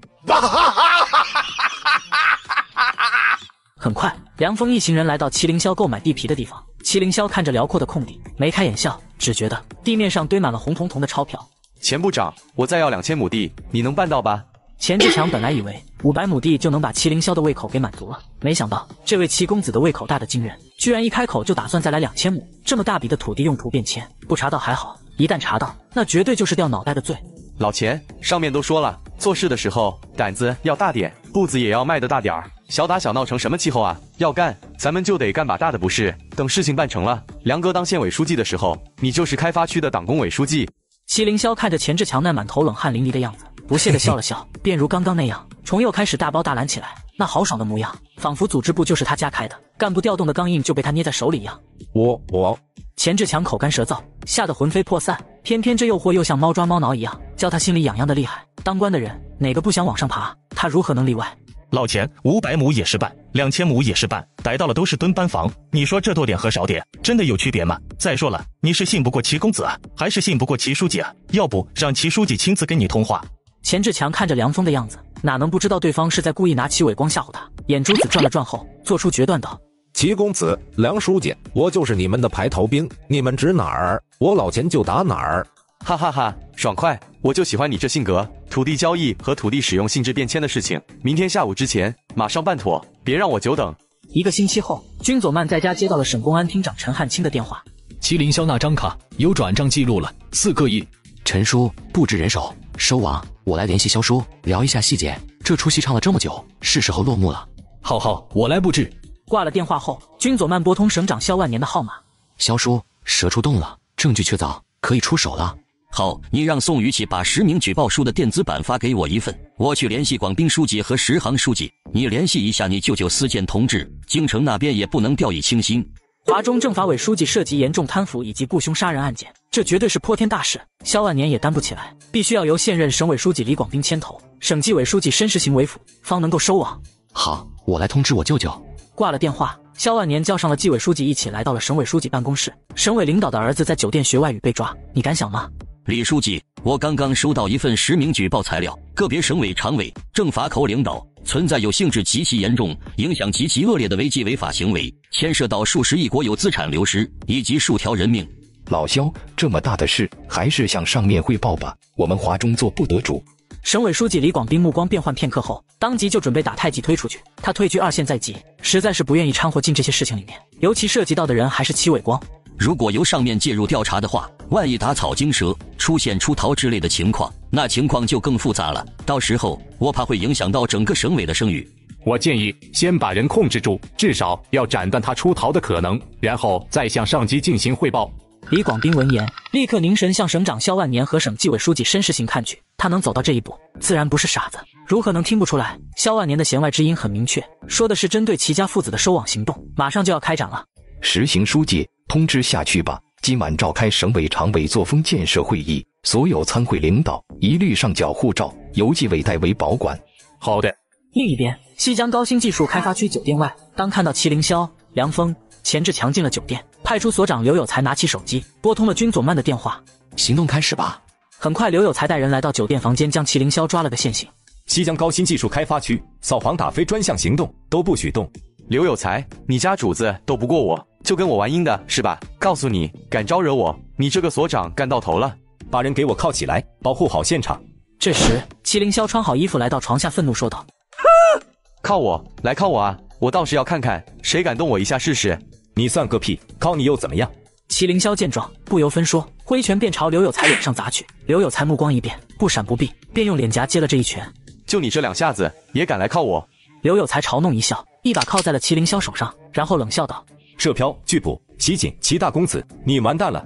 刘有才，你故意耍老子是吧？我告诉你，你完蛋了，还有你老婆孩子，全都要跟着一起完蛋。”刘有才听到老婆孩子4字，不由分说，大脚飞起，正中祁向阳身体，将他踹到地上。谁完蛋？走着瞧！就在这时，开发区党工委书记梁峰来到这里，气急败坏地咆哮道：“你们干什么？谁让你们这么乱来蛮干的？都给我出去，滚出去！无法无天了！”梁书记，您怎么在这里？动这么大的怒干什么？我们开发区民警正在组织扫黄打非专项行动，收获颇丰了。我们正在守护开发区安定和谐亲民的环境，您不为我们进攻，怎么能赶我们出去呢？刘所长，你辛苦了。只是这么大的行动，你怎么不提前跟我汇报一声？还有，我都看过了，这里没什么违法行为，辛苦你带同志们回去吧。没有违法行为吗？梁书记，您搞错了吧？这2个人刚才在床上被抓现行，这不是在做违法交易？难道是在补习外语不成？刘有才，这里的都是什么人？不需要我再提醒你了吧？这些人只要动动手指头，你这个芝麻绿豆的小所长就得完蛋。我告诉你，给你撑腰的人已经完蛋了，你还这么死心塌地的跟着他干，只会害了你。是现在滚蛋，一切当作没发生过，之后让我记你个好，还是非得自己找死？你自己掂量清楚。梁书记，抱歉，我听不懂你的话，我看到的只有犯罪分子，没有其他人。至于你说的撑腰的人，我更听不明白。我是警察，给我撑腰的是国家法典，难道有人比他还大吗？刘有才，你非得在一棵树上吊死是吧？你自己睁开眼看看，你在这里拼死拼活，给你撑腰的人他又在哪里？他来得了开发区吗？但几乎就在梁峰话音落下的刹那，军佐曼走了进来，笑呵呵道：哟呵，好多人，好热闹啊！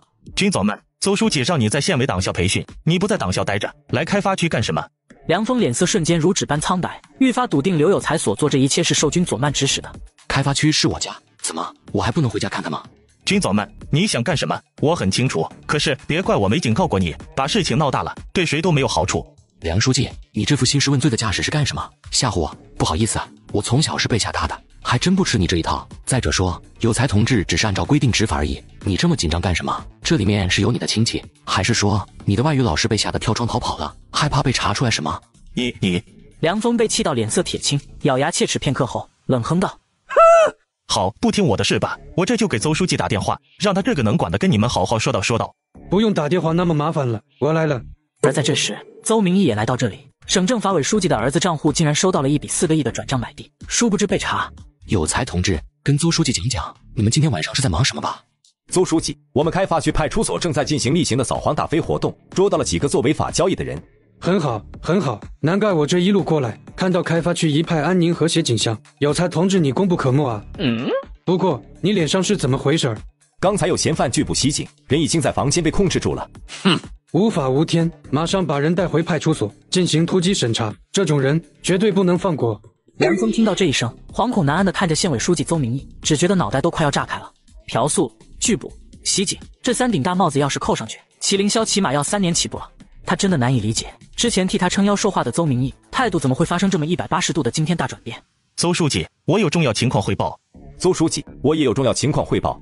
都有情况汇报，既然是有才同志主导的任务，那就由你来先汇报吧。邹书记，我检举开发区党工委书记梁峰同志在给这些非法组织充当保护伞。梁峰闻声，悚然向派出所长刘有才看去，怒吼道：刘有才，你说什么疯话？梁书记，我是不是说的疯话，你自己心里清楚。我按照规章流程正常办案，甚至还被犯罪分子给袭击了。可是你从头至尾不问缘由，翻来覆去就一句话让我放人，你不是他们的保护伞，谁是？你。梁峰气到浑身颤抖，转头望着邹明义，沉声道：邹书记，这里不是说话的地方，咱们换个地方吧，我把具体情况跟你说清楚。不必了，事无不可对人言，就在这里吧。梁峰不敢置信地看着邹明义，人都有些瞠目结舌。邹明义这是喝了假酒吗？怎么跟换了个人一样？过去那个对他的话言听计从、无条件支持他的邹明义去哪了？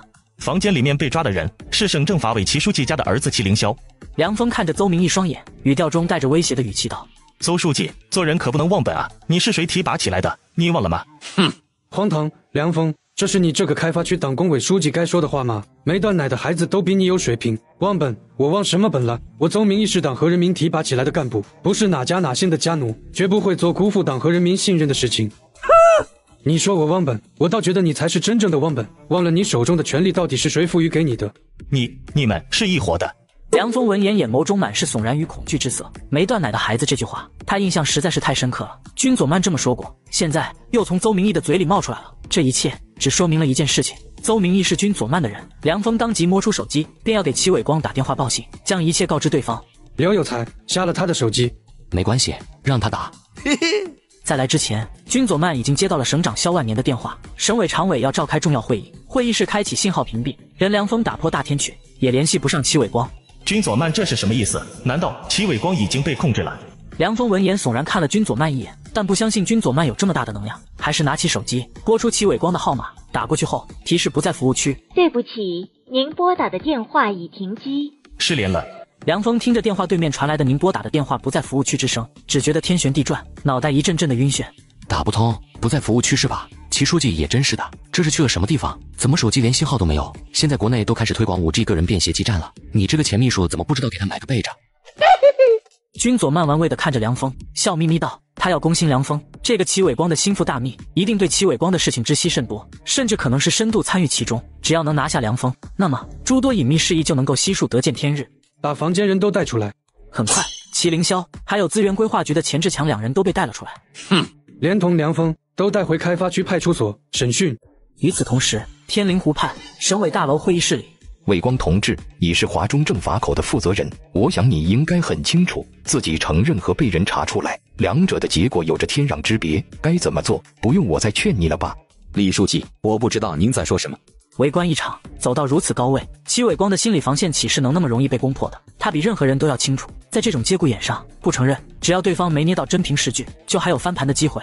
伟光同志，你好，看看桌上的材料。齐伟光只扫了一眼，当看到宋雨启3字刹那，一件件、一桩桩他做过的那些事情，全都被翻了出来，摆在了台前。齐伟光，你现在还有什么好解释的吗？一派胡言，李书记，这是栽赃嫁祸，这是打击报复，这是有人猜疑嫉妒，在对我进行诬告陷害。可我今天把话放在这里，我行得正站得直，这些伎俩手段吓不倒我，更打不垮我。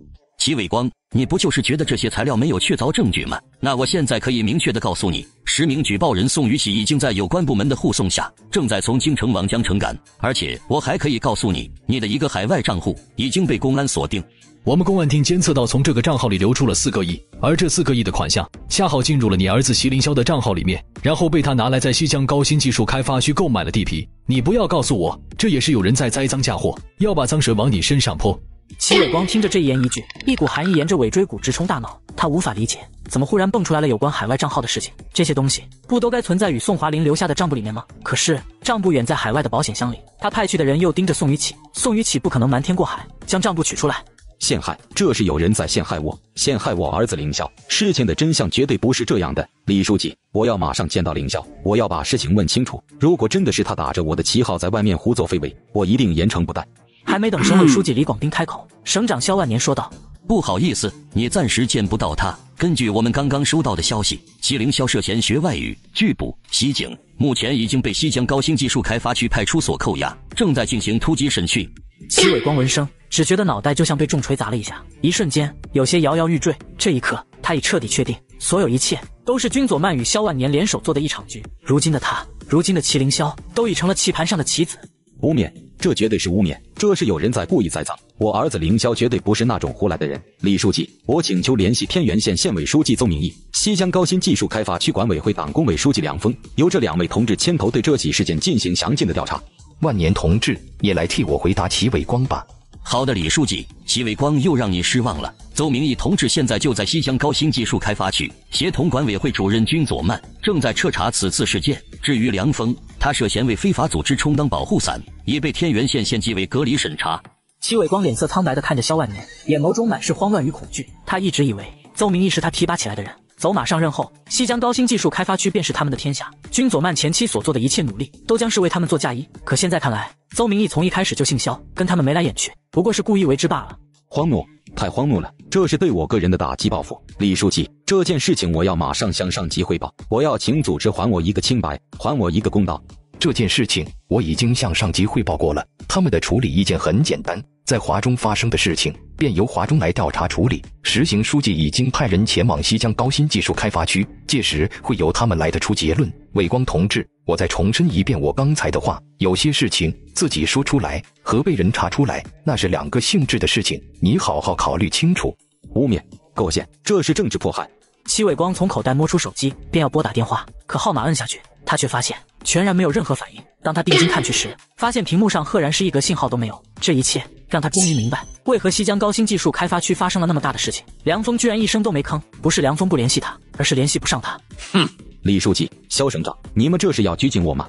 你说笑了，我们这是在开会，这么多人陪着你一个人，这怎么能叫做拘禁呢？既然你认为自己是轻，就不要那么着急上火，咱们等一等，等真相出来，不就是轻者自轻，浊者自浊了？与此同时，西江开发区派出所里正在突审梁峰，惊呆了。省政法委书记操纵的60亿国有资产流失，6条人命案真相浮出水面。君佐漫、邹明义、你们不用再白费心机了，我什么都不会说的。齐书记光辉伟岸，两袖清风，对我有知遇之恩，我绝对不会昧着良心去构陷这样一位党的好干部。哼，梁峰，我再重复一遍，你不要抱有任何的幻想，没有足够的把握，你觉得我们会这么做吗？邹书记，你在这审梁峰，我跟有才同志去隔壁审麒麟霄。军总慢走后，梁峰怒道：邹明义，真没想到你居然是个两面三刀的奸细，不过你也别得意得太早，咱们走着瞧，看谁笑到最后。你不说，有人会说，我倒是想知道，麒麟霄在军总慢面前，嘴是不是也能跟你一样硬？最后送你一句话，你真不是军总慢的对手，跟他斗，你真像个没断奶的孩子，太嫩了。同一时间，梁峰隔壁的审讯室内，军佐慢，这次我认栽，不过不管你问啥，我就一句话，无可奉告。你想多了，突破口不在你这儿，在梁峰那边。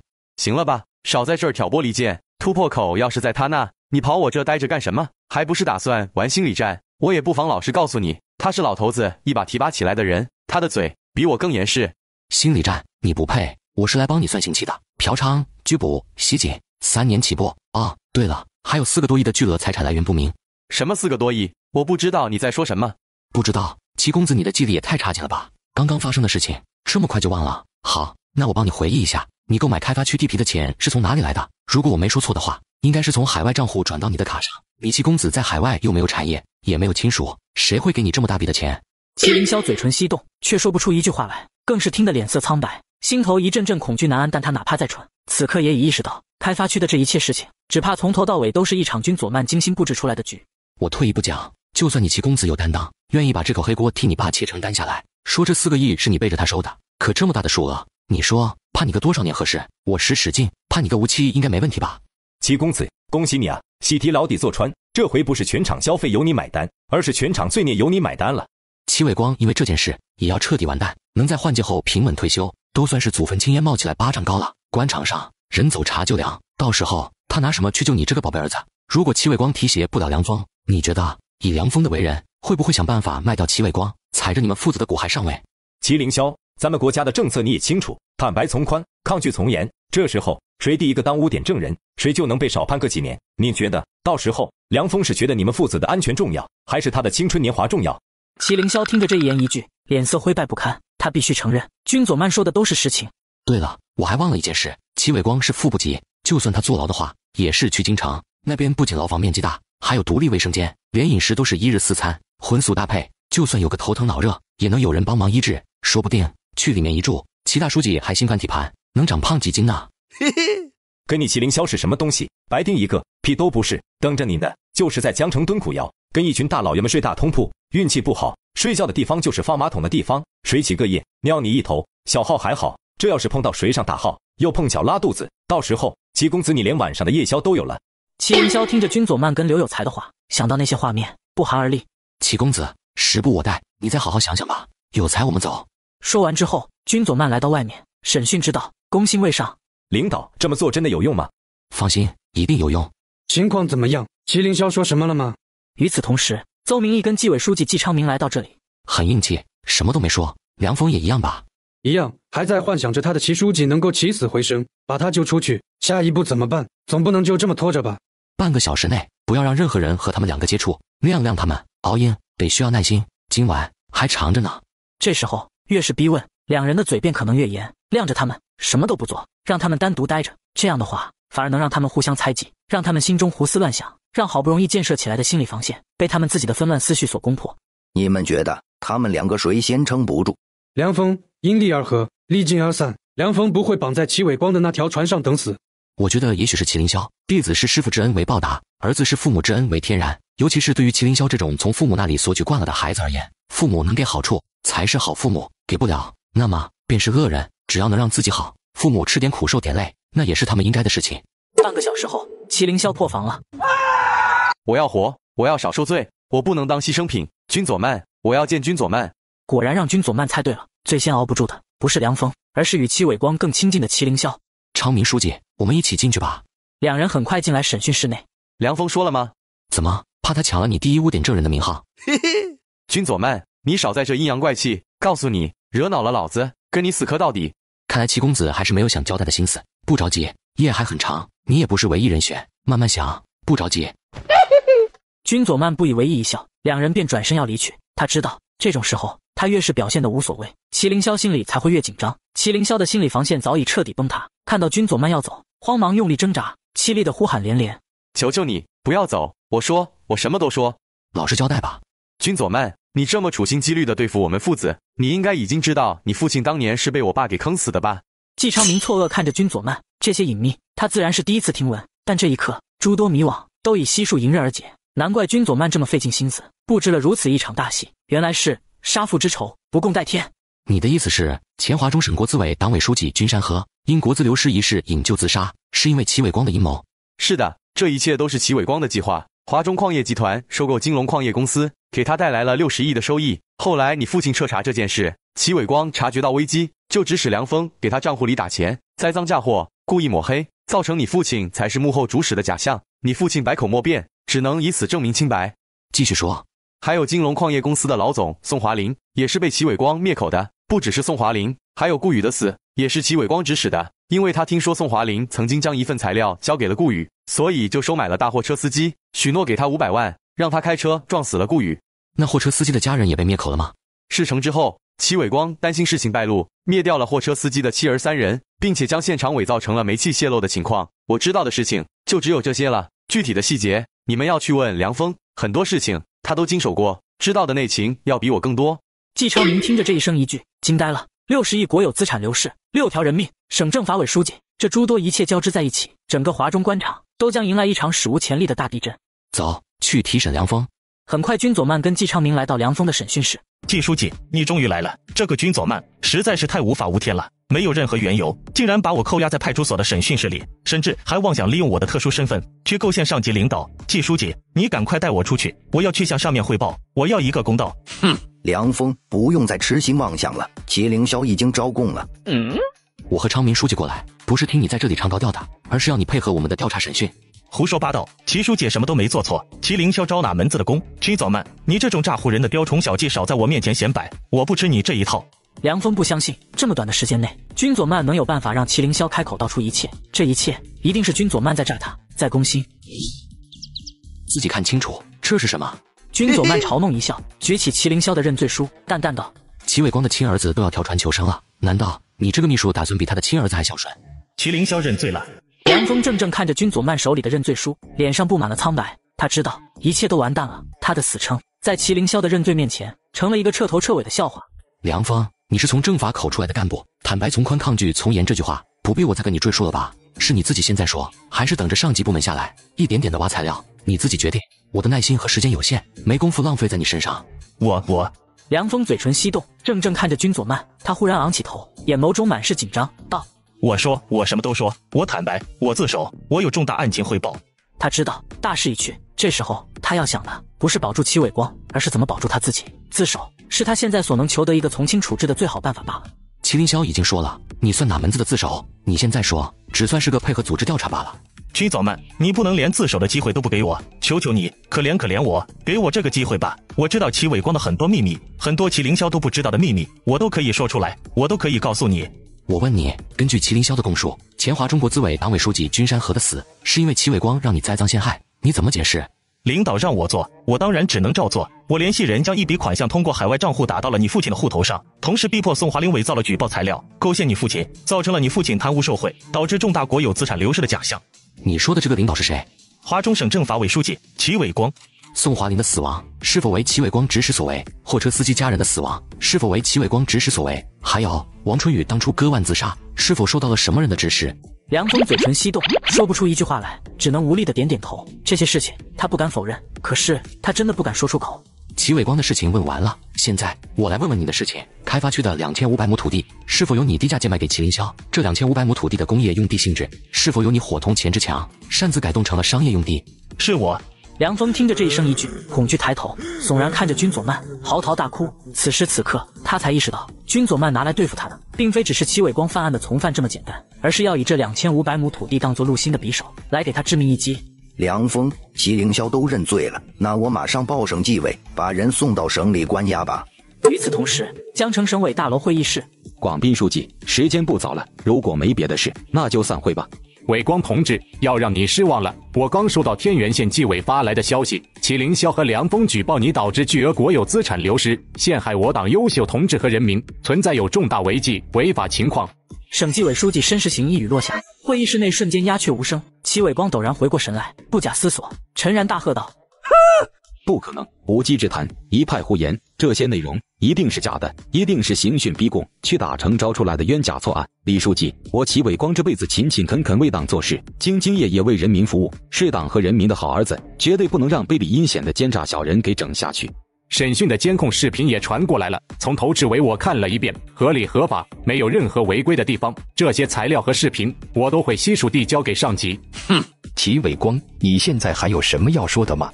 李书记，肖省长，我错了，我知道错了，求求你们饶了我吧，我愿意把所有的钱全部拿出来，全部都上缴国库来谢罪，求求你们饶我一命。你是错了，你是该谢罪，但不是向我，也不是向李书记，而是该向党和人民谢罪。决定你是生是死的，也不是我们，而是党纪国法。广滨书记把祁伟光收押，将情况如实向上级汇报，同时让实行同志派人带上搜查令，前往他以及他家人的住所进行搜查，避免出现赃款转移流失的情况。同意，实行同志，照办吧。好的。半个月后，华中省委原常委、政法委原书记祁伟光受贿、包庇、纵容黑色性质组织、伪造身份证件、拘禁他人、谋杀一案，对祁伟光以受贿罪判处无期徒刑。至于祁凌霄、梁峰，自然也是各自得到了应有的处罚。华中官场这场地震的最后一颗尘埃彻底落定。县里领导为了阻止省里的调查组下来调查矿难，竟然组织社会人员冒充工人拦路。左曼，西江高新技术开发区走上正轨了，现在把你转任省纪委第4纪检监察室副主任，成了华中这柄倚天剑中的一员，能干好吗？肖叔，保证尽心尽责。还有你父亲的仇也报了，你赘婿的身份也要尽快解决，回去把婚离了，不要影响你的仕途，然后尽快上任吧。好的。1个月后，君左曼跟顾婉晴离了婚，就来省纪委报道了。殊不知刚来就要卷入黑暗势力的斗争中。省纪委遵照省委指示安排，近期将抽调精兵强将组成追责问责审查调查组前往浔阳县，全面开展问责调查工作，审查129矿难相关责任，深挖事故背后存在的问题。由孙志勇担任组长，君左曼担任副组长，柳生志、卢红担任组员。消息一出，立刻在省纪委内部引发了一场小小的波澜，所有人的注意力都集中在了君左曼的身上。初来乍到，便担任了调查组的副组长。什么叫受重用？这就是受重用。明天出发，散会。第2天，调查组乘车来到浔阳县煤矿地。管理不钱，要复工，要执法，要赔偿。周书记，这是什么情况？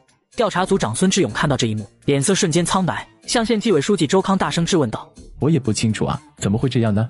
周康也是一脸错愕，转头看着煤矿公司的程涛，沉声道：“程副总，这是怎么回事？”孙组长、周书记，抱歉，这是我的工作失误。煤矿公司的董事长田小明失踪，又欠了大量的债务，现在工人们的工资发不下来，而煤矿又停工了，工人们一直过来闹个不停，希望补偿损失，并且尽快开工。昨天闹过了，我以为他们今天不会来了，没想到又来了，还冲撞了各位领导。闹事，只怕不是闹事，而是故意拦调查组的路吧？君左曼心中冷笑连连，这闹剧来得突然，只怕是有心人所为。这些人不想调查组进入维明煤矿，那么他就更要进入维明煤矿一探究竟，看看这些人到底是在藏什么，心虚什么。回去再说，掉头，马上掉头。停车！君左曼副组长，你要干什么？还能干什么？自然是下去和工人们聊一聊，听听他们的诉求，了解事情的具体情况。我们调查组来浔阳，不就是干这个的吗？这时，浔阳的县纪委书记周康见状，急忙打起了圆场。君左曼副组长，现在情况复杂，工人们情绪很大，我们还是先回去吧，等等我安排工人代表与调查组面谈。不需要，这里就有现成的工人，没必要舍近求远。我是调查组组长，我必须要对调查组内每个成员的安全负责。君左曼，现在不是你逞英雄的时候，如果出了什么事，你担得起责任吗？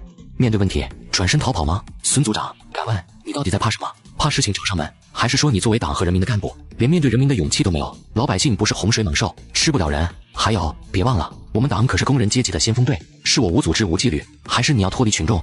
一声落下，车厢内瞬间陷入了死一般的静寂中。孙志勇嘴唇翕动，可是连一个字都说不出来。君左曼这帽子扣的真的是太大了，转身离开，那就是逃避困难，就是脱离人民群众。这些个帽子，哪一顶他这个小小的调查组组长扛得住？司机开门，让他下去。君左曼下车后，一马当先，面无惧色，便朝拦路工人走去。我是省纪委监委第4纪检监察室副主任，派驻浔阳县矿难调查组副组长君左曼，有什么问题对我讲。君左曼一声落下，人群中那些煽动工人情绪的家伙立刻眼角一抽，脑袋有些发懵。就他们所知，遇到这种群体事件，绝大多数官员都是躲着走，然后安排警方控制现场，再让人群选几个代表过去面谈的。可君佐曼怎么着就这么面无惧色的直接走了过来？果然是一场戏啊！君佐曼看着这一幕，嘴角立刻布满了嘲讽的笑容。他猜对了，什么群体事件全都是假的，拦住调查组的脚步才是真的。真是好大的一场戏，得亏他下车了，若不然的话，听孙志勇的，那就别想靠近矿区半步了。你一个副组长，芝麻绿豆官，放屁都不响，说话顶用吗？谁信你的话？你就是派来忽悠我们的。调查组，我呸！就是你们调查组把事情搞坏的。煤矿的事情明明都很清楚了，没伤亡，就是个透水事故而已。水排出来了已经，干嘛不开工？不让我们挣钱？你们做官的一个个身家丰厚，老婆孩子都有人帮你们照顾，可我们停手停口，谁管我们的死活？我警告你，赶紧滚蛋，不然的话，别怪我们不客气了啊！就在这时，人群里那几名挑唆的家伙见状，相视一眼后，扯着调门，你一言我一语，唱起了双簧，甚至还开始放话威胁。调查组车队被拦，副组长一人镇住百人。我的确只是副组长不假，可是调查组这次前往浔阳调查129矿难事件，是接受了省委、省纪委的指示。不过我丑话说在前面，你们要是对我动手，可不是一个寻衅滋事能处理的事情，是严重刑事案件，到时候5年起步。一声落下，那个声称要不客气的家伙瞬间安静如草鸡。我看你们前面3个带头的情绪很大，把你们视为名煤矿工人的身份亮出来，再把你的诉求说出来，我现场给你办公解决问题。你做梦，谁不知道你要我的信息是想秋后算账？笑话，你连身份都不敢证明，我凭什么给你处理问题？怕我秋后算账？好，我在这里保证，只要你的诉求合情合理合法，我事后对你有打击报复的行为，你可以马上去省纪委举报我。那人嘴唇翕动，却说不出一句话来。他们的使命只是闹一闹，拦阻调查组进入维明煤矿。至于动手，他们是万万不敢的。君佐曼一个人的气势，生生压倒了面前的这些人。带头的见状不妙，拔腿就跑了。这时车上的人也下车了。周书记，马上给你们浔阳县县公安局打电话，要彻查清楚这些人的来历，弄清楚他们到底是受了谁的指使，一定要严惩不贷。调查组长孙志勇假模假式阴沉着脸，向县纪委书记周康冷冷道：“一定，一定。”周康急忙点头称是，然后对君佐曼说道：“君佐曼副组长，您没有受伤吧？实在是抱歉，竟然冒出来这么一群乌合之众，幸亏您挺身而出，顺利解决问题。您放心，我一定要浔阳县县公安局的同志们抓紧时间侦破案件，把这些人的身份弄清楚，给各位省纪委调查组的领导们一个交代。”周康也是好演技，一番话说出来，似乎羞愧的想要找个地缝钻进去。无妨，无妨，我没事。不过我刚刚仔细想了想，若说这群人是乌合之众，只怕有些不妥。我觉得他们很可能是受到了外部势力的指派，故意想要搅乱局势，破坏浔阳及华中安定和谐的大局。我会向省公安厅汇报此事，让他们协调华中省国家安全厅，联合处理此事。君佐曼副组长说的对，这件事情确实很不寻常，不愧是省纪委的领导干部，看事情就是要比我们这些基层的干部有高度有站位。周康一张脸也是有些白了，心中却是连连思忖，要抓紧时间找人出来认罪顶缸结案，否则的话，按照君佐曼这由头，天知道查下去事情会变成什么样。万一谁说漏了嘴，那麻烦就大了。孙组长，继续去矿区吧。上车继续出发。一行人上车后，周康对煤矿公司的副总程涛小声道：“煤矿那边是不是还没料理干净吗？为什么要搞这么一出？”处理干净了，查不出来什么的，只是按照原本的计划，今天晚上要再重新复审一遍，确保万无一失，所以搞了这么一出。没想到碰上这么个疯子，居然真的敢下车。但愿一切是你说的那样，不然你我都得亡。一路疾驰，很快车子便到了维明煤矿的采矿区域。各位领导好，我是华中能源集团暂派为民煤矿的负责人谭泰明，欢迎各位领导过来视察。泰明同志，刚刚我们在下面遭遇了一群闹事的工人，他们是为民煤矿的工人吗？应该不是，我们的工人都安置在了宿舍休息，不会出来闹事的。各位领导有所不知，事故发生，调查组下来的消息传开后，矿区这边特别混乱，怪象乱象丛生，有人自称能量很大，可以帮忙摆平调查组。孙组长、周书记，看来我们刚刚遇到的那群乌合之众，就是冒充工人，想要敲诈勒索的社会闲散盲流。记住，一定不能与这些人做交易，更不能向黑恶势力妥协。我们要相信省纪委调查组的同志会给一个公正明确的调查报告。君佐曼看着这俩人一唱一和，表面上是说乱象，实际上是为刚刚事情找理由的模样，懒得与他们多废话，岔开话题，看着谭泰明询问道：“事故是在哪个地方发生的？”透水事故是发生在这边的井下。孙组长，过去看看吧。众人很快来到矿口。井下的情况现在处理的怎么样了？具备重新开工的条件了吗？井下的积水已经排出来了，而且进行了仔细的修缮，现在已经通过了验收，具备了随时安全开工的条件。华中能源的同志们动作很快吗？不能不快啊！很多工人都是一家老小靠这个吃饭的，停工停口。如果不能尽快恢复生产的话，工人们会心生不满的。而且主要还因为这其实是个小事故，情况不算严重，处理起来就比较快速。调查结束之后，可以尽快恢复生产，但是一定要确保矿井符合安全施工条件，而且要吸取经验教训，始终牢记安全大于天。请孙组长放心，华中能源集团浔阳分公司这边的安全顾问已经对这里进行了细致深入的施工验收，确保符合安全施工条件。出于人道主义考虑，华中能源集团现在将那批下井的工人以及被营救出来的几名工人都安置在了浔阳县城的湖滨疗养院，让他们在那里接受心理专家们的心理疏导。既然工人们不在，现场也看了，那就回去吧。君佐曼副主任，你的意见呢？君佐曼听到这话，佯作满脸错愕地看着孙志勇笑了笑，缓缓道：“孙组长，现场好像是在井下吧？我们一直在井上站着，这算看了哪门子的现场？还是去井下看看吧。”下井！孙志勇人都愣住了，错愕看着君佐曼，愣了半晌没回过神来。不只是他，周康和程涛也是一脸不敢置信地看着君佐曼。君佐曼同志，你不要想一出是一出。君佐曼副组长，你们这些省纪委的领导都是党和人民的宝贵财富，我们浔阳县要对各位领导、同事的安全问题负责，这要是出了什么差池，我们实在是担待不起。想一出是一出，哗众取宠，差池。孙组长、周书记，你们严重了吧？这井下又不是什么18层地狱，煤矿工人能下去，我们这些党和人民的干部怎么就不能下去了？难道我们的命要比煤矿工人更金贵吗？一声落下，瞬间静寂下来。君佐曼着实是诡辩的高手，总是能轻而易举地便将问题上纲上线。只是君佐曼的这话，谁敢去反对？谁敢说他们的命就是比煤矿工人的金贵？而且刚刚泰明同志和程涛同志不是已经再三确定，说井下的安全隐患已经消除了，而且通过了技术专家的验收，既然安全，那有什么不敢下去的？难道泰明同志和程涛同志刚刚是在说谎，故意欺上瞒下，井下的安全情况还无法保障？而在这时，程涛和谭泰明的脸色立刻阴沉下来。难怪君佐曼刚刚一直在翻来覆去的问他们安全问题，闹了半天，原来是这家伙故意兜了这么大个圈子，为亲自下井这件事做铺垫。孙组长，这样吧，咱们也不强求每位同志都下去，就走一个公平自愿的方式，愿意下井的同志下去，不愿意的、年纪大的、体质差的同志就在上面等着。从事纪检工作这么多年，我也还没下井去看过呢，这样算我一个。我也去。周康眼角抽搐，现在真的是骑虎难下，不让君佐曼进去都不行了。当即，他向朝程涛和谭泰明看了眼，见两人犹豫再三，微微颔首后，便道：“好，那就听君佐曼副组长的，咱们自愿选择，愿意的就下去，不愿意的就算了。”孙志勇目光变幻，说老实话，他也不想下去，可是他知道他得下去，不盯着点君佐曼和柳生志是万万不行的。凡事不怕1万，就怕万一啊！我和你们一起下去。孙组长身先士卒，为广大工友们核实安全情况，令人钦佩。孙志勇闷哼一声，根本不接君佐曼的枪。他现在真的是恨死君佐曼了。他的脑袋里也只有一件事情，那就是怎么才能把君佐曼从浔阳弄走。留着这家伙在这里，就是一个导火索，指不定哪天就把雷给点爆了。我陪领导们一起。周康他这辈子都没想到，干到了县纪委书记的他，有朝一日竟然要去下煤矿竖井，这特么去哪里说理去？程涛和谭泰明自然也不能不去。走吧，下井。煤矿事故真相终于浮出水面，省纪委调查组出现内鬼。各位领导，我们到井底了，透水事故发生地还有2公里，这边请。孙组长，要不你在这里顶着我吗？孙志勇看着周围那黑乎乎的场景，再想到矿井下之前应该是发生过事故，一时间觉得冥冥中似乎有眼睛在盯着他，胆都快要吓破了，急忙道：“这样，老周和我们这2个老同志在这里等着。程副总，你陪君佐曼副组长过去吧。”程涛心里连连骂娘不止，但也知道这个苦差事他逃不掉，只能干笑点头称是。君佐曼嘴角满是嘲讽，一点胆识都没有，这种人简直是纪检队伍的耻辱。孙志勇看到一行人离去后，目光凛然看着县纪委书记周康，沉声道：“老周，咱们都是一条线上的人，井下当时到底是什么情况？死了几个人？你透个底给我。”10个。10个人，那就是重大事故。调查组长孙志勇吓得跌坐在地，额头冷汗层层淌落。良久后，孙志勇声音有些颤抖道：“你们啊，你们是真的敢啊！要是被查出来，你们全得完蛋。”与此同时，君佐曼他们到了矿难发生地。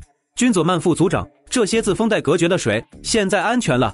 谁堵住了？那我们回去吧。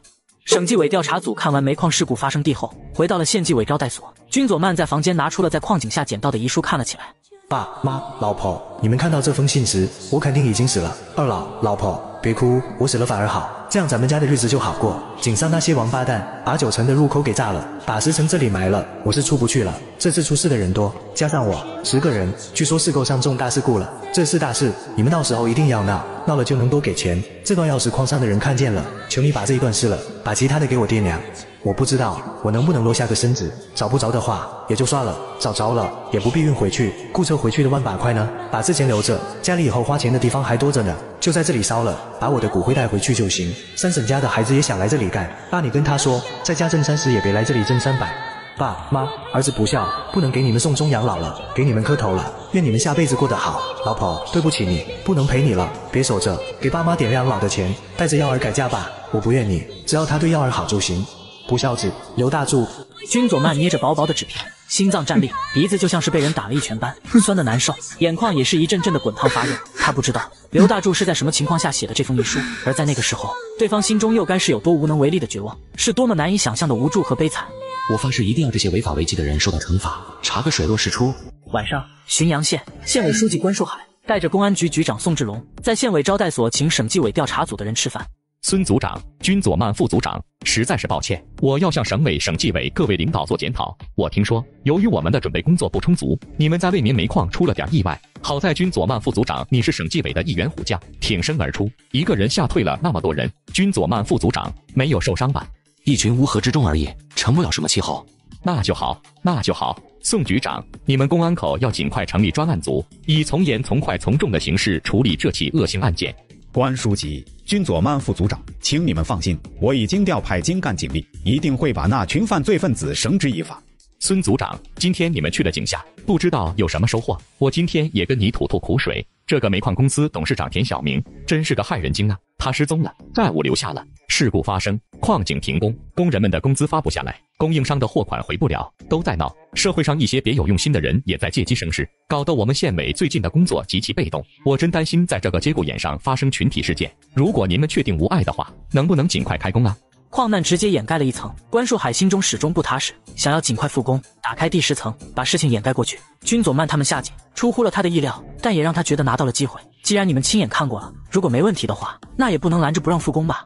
确实是个问题，这个时候稳定是大前提，马虎不得。这件事的确要尽快解决。君佐曼副组长，我们商量一下，给关书记交个底吧。我今天亲自下井体验了，为民煤矿现在的安全设施没问题，整改很到位，我觉得可以开始施工。君佐曼副组长，你的意见呢？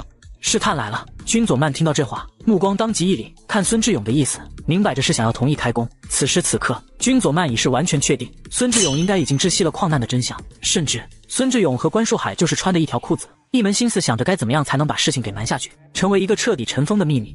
我的意见很简单，我不支持复工。安全问题方面，我们不是专家，我们无法判定安全整改是否到位，必须要为民煤矿方面提供确实的整改验收文件。调查组才来第1天，还有很多人没有见，还有很多情况没有了解。我们现在给出任何决定性的意见，都是一件极不妥当也极不负责的事情。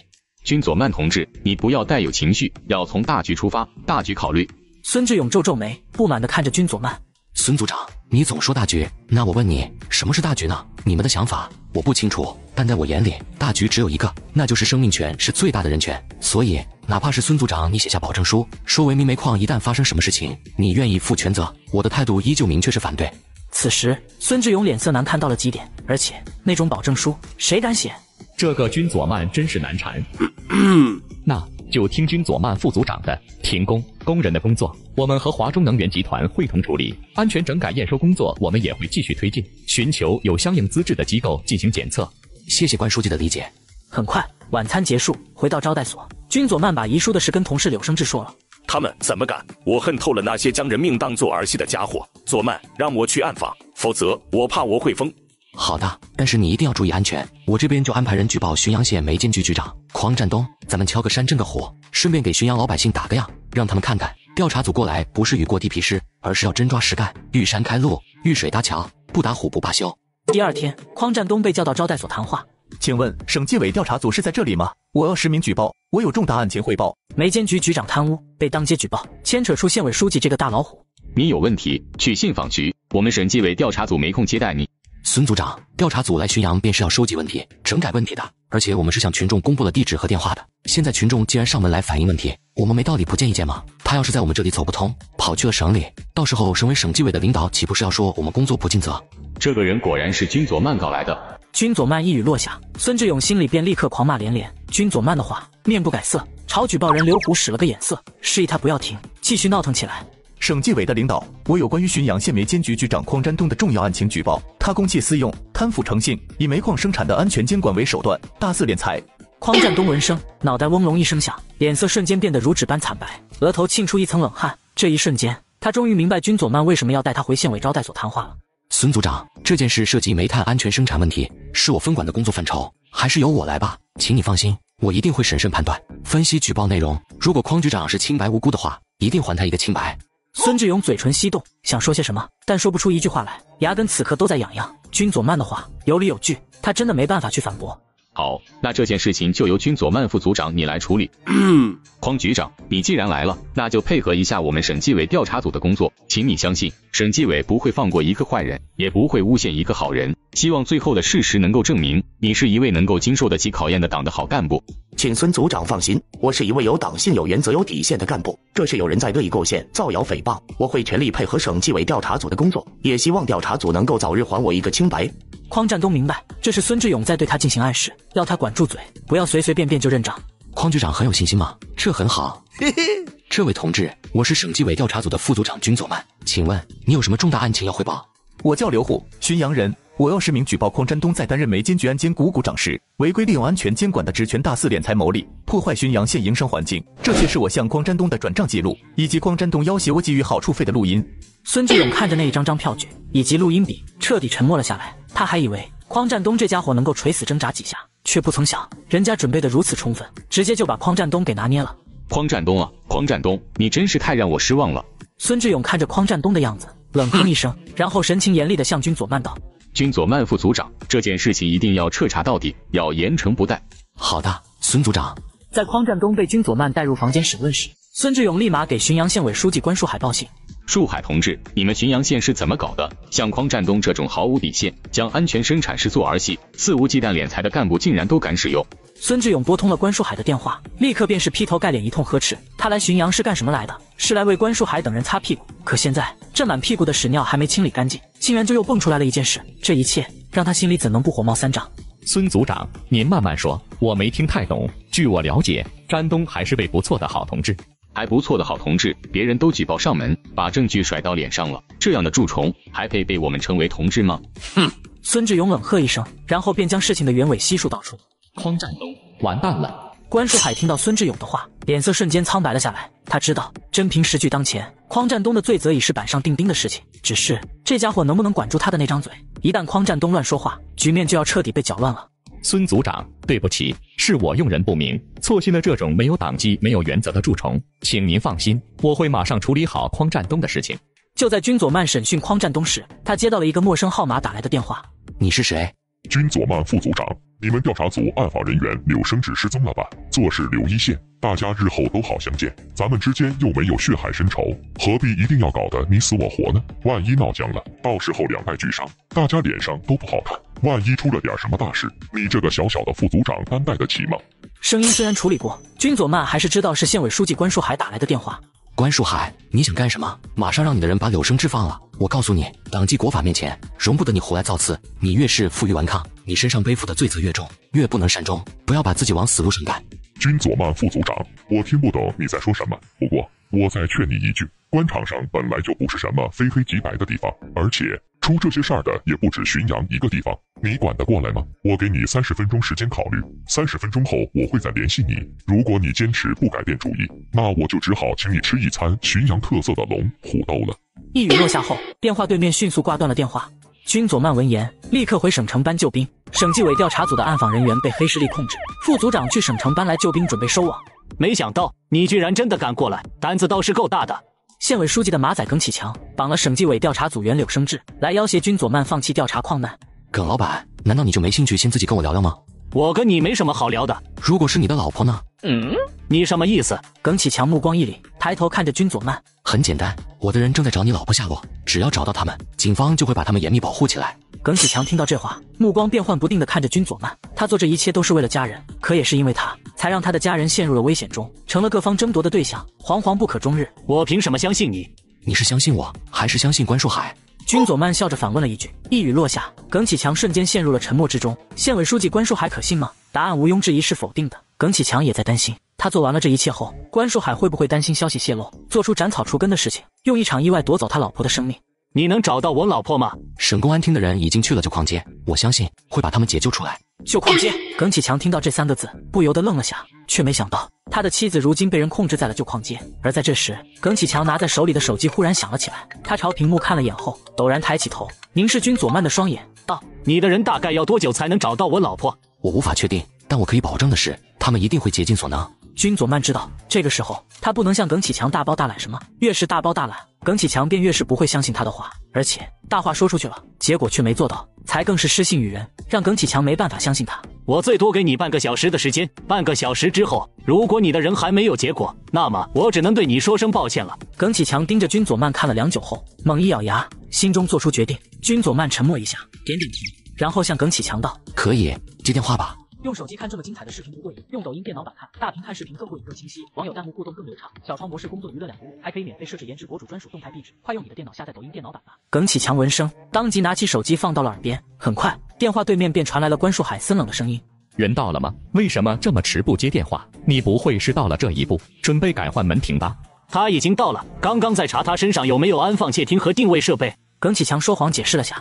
我果然没看错人，你办事我放心。问问他，看他现在觉得电话里的那个提议怎么样？如果他拒绝的话，就拿那个柳生自动动手，弄点血出来，杀鸡儆猴一下。我也要听听，咱们这位鼎鼎大名的君佐曼副组长在见了血之后，会不会也跟个小弱鸡一样被吓尿裤子？好的，没问题。耿启强当即点头称是，望着君佐曼道：“之前电话里的提议你考虑的怎么样了？”君佐曼眉头紧皱，他虽然没听到电话里的内容，但也大致能猜到关树海应该在授意耿启强拿柳生志做法来逼迫他就范。而在这时，柳生志看着君佐曼，用力摇晃脑袋，示意君佐曼不要同意。见红。耿启强闻言，向君佐曼看了眼，然后摸出匕首，恶狠狠刺在了柳生志的胳膊上。柳生志发不出声音，但双眼瞬间瞪得溜圆，鼻子呼哧呼哧喘着粗气，身体不断颤抖。没听见声音，把堵住他嘴的东西拿开，惨嚎才能让人心中生出更多的恐惧。关树海没等到意料之中的惨嚎，立刻冷冷道：“耿启强抬起手，一把扯开了柳生志嘴上的胶带，紧跟着他又恶狠狠地刺在了柳生志的胳膊上，钻心刺骨的疼痛让柳生志痛得身体如筛糠般剧烈颤抖，口中更是发出凄厉的惨嚎，叫人耳不忍闻。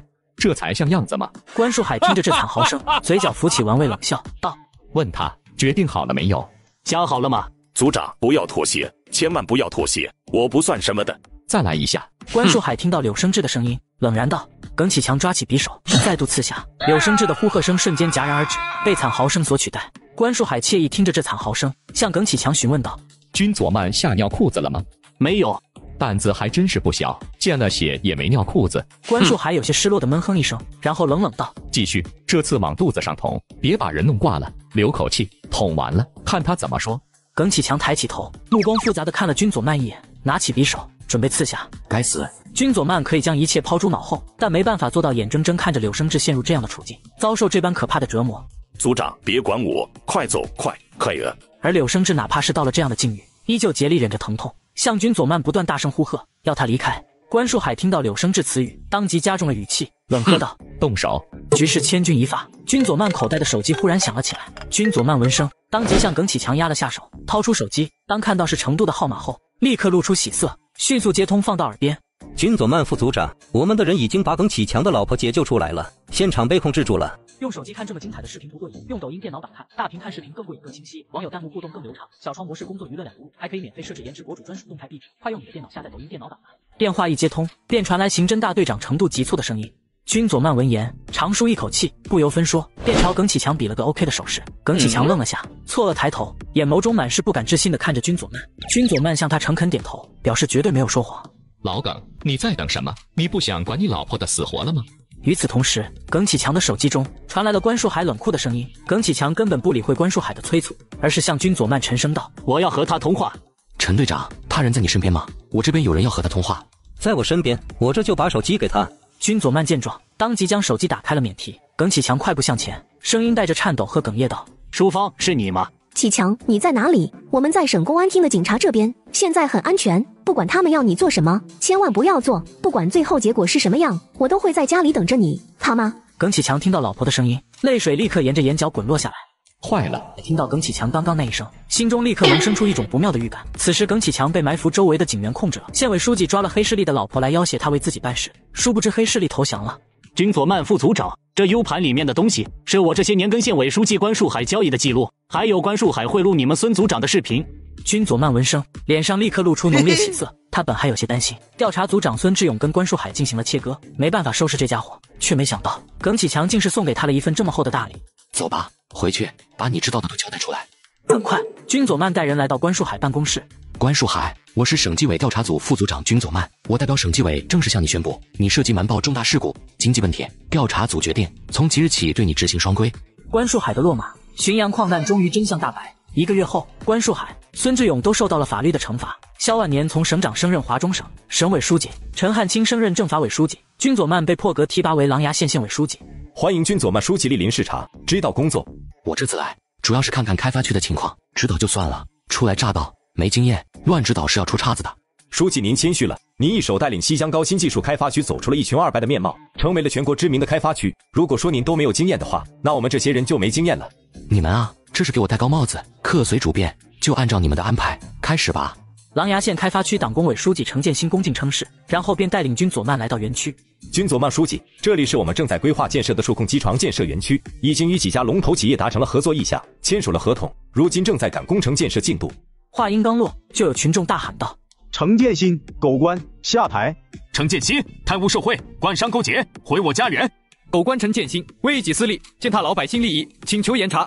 君佐曼听得真切，他没想到来到琅琊县第一次下来调研，居然就遇到了这样的事情。不过他不是突击调研，而是提前给程建新打了招呼。按照常理而言，程建新应该已经安排好了一切，不可能会出现这种群体情况才对。这就说明应该是有人想要故意给程建新难堪，甚至可能是想借他的手来收拾程建新。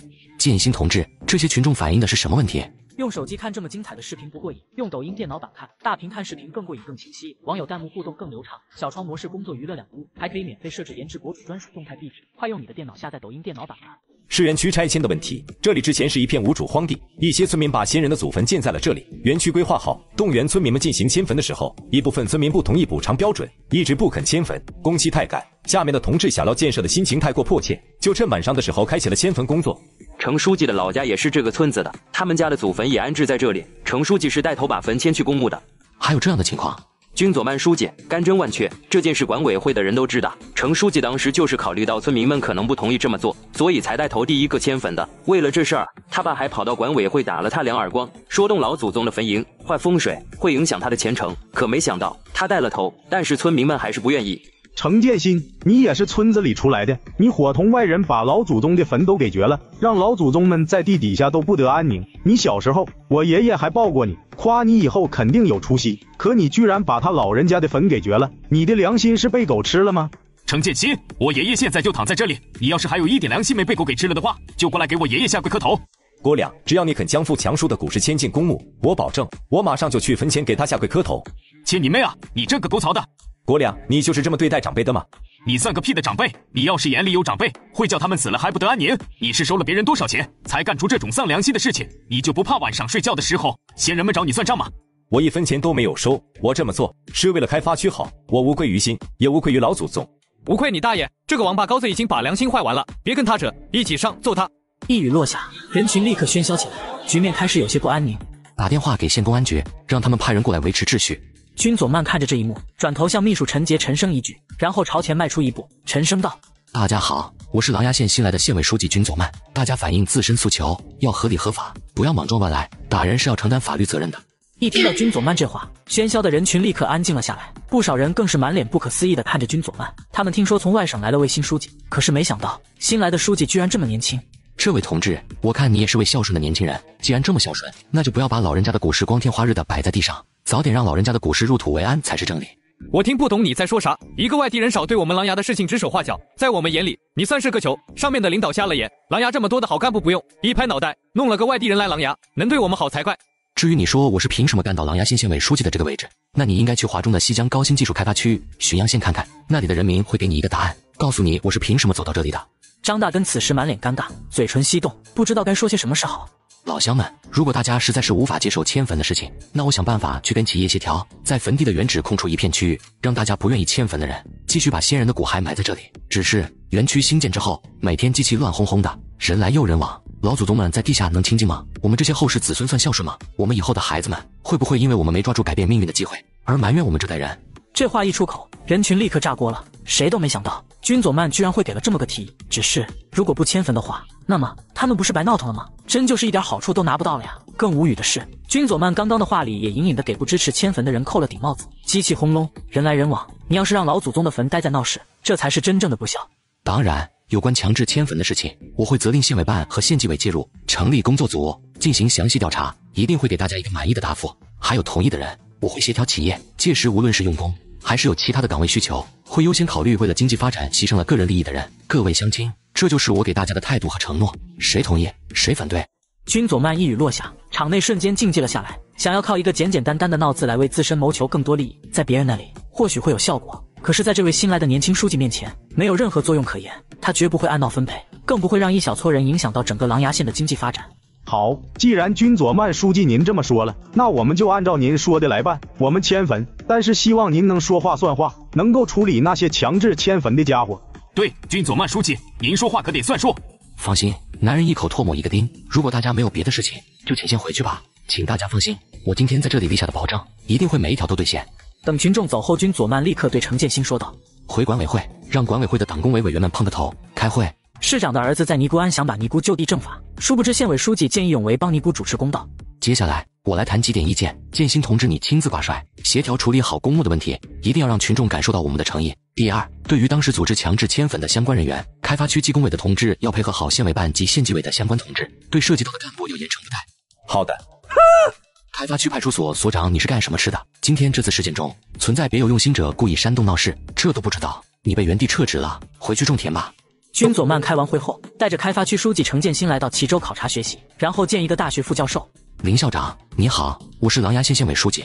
君佐曼书记你好，你这么年轻，若不是自报家门，我还真不敢相信你居然是一位县委书记。这么精彩的剧情，最适合在家边运动边看了。说起运动，就离不开一双好鞋子。想要确认自己买的鞋子是否正品，推荐得物 App 的专业鉴别功能，只需上传图片，最快几分钟出鉴别报告。得物鉴别团队已经累计鉴别超6亿次，覆盖鞋服、箱包、美妆、手表、玉石珠宝、酒水、宠物等19个品类，专业可靠。快点我评论区链接试试吧。林校长谬赞了，林校长您相信佛理？不信，我来这里只是因为这里够僻静，没人打扰，能让我放松一会儿。对了，齐鲁工大的机械设计制造及自动化专业的确有校界共建的计划，但是我对琅琊开发区的情况了解的不多，可以介绍下吗？这时程建新热情地介绍了起来。林副校长听完后说道：齐鲁工大可以和琅琊县开发区合作，一起打造实验室，让创新成果落地推广。与此同时，进花庵后的禅房，管理，要是这回的妞儿还跟齐武功大那个装的跟踏马贞节烈女一样，可别怪哥们对你不客气啊。听别人说静花庵这边来了个漂亮尼姑，虽然剃了头，可模样还是端正标致的不行。放心，这回绝不坑你。季少，你自己瞧瞧，看我骗你没？季方正一眼瞄过去，人立刻有些看呆了，一张漂亮的瓜子脸，眉眼如花。啥都不说了，今晚就他了，佛门清净地，干这事不会不合适吧？哈哈，和尚可以，你不可以。再说了，他要修一个去极乐世界，你要送他去极乐世界，这不是正好合适吗？嘿嘿。哈哈，你这王八蛋的歪理就是多。美女，你很漂亮，可以认识一下吗？多谢施主夸赞，出家人不问红尘事。美女，别拒绝得这么快，不如多聊聊，也许我们会成为很好的朋友。其实我也很精通佛法的，什么观音莲台，什么和尚推车，我们可以好好交流交流心得体会。施主，佛门清净地，请自重，请你让开，不然我要喊人了。那你喊吧，我正好想听听你喊起来是啥样子。救命啊！很快，几名尼姑就走了出来，朝这边看来。不过，季方正那股子目空一切的张狂神态，还是叫他们的脚步有些迟疑。与此同时，管吏从口袋摸出个本本晃了晃，大声呵斥道：“警察办案，别在这聚集，少给自己找不自在。怎么样，没用吧？走，咱们俩去聊聊我刚说的佛法。”救命啊！救命啊！君佐曼闻声赶到了禅房的位置，当看到管吏一脸坏笑地站在禅房门口，立刻意识到人应该在禅房里。站住！警察办案，闪远点！假冒警察，胆子不小。管吏脸色一青，他这本本确实是假的，拿来唬人用的，却不曾想被君佐曼看出了端倪。我告诉你，不想惹事的赶紧爬。有些人，有些事，不是你惹得起、管得起的，别给自己找麻烦。贾你。虽然女人已是剃去了满头青丝，但只是看到那双眼睛，君佐曼便瞬间辨认出了对方的身份，他的大学同学。住手！这么精彩的剧情，最适合在家边运动边看了。说起运动，就离不开一双好鞋子。想要确认自己买的鞋子是否正品，推荐得物 App 的专业鉴别功能，只需上传图片，最快几分钟出鉴别报告。得物鉴别团队已经累计鉴别超6亿次，覆盖鞋服、箱包、美妆、手表、玉饰珠宝、酒水、宠物等19个品类，专业可靠。快点我评论区链接试试吧。你他妈谁呀？老子的事情你也敢管？信不信老子让你见不到明天的太阳？住手！住手！别打了！君佐曼也怕真的弄出人命来，见好就收，然后转身看着陈佳妮，关切道：“贾你，你没事吧？不用怕，我打电话报警，让警察来收拾这王八蛋。”君佐曼看着陈佳妮这梨花带雨的样子，心里也着实不是滋味，拿起手机就准备打电话报警。季方正闻声，眼角抽搐了一下，正想要说些什么，便看到程建新和吴冕走了过来，当即脸上露出喜色。建新哥，好巧啊，这家伙谁呀？是不是你的秘书？我在这儿谈朋友呢，他上来就跟我动手，居然还要报警？你手下的人这么张狂的吗？他是谁？哼，谁是您哥？季先生，请你放尊重些。君佐曼书记，他是季市长家的公子季方正。季方正听到这话，脑袋轰的一下快要炸开了，错愕难当的看着君佐曼。他着实没想到，眼前这个年轻的家伙居然就会是让他父亲有些焦头烂额的君佐曼，而现在他栽在了君佐曼手里，这还能有好果子吃吗？君佐曼书记，实在不好意思，不知道这是您的朋友。您看今天这事儿闹的都是我的错，我赔礼，我道歉。只赔礼道歉就完了吗？你这是强迫未遂，要承担法律责任。君佐曼，你真要把事情搞得这么僵，这么上纲上线吗？你想过你这么做是什么后果吗？你在威胁我吗？还是说你是在暗示我，如果我报警了，季市长就要打击报复我？你算个什么东西？就算你是省长家的儿子，今天我也一样要处置了你。说完，君佐曼然后拿起手机给齐州市公安局局长曹青山拨过去后，沉声道：“曹局长，你好，我是齐州市琅琊县县委书记君佐曼。我在齐州考察学习期间遇到了一起重大恶性案件，有人在晋华安意图伤害无辜妇女，被我拦阻才算未遂，还有人冒充警务人员，性质极其恶劣，需要你派人来进行处理。”君佐曼书记，您一定要保护好自己。您放心，青州市公安局一定会严肃处理。我随后就到。猥亵妇女未遂的那名涉案人员我认识，他是青州市市长季道全的儿子季方正。另外一个伪造警官证，意图协助季方正猥亵妇女的涉案人员是齐州市市委组织部部长管永正的儿子管烈。一声落下，曹青山愣在了原地。县委书记揍了市长跟组织部长的儿子，市公安局长竟然想当和事佬，殊不知县委书记根本不给面子，一定要为被猥亵的尼姑讨回公道。君佐曼书记，您没有受伤吧？要不要叫救护车？我没事。这两个就是嫌疑人，具体情况我亲眼所见，批捕关押审讯吧。市公安局长曹青山听着这咄咄逼人的话语，眼神立刻有些尴尬。他过来其实是打算和稀泥的，毕竟这俩嫌疑人，一位是临市市长的儿子，一位是齐州市组织部部长的儿子，这些人他是哪个都不想得罪。怎么，曹局你为难了？嘿嘿，怎么会呢？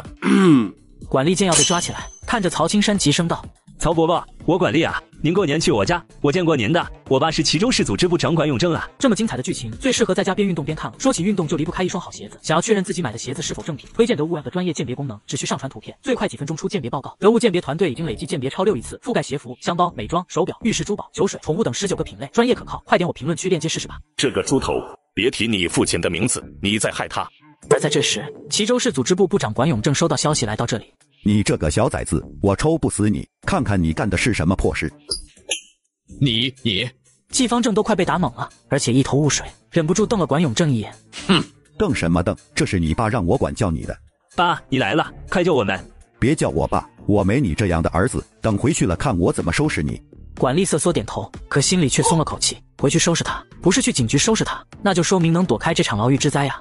君佐曼书记，实在是对不起，让你受惊了。这两个混蛋实在是太不争气了，居然这么胡作非为。您放心，我一定好好约束管教。这里说话不方便，这样咱们出去说话。嘿嘿，有什么话这里不方便说，说出来让大家都听听。佐曼老弟，别这样，季市长是我的老领导，我也是琅琊县出来的干部，咱们都是一家人嘛。我姓君，你姓管，季市长姓季，3个不同的姓，怎么就成一家人了？还有，我们都是党的干部，是同志，严禁党内称呼亲戚话，称兄道弟。管永正脸瞬间僵硬起来，他就算是傻子，也能看得出来，情况有些不大对劲。季道全，这老东西到底是干什么吃的？怎么越活越回去了？居然连手底下的人都搞不定，把脸子甩到了我身上。你看我这臭记性，总是忘事，还得是君佐曼书记你的觉悟高，给我上了宝贵的一课。这种江湖习气不可取啊！这样，咱们去外面跟季市长打个电话，说下具体情况。不必了，有什么话就在这里说吧。我们是党员干部，做事要光明磊落，不搞小圈子小团体，也不搞密室政治。完蛋，这小子是打算借题发挥。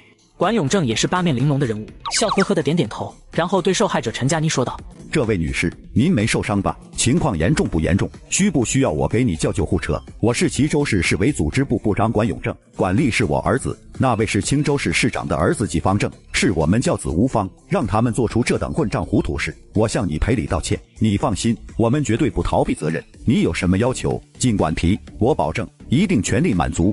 管永正这是件做不通我的工作，就转而准备从陈佳妮这位受害者身上下手，先亮明自己和季道全的身份，以此吓唬陈佳妮，再开出什么都可以满足的许诺，来利诱陈佳妮，让她心动所能获得的赔偿，不再追求季方正和管丽的责任，以此摆脱罪责。只可惜管永正的如意算盘虽然打得好，可是选错了对象。这么精彩的剧情，最适合在家边运动边看了。说起运动，就离不开一双好鞋子。想要确认自己买的鞋子是否正品，推荐得物 App 的专业鉴别功能，只需上传图片，最快几分钟出鉴别报告。得物鉴别团队已经累计鉴别超6亿次，覆盖鞋服、箱包、美妆、手表、玉石珠宝、酒水、宠物等19个品类，专业可靠。快点我评论区链接试试吧。管部长，我的诉求很简单，一定要把犯罪分子送进监狱。果不其然，陈佳妮平静看着管永正的双眼，不假思索地朗声道：他已经看出了君佐曼是想要借此事发挥的态度。君佐曼帮了他那么多，他自然要助君佐曼一臂之力。今天这事撞邪了，怎么碰到的都是油盐不进的家伙。严惩，你放心，一定严惩不贷。姑娘，你是哪里人？你父母是做什么工作的？发生了这么大的事情，联系一下他们，让他们也过来吧。君佐曼听着管永正这义正言辞的话语，意思是要先威逼，再利诱。解决不了问题，那就解决提出问题的人；解决不了提出问题的人，那就解决提出问题之人的家人。也许在灰色的世界里是人之常情，可是，在君佐曼这里绝对不存在。曹局长，赶快通知受害者的家属，把情况调查清楚。受害者是成年人，不是未成年人，他有完全民事权。要不要通知家属？要先听听他自己的意见吧。我他妈打了血霉啊！一边是本市的市委组织部部长，一边是邻市的县委书记，也是全国最年轻的县委书记，前途不可限量。这俩人，哪个是我这个将要内退的市公安局局长能够得罪得起的人物？我不需要通知家属，我自己的事情自己可以做出决定。管永正的眉头也拧成了个疙瘩，事情越来越麻烦了。君佐曼横插了一杠子，很多平时能见奇效的办法，现在都失去了作用。不用通知家属，那好吧。曹局长，事情的经过都了解清楚了吗？具体是怎么回事？都了解过了，他们两个，一个拿假警官证冒充警察，一个意图不轨。这时管永正眨眼给他儿子一个信号，管丽立刻明白接下来要怎么做了。曹局长，不是这样的，这个尼姑不是什么正经人，是借着谷子安故意用这种类似姑子的身份收钱办事的。我们之前谈好了价，进屋之后他又要加钱，价格没谈拢，才起了纠纷。我那个警官证也是网上买了拿着玩的，以为君佐曼书记是跟他一伙的，是搞仙人跳的，所以才吓唬他，没有恶意。新招数又来了，组织部长的儿子犯罪，组织部长为了逃避处罚，竟然抹黑受害者，甚至倒打一耙，故意污蔑，用这样的方式逼迫别人就范。曹局长，他们所说的这种情况你调查过没有？是否有这种可能？还没有确认过。那就查一查嘛，看看到底是谁在说谎。君佐曼书记，现在人道的底线很低，为了搞钱，无所不用其极，您可不要被假装弱势群体的人给蒙蔽了。哼，我不是那种人。哪个贼会承认自己是贼呢？所有被关进监狱里的犯人都说自己是无辜的。君佐曼书记，您说是吧？我说他不是，你的指责不对，一切我亲眼所见，亲耳所闻，我愿意为他作证。我也听到他一直在呼救，我也可以作证。你又是谁？齐鲁工大副校长林欧。管永正虽然是组织部长，但是听到这话，脑袋立刻大了一圈，心中连连叫苦。他知道林欧的父亲刚从齐鲁省委的任上进京，而且不是平调，而是高升，知道不好得罪。君佐曼书记，林校长，知人知面不知心啊！也许他所谓的大声呼救，其实是在通知同伙呢，还是让曹局长仔细查查的他的底细吧？不用查了，他的底细我比任何人都更清楚。他叫陈佳妮，是我同学，也是前长乐县县委招待所所长郑科吉，不久前辞去公职，来了晋华庵剃发修行。前公职人员，而且还是长乐县的人，还是个这么漂亮的女人。管永正听到这话，脑袋瓜子嗡的一下大了，这下子肯定是没办法栽赃了。你这个糊涂蛋，别人犯糊涂干傻事，你也跟着瞎闹腾，我打不死你，快给君佐曼书记道歉。今天他要是不原谅你，我就没有你这个儿子。管丽的事情可大可小，往大了说，那就是伪造证件、冒充警察，是季方正的帮凶，性质极其恶劣；往小了说，就是脑袋一时糊涂，吓唬人，训诫几句，最多治安处罚一下就行。想要让君佐曼消火出气，只有一个办法，那就是往死里收拾管丽，玩一出苦肉计。我错了，对不起，我错了，君佐曼书记，求求你原谅我吧。管永正听到这话，余光朝君佐曼瞥去，想看看君佐曼是否吃苦肉计这一套。可君佐曼表情平静如古井无波，他只能咬咬牙，继续大臂都招呼他儿子。好了，住手吧，总算是满意了。管永正闻声，心中立刻长舒了一口气，觉得苦肉计总算是奏效了，没有白演。混账东西，还不快谢谢君佐曼书记的大人大量，不跟你这个混账小子一般见识。管部长，我拦住你不让你打人，不是原谅了什么人。第一，我只是个见证者，不是受害者，我没资格原谅任何人。第二，这是法治社会，对或错该由法律说了算。你要教育孩子，可以，但是不能滥用私刑，也可以带回家里教育，没必要在大庭广众之下打人。管永正听着这一声一句，他还以为君佐曼是吃他用的这手苦肉计，可现在看来，他想多了。君佐曼压根就没打算息事宁人，索性不装了。君佐曼，你这是什么意思？我没什么意思，就一个意思，无论是公权力还是私刑，都不能干预司法正确。还有管部长，你这一身的酒气，今天怕是没少喝吧？你是齐州市市委组织部部长，你觉得你现在是该主动去相关部门说明饮酒情况，领取处罚，还是说要跟刚刚身为父亲揍你那个不争气的儿子一顿一样，也替等这位我们的母亲狠狠揍你自己一顿？君佐曼，一定要把事情搞这么僵吗？咱们可都是一样的人呐。我把事情搞得这么僵？管部长，你好像搞错了吧？折腾出这些事情的人是季方正和管理，工作日饮酒的人是你，怎么被你这么一说，成了我的责任呢？而且我们不一样，真的不一样。这件事情耽得太久了，我不想再浪费时间了。既然你不主动，那我只好履行自己作为一名党员的责任和义务，举报违规违法现象。说完，君佐曼便拿出手机，按下了12388这个全国纪检监察机关受理群众对党员领导干部和公务员违反党纪政纪等问题的热线电话，简要说出了所见的情况，并且报出了自己的名字和工作单位，进行实名举报。挂了电话后说道：曹局长，需不需要你们市委的康书记打个电话汇报一下情况，由他指导办案？不必，把人铐起来，带回警局。事情处理好后，君佐曼回到琅琊县突击调研琅琊峰红色景区，殊不知一看竟然是豆腐渣工程。文旅局长，景区修建贪污上瘾，被双规，殊不知牵扯到市长的儿子。市长为了保住儿子，让文旅局长背黑锅。彭县长有啥指示？县委书记君佐曼去琅琊峰红色景区了，那边情况怎么样？他不会看出什么吧？什么琅琊峰红色景区？文旅局长李保斌闻言，好半晌没说出话来。琅琊峰红色景区的情况实在是不怎么样，毕竟一半的钱都被装进他和季方正的口袋了，妥妥的豆腐渣工程。你啊，太贪，胆子太大，什么钱你都敢拿。又不是我一个人拿的，季市长的儿子季方正也有份儿。现在是争论这些的时候吗？赶快去找老领导，把这件事告诉他。这里是怎么回事？为什么墙壁烂成这个样子，牌子都掉了？日常维护怎么做的？这还是国家专款修建的红色景区吗？佐曼书记，建设工作是由文旅局承担的，而且不是开发区不想维护，实在是资金迟迟不到位，景区维护不起来啊！我虽然有心维护，可是巧妇难为无米之炊。维护资金呢？去哪里了？维护资金也是由文旅局拨付的。杜天林同志，你作为纪委书记，请您彻查琅琊县红色景区的贪腐情况。先烈们在这里抛头颅洒热血的精神意志，绝对不容许任何人去亵渎、去玷污、去背叛。请佐曼书记放心，县纪委一定严查此事。你这个贪得无厌的蠢货，什么钱你都敢沾敢碰！我说过多少遍了，做事情要有底线，你们怎么就是记不住呢？真是太让我失望了。青州市长季道全得知李保斌把琅琊县红色景区建成豆腐渣工程后，脸色阴沉，破口大骂连连。季市长，这件事情我检讨，您放心，我会站稳立场的，绝对不会把季方正给牵扯进来。季道全闻言瞬间沉默了下来，他不傻，听得出来李保斌这是在拿他儿子季方正威胁他。你估计君佐曼多久能查到你身上？还有，你那边有没有能够站出来把这口锅背起来的人？如果有的话，赶快想办法让他们尽快站出来，主动把责任承担起来。这件事瞒不住人的，估计2天之内就能查到我身上。方正当时说知道的人越少越好，很多事情都是我一手经办的，没有经过其他人。季市长，您放心，大不了我去牢里住几年，绝对不会牵扯到方正的。你是在威胁谁？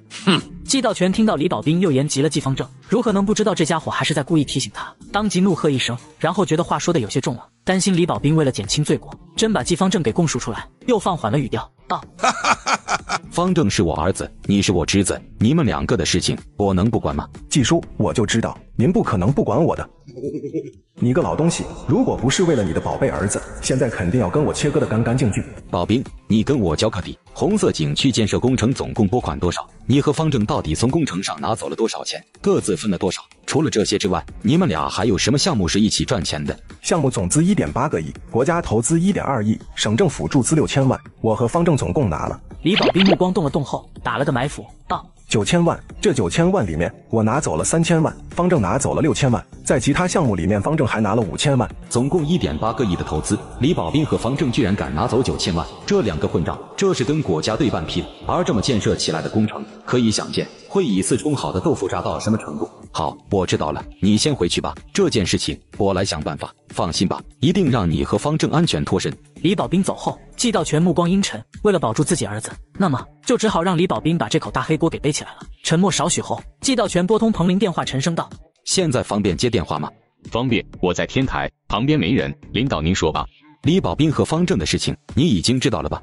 听说了，他找您求救了，我们怎么做？您说，我按照指示办。做好准备，收拾干净收尾，跟李保斌切割。什么？这个时候顾不得那么多了，他不完蛋，我们就都要完蛋。这个数目查下去，我保不住了。覆巢之下，岂有完卵？当断不断，反受其乱。真他妈狠啊！领导，这些年我们的牵绊太深了，切不断的。老彭，你把手头的东西凑一凑，把方正从李保斌那里拿的，还有你和李保斌那里拿的这个缺口凑出来，想办法弄到李保斌那边，切割个干干净净。彭林人都傻了，这太难，合着你出主意，我出钱是吗？这算盘打得也太精了吧！领导，你知道的，我手里拿不出来啊。呵呵，老彭，这个时候了，你还跟我哭什么穷？你也不想想，这个口子不填上，到时候你就真的哭穷了。你放心，你贴补了多少，我到时候不给你，我的是在外面，一时半会不好转进来，到时候直接在外面分你一份，你让孩子或者老婆过去一趟，接受一下，这样以后有什么事，你也有条退路不是？彭林想到这里，当即一咬牙，沉声道：好，那我听领导您的，想办法凑一凑。去办吧，记住隐秘一点，别留下首尾。外面的事情等风头过了就出去一趟，结算清楚，我不会让你吃亏的。县长彭林挂了电话，立即安排人把1.1亿现金放在了李保斌的一处房子里。2天后，县纪委对李保斌进行双规，在县纪委的审讯室，连夜开始突击审查，要撬开李保斌的那张嘴。市长为了自保，一边提拔贪污的文旅局长，一边暗中操作让其背黑锅，真是好狠啊！李保斌，坦白从宽，抗拒从严的道理，我想不需要我来重复吧？你说的道理我都清楚明白，但我这个人清清白白，没有任何问题需要向组织交代。李保斌，你态度给我放端正点。我们县纪委的同志已经在调查狼牙峰红色景区的负责人，也开始传唤当初的建造承包商，马上就要掌握大量证据，足以把事实厘清。现在让你交代，是组织给你机会。就在这时，审讯室门外传来一道声音：杜书记有重大发现。纪委书记杜天林闻言立马出去了。出什么事儿？那些人这么快就交代了吗？还是说季道全发挥作用了，军佐慢愿意妥协，终止调查？杜书记，我们在李保斌一处房子里面发现隐匿了大量赃款赃物。走，我们去现场。杜天林来到这里，把账款清点后，立马给县委书记军佐慢打去电话。佐慢书记，我们在李保斌一处房子里清点出现金1.32个亿，房产证10本，金条29根，珠宝玉石、古玩字画的具体价值还在清点。按照预估，涉案金额累计应该在2到2.5亿左右。好吗？大手笔啊！他一个文旅局长的家业，抵得上银行的金库了。看管好现场，这么多的现金，我还没见过呢。我现在叫上咱们狼牙县的官老爷们，一起过去参观参观，开开眼，长长见识。半小时后，军佐慢带着县委主要领导来到这里。天林同志，跟各位领导们汇报下情况吧。现场清点出现金1.32个亿，房产证10本，金条29根，珠宝玉石、古玩字画的具体价值还在清点。按照预估，涉案金额累计应该在2.5亿左右。彭县长，你得给李保斌记个大功啊！看看他一个人创造了多少 GDP， 把我们狼牙县的人均年收入拉高了多少个档次。房间内静默一片，只要不是傻子，谁听不出军佐慢这番话里的那股子讽刺意味？佐慢书记，我检讨，是我们县政府内部监管工作做得不到位，才滋生出李保斌这种贪污罪行触目惊心的腐败分子。天林同志，县纪委一定要从严从重，惩处李保斌这个贪污腐败分子，要起到杀鸡儆猴的作用。谁不知道李保斌是冀系的一员大将？现如今彭林竟是说出这样的话，难不成是打算跟李保斌进行切割吗？还是说冀系以及狼牙本土派系之间已经达成了妥协，要拿李保斌来当牺牲品？天林同志，听出来没有？彭县长这是在点你呢。什么叫杀鸡儆猴？这是说李保斌只是鸡而已，狼牙县还有猴，李保斌是个小摊，这个小摊上面还有大摊。你们县纪委得加大对贪污行为的打击力度，争取把彭县长说的那只猴也给揪出来。房间内一众人尽皆不语，军佐慢这态度也说明了一个问题：那就是军佐曼显然没打算调查到李保兵为止，还要继续深入调查，挖掘更高职位的贪腐行为。而这人是谁？所有人心里都跟明镜一样，那就是青州市长季道全。天林同志，左曼书记说的很有道理，要好好查查是谁给他送的礼，他又给谁送了礼。对于这些人，一定要彻查到底。彭林知道，这个时候他一点脾气都没有，也没办法反驳半句，只能佯作没听出军佐曼的弦外之音。天林同志，这件事情向市委、市纪委例行通报了吗？暂时还没有，我来通知吧。李保兵是市政府近期点名要提拔的干部，却出了这么严重的贪污腐败问题，到时贪污腐败的调查通报和干部提拔的通告一起出来，岂不是要让市政府和市委组织部变成个笑话，让老百姓笑话咱们这些人有眼无珠，连这样的巨贪居然都能够身居高位？军佐曼说完就拨通了季道全的电话。季市长你好，我是琅琊县委书记军佐曼，向您通报一件事情，您坚持认为不存在带病提拔可能，坚决提名为市领导复职的李保兵，刚刚被琅琊县县纪委查明有巨额财产来源不明，涉案金额经过初步估算高达2.5个亿，创造了我们琅琊县乃至青州市的贪污新纪录。此时他脸颊刺痛，愤怒到了极点。军佐曼同志，你提醒的很及时，也很正确。李保兵这个家伙搞两面派，人前一套，人后一套，我被他蒙蔽了。你放心，市政府一定会严查此事。我相信季市长你一定会言出必行，严肃干部风纪。我建议市政府及市委组织部尽快撤下公告，别等我们琅琊县对于李保兵的调查报告发出来了，他的升迁报告还挂在组织部的网页上，到时候让老百姓笑话市政府和市委组织部都是有眼无珠之辈。一语落下，军佐曼不给季道全任何再开口的机会，便直接挂断了电话。紧跟着，军佐曼便找出了青州市委书记柴新开的号码拨了过去。柴书记，琅琊县发生了一起性质影响极其恶劣的贪腐案件。紧跟着，他便将李保兵的贪污金额以及从红色景区中中饱私囊的情况告知了柴书记。哼，不像话！红色景区的专项拨款都敢动，他不要脑袋了。柴书记，因为李保兵是将要就任政府口的干部，所以这件事情我先行向季市长做了汇报。季市长对此极其愤慨，认为市政府负责考察干部的干部出现在了重大工作失误，而且有收受贿赂、为贪腐腐败分子大开方便之门的嫌疑，表示会追查到底，从严从重处理。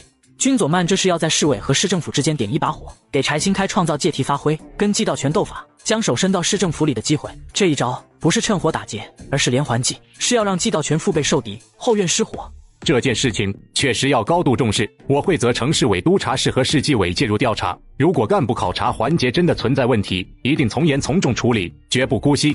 挂了电话后，军佐曼说道：天林同志，继续清点，继续调查，同时开始对李保兵进行调查，告诉他对抗调查那就等着杀头或者牢底坐穿，坦白配合，也许还有转圜的余地，该上技术手段就上技术手段，对于这种脑满肠肥的巨贪，不必客气什么。老李，这个时候你不该来找我。哼，你把我儿子坑成那样，我不找你，我找谁去？季道全，你他妈可真够狠的啊！1个亿说丢就丢我儿子身上，你儿子是儿子，我儿子就不是儿子吗？我告诉你，少他妈装腔作势，信不信老子跟你鱼死网破？青州组织部长李康泰得知自己儿子李保兵被季道全摆了一道后，现在真的是要气疯了。他过去跟季道全搭档，配合季道全做了多少事，可如今呢？季道全二话不说就把他们父子给卖了。老李，到得了这一步吗？你有这么干的魄力吗？跟我鱼死网破，你觉得你身边那些人会同意吗？别闹了，事情到了这一步，再闹下去只会亲者痛，仇者快。下一刻，李康泰双膝一软，无力地跪倒在了地上，哽咽道：季市长，老季，季哥，求求你帮帮我，帮帮保兵。市长陷害文旅局长，殊不知文旅局长招供，自己贪腐多收了2000万，导致市长的计谋败露。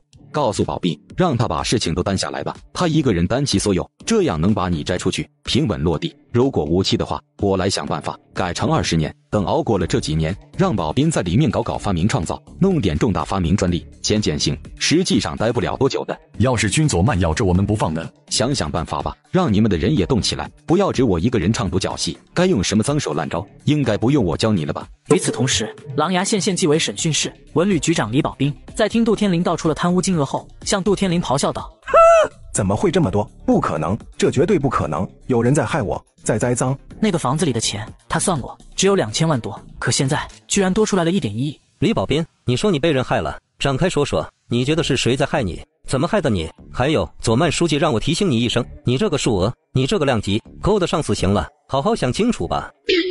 死刑！李保兵听到这2个字，身体一个哆嗦。李保兵目光变幻不定，良久后，他猛地一咬牙，仰起头道：天林书记，您把军佐曼县委书记叫来，我有重大案情必须要向他当面汇报。只有他在这我才说，季道全，你不仁，那就别怪我不义。得亏我当初多长了个心眼，打了个埋伏，不然的话，真就要被你这么给白白的坑了。半小时后，军佐曼来到这里，说吧，你有什么重大案情汇报？我贪污的现金数量多了2000万。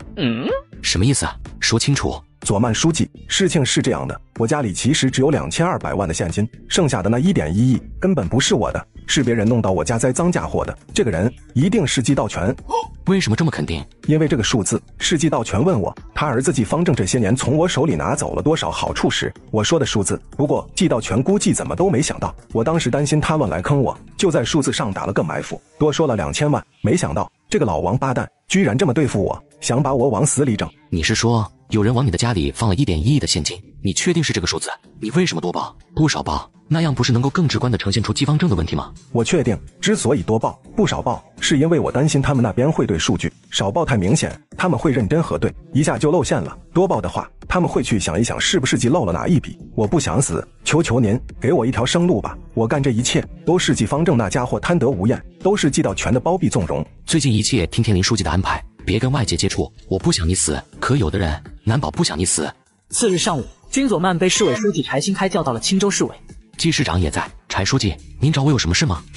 军佐曼同志，怎么搞的嘛？你才到狼牙多久？怎么举报信就这么厚厚的一大摞？柴书记，不用这么动肝火，信上的问题全都是捏造的。是吧？军佐曼同志，你还没看信里的内容，就这么自信的吗？不是自信，而是行得正，才坐得直。柴书记，如果我没猜错的话，这些举报信应该是季市长交给你的吧？举报信不能透露来源。不错，确实是我交的。我之前在狼牙工作过，狼牙的一些同志们看到了不正之风，就将举报信递交给我。我收到信后，觉得姿势体大，就转呈给了柴书记。出于对年轻干部的关心和爱护，所以柴书记决定先由我们向你询问情况。那还真的得谢谢季市长，这么为我着想。柴书记，您要问什么就尽管问吧。柴新开拿出军佐曼跟岳母高小琴从一个别墅里走出来的照片，淡淡道：佐曼同志，解释下这套别墅和这个女人是怎么回事吧？这能说明什么问题？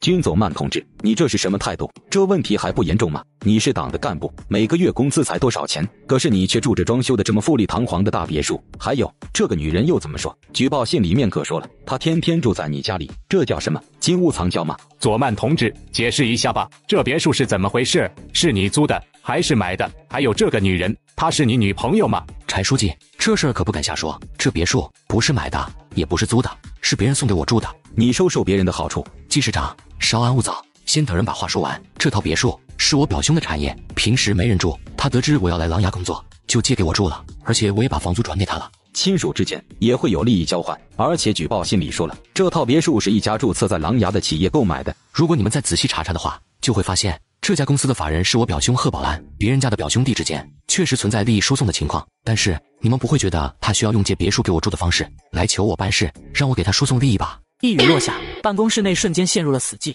这话还让人怎么往下接？京城国资委主任的公子贺宝兰，这身份需要给军佐曼送礼帮忙办事吗？这种事压根就不是他们这个级别能碰的。这个女人不会也是你表兄考虑到你一个人在狼牙寂寞无人照顾，留在别墅里伺候你生活起居的吧？这一刻，季道全心头郁闷透顶。狼牙的这群蠢货办事情太不细致了，也不知道好好查查，竟然想把贺家拖进来，这么搞是想让他死无葬身之地吗？甚至他都不敢把事情往大里闹，拿此事攻讦军佐曼，因为这样他死得更快。季市长，这位女士叫做高小琴，是我前岳母。我在华中未离婚时，她带我及家，只是我的前妻，工作都很忙，无暇照顾老人家。我不忍心她一个人孤苦伶仃，就接到这边供养。你们可以了解一下情况。柴书记，季市长，总不能说离婚了以后就有六亲不认，连昔日的长辈需要人来照顾，也要弃之不顾，完全切断吧？季道全听到军佐曼这话，一阵无言。只是军佐曼这话真的是没办法去进行反击，谁能想得到，那么一个风韵可人，竟然会是军佐曼的前岳母呢？而且军佐曼这理由确实是能说得过去，确实没有弃之不顾的道理。我们党员干部是要有人情味。佐曼同志，我为我刚刚的话向你道歉。柴书记，您言重了。俗话说得好，不知者不罪，这没什么。季市长，现在您还有什么要说的吗？还有人举报县委办副主任吴冕在你的授意下收受大量现金，你怎么说？无稽之谈。据我所知，那是有人把快递寄到了吴冕同志在华中的家里，不过他对家人的要求一直极其严格，他妻子发现快递不是他们购买的东西，就没有签收，同时打电话报警了。华中警方那边已经立案了，正在介入调查，相信不久之后真相就会大白于天下。如果季市长有需要，可以让他们把立案书发来，这件事来市委的路上，吴冕就已经告诉他了。季道全瞬间感受到了深深的无力感。君佐曼的准备太缜密了，针扎不进，水泼不进，那些所谓的破绽，其实都是给他们看的东西。谁要拿这东西攻击君佐曼，只会被他用早已准备好的反制手段啪啪打脸。我的问题解释清楚了，正好季市长你也在这里，那我就跟2位领导汇报一下琅琊县在近期特大贪腐案件上所获得的重大突破。季道全闻声，心中却是微微一怔。什么突破？市长想用匿名举报信把县委书记拉下马，殊不知被反将一军。根据县纪委的调查，从李保斌房子内查获的赃款有2000万现金的来源不明，与他供述的情况对不上号。季道全叫人放在他家的钱，都是按照李保斌所说的数据给的，按理说应该是严丝合缝才对，怎么会出了这么大的纰漏？贪腐分子记不清自己贪污了多少钱，这是一件很正常的事情。这一点恰恰说明了李保斌的贪腐情况极其严重，而且很多贪腐分子为了减轻罪责，往往都会故意把数额往少了报。那是对于一般的贪腐分子而言，这位李保斌可是2班的贪腐分子，不然的话，能在贪腐这么严重的情况下，还能上了市委组织部的提拔名单吗？再者说了，近2.5亿的涉案金额，他就算想减轻罪责，用得着只扣这2000万不放吗？确实是这个道理。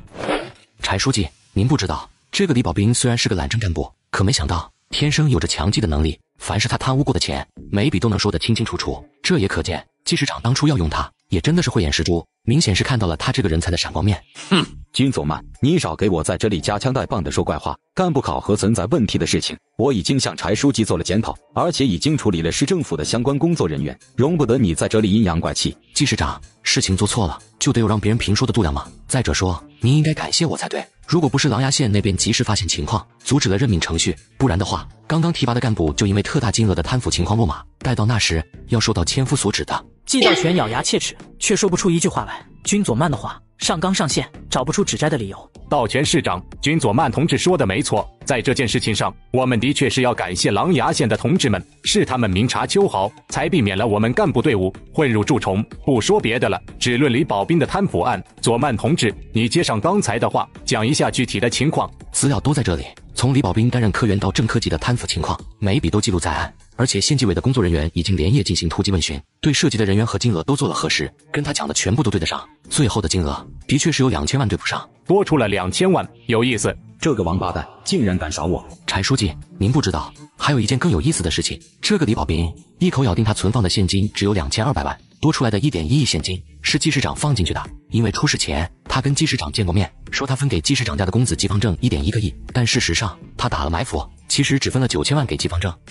一派胡言，这是贪污，这是构陷。君佐曼，你少拿这种不知所谓的话来污蔑我。我告诉你，我季道全一心为公，两袖清风，行得正，坐得端，不怕这些宵小之徒的污蔑。这一刻，他内心悚然不安。他不知道彭林的事情到底干得干净不干净，一旦被君佐曼抓到什么首尾，后果绝对是致命的。这一刻的季道全真的是不寒而栗了。季市长，别迁怒于人啊，这些话可不是我说的，我只是转述一下李保斌的话而已。你要是有气有火，可以等以后见到他的时候跟他当面对质。我和那个腐败分子没什么好说的。柴书记，我以我的党性和人格保证，我与李保斌之间除了曾经的同事关系之外，没有任何瓜葛。市委书记柴新开目光变幻，县委书记君佐曼扔出来的这个料太大了。市长贪污，这是要上报省委的事情，他都做不了决断。如果证据确凿，那毫无疑问一定得抓。季市长，你搞错重点了。李保斌说的是把钱给了季方正，不是给了你。这件事还得请贵公子配合调查。你有证据吗？一句无稽之谈也要当真吗？那你有没有想过，他之所以攀扯季方正，其实是为了保护他的父亲，我们的市委组织部长李康泰，他的嫌疑要更大吧？季道全这时候他顾不得那么多了，如果要断臂，那就只能是牺牲李康泰。这一次，季市长您抓到重点了。柴书记，我希望市纪委介入案件，组成联合调查组，约谈李康泰。总不能说儿子贪污2个多亿，老子就一尘不染，干干净净，甚至连接受组织问询都不需要吧？可以，我会让市纪委介入，暂时隔离约谈李康泰。这件事确实是毋庸置疑，可以去做的。谢谢柴书记的支持。季市长，也许贵公子瞒着你，打着你的旗号，与李保斌私相授受呢。我没记错的话，齐州那边他强制妇女的官司过段时间就会开庭了吧？县纪委找他了解下情况还是要的。您刚刚才说了，您是有原则、有底线的干部，难道这就要搞特殊化吗？市长季道全脸色铁青，君佐曼的话轻松随意，可每一个字都像是拿刀子在捅他。可是他真的是没办法反驳。柴书记，您觉得我说的有道理吗？您说说，如果仅仅因为他是市长公子，就不必接受问询。下面的同志们会怎么想？怎么看待这件事情？怎么看待市委在对待贪污腐败一事上的做法？询问一下，确定事实。咱们这是激浊扬清，帮季市长证明，也是组织上对他的关怀和保护嘛。特殊话要不得，事实说话才是硬道理。道全市长，依我看，就由市委向齐州市出函，让季方正配合琅琊县纪委了解一下情况吧。柴书记，这是市委的决定。好的，我服从组织决定。这就对了嘛，问一问，查一查，一切清晰。君佐曼同志，帮我转告琅琊县纪委的同志，记住，这是问询，不是调查。问询的过程要严格遵守党的问询纪律。好的，我相信有季市长的言传身教，季公子一定会积极主动配合，帮我们查个水落石出的。君佐曼回到琅琊县后，纪委书记杜天林来汇报进展。佐曼书记，案情有了重大突破，市长贪污腐败事件败露，为了保护家人，竟然跳楼而去。查到什么？经过我们对视频监控的仔细摸排，是城关派出所的治安队长郭东把钱放进李保斌家里的。佐曼书记，我们对郭东审讯，他开口了，细节说得一清二楚，金额、时间、地点全部都对得上。干得漂亮！是哪条鱼指示他做的？是县长彭林。佐曼书记，怎么办？县纪委这边没有双规县长的权利，要通报市纪委吗？我来通知市委柴书记，你们现在去他住的地方，先把人控制起来，我随后就到。柴书记，我是君佐曼，情况是这样的，李保斌先前供述的有关别人往他藏匿赃款之地私放赃款的事情，现在有了重大突破进展，涉及到了彭林县长，县纪委现在需要向彭林开展问询工作。证据确凿吗？确凿，人证物证俱全，时间地点全都对得上。柴书记，时间紧迫，我担心等市纪委的同志过来会打草惊蛇，要不咱们先是同步行动，由琅琊县县纪委出面，先把人控制起来，到时候我也过去，避免程序上出现纰漏。你说的有道理，就这么办吧。我马上召开市委常委会议，通报此事，协调青州市市纪委联合琅琊县纪委彻查此事。半个小时后，君佐曼赶到了县长彭林家。佐曼书记，我自首，我有重大案情举报，我要戴罪立功。不好意思啊，你自首晚了。李保斌供述为实，查获的赃款的却有1.1亿为他人放置。根据调查，放置人为城关派出所治安队长郭东。郭东在被县纪委调查后，已经交代了一切是受你指使，而且你就是那批赃款的持有者。彭林，认清形势，现在不是你自首，而是纪委对你采取措施。还有，你也不是什么汇报重大案情，你是检举从犯。我检举。天林同志，把人带回去吧，交由县纪委先行调查问询，等待市纪委的具体措施。今天突然召开常委会议，是向大家通报一起严重违纪案件。据查，琅琊县县长彭林存在巨额财产来历不明的情况，而且金额过亿，并且与此前查获的李保斌案有所牵连。琅琊县的同志怀疑这是一起窝案，已对彭林采取隔离问询的措施。季道全闻声，目光倏然一凛，查到了彭林身上的问题，担心彭林会扛不住，将他供述出来。道全市长，你过去是琅琊县的一把手，彭林同志也跟你搭过班子，你有什么想说的没有？哼，这个彭林实在是太肆无忌惮了，这种恶劣的行径必须要严惩不贷。对于这件事，我也很自责，我和彭林搭过班子，却没发现他身上的这些问题，负有不可推卸的责任。会议室内的人听着这话，嗤之以鼻。谁不知道季道全和彭林的关系？现如今彭林事发了，季道全还在这假惺惺的慷慨激昂，道貌岸然，简直是出来卖了，还要给自己立牌坊。道全市长说得好，春勇同志，我提议由市纪委派遣精兵强将前往琅琊县，与琅琊县纪委的同志成立联合调查组，彻查此事，一查到底，绝不姑息。散会。柴书记、万书记，人和材料我都带来了。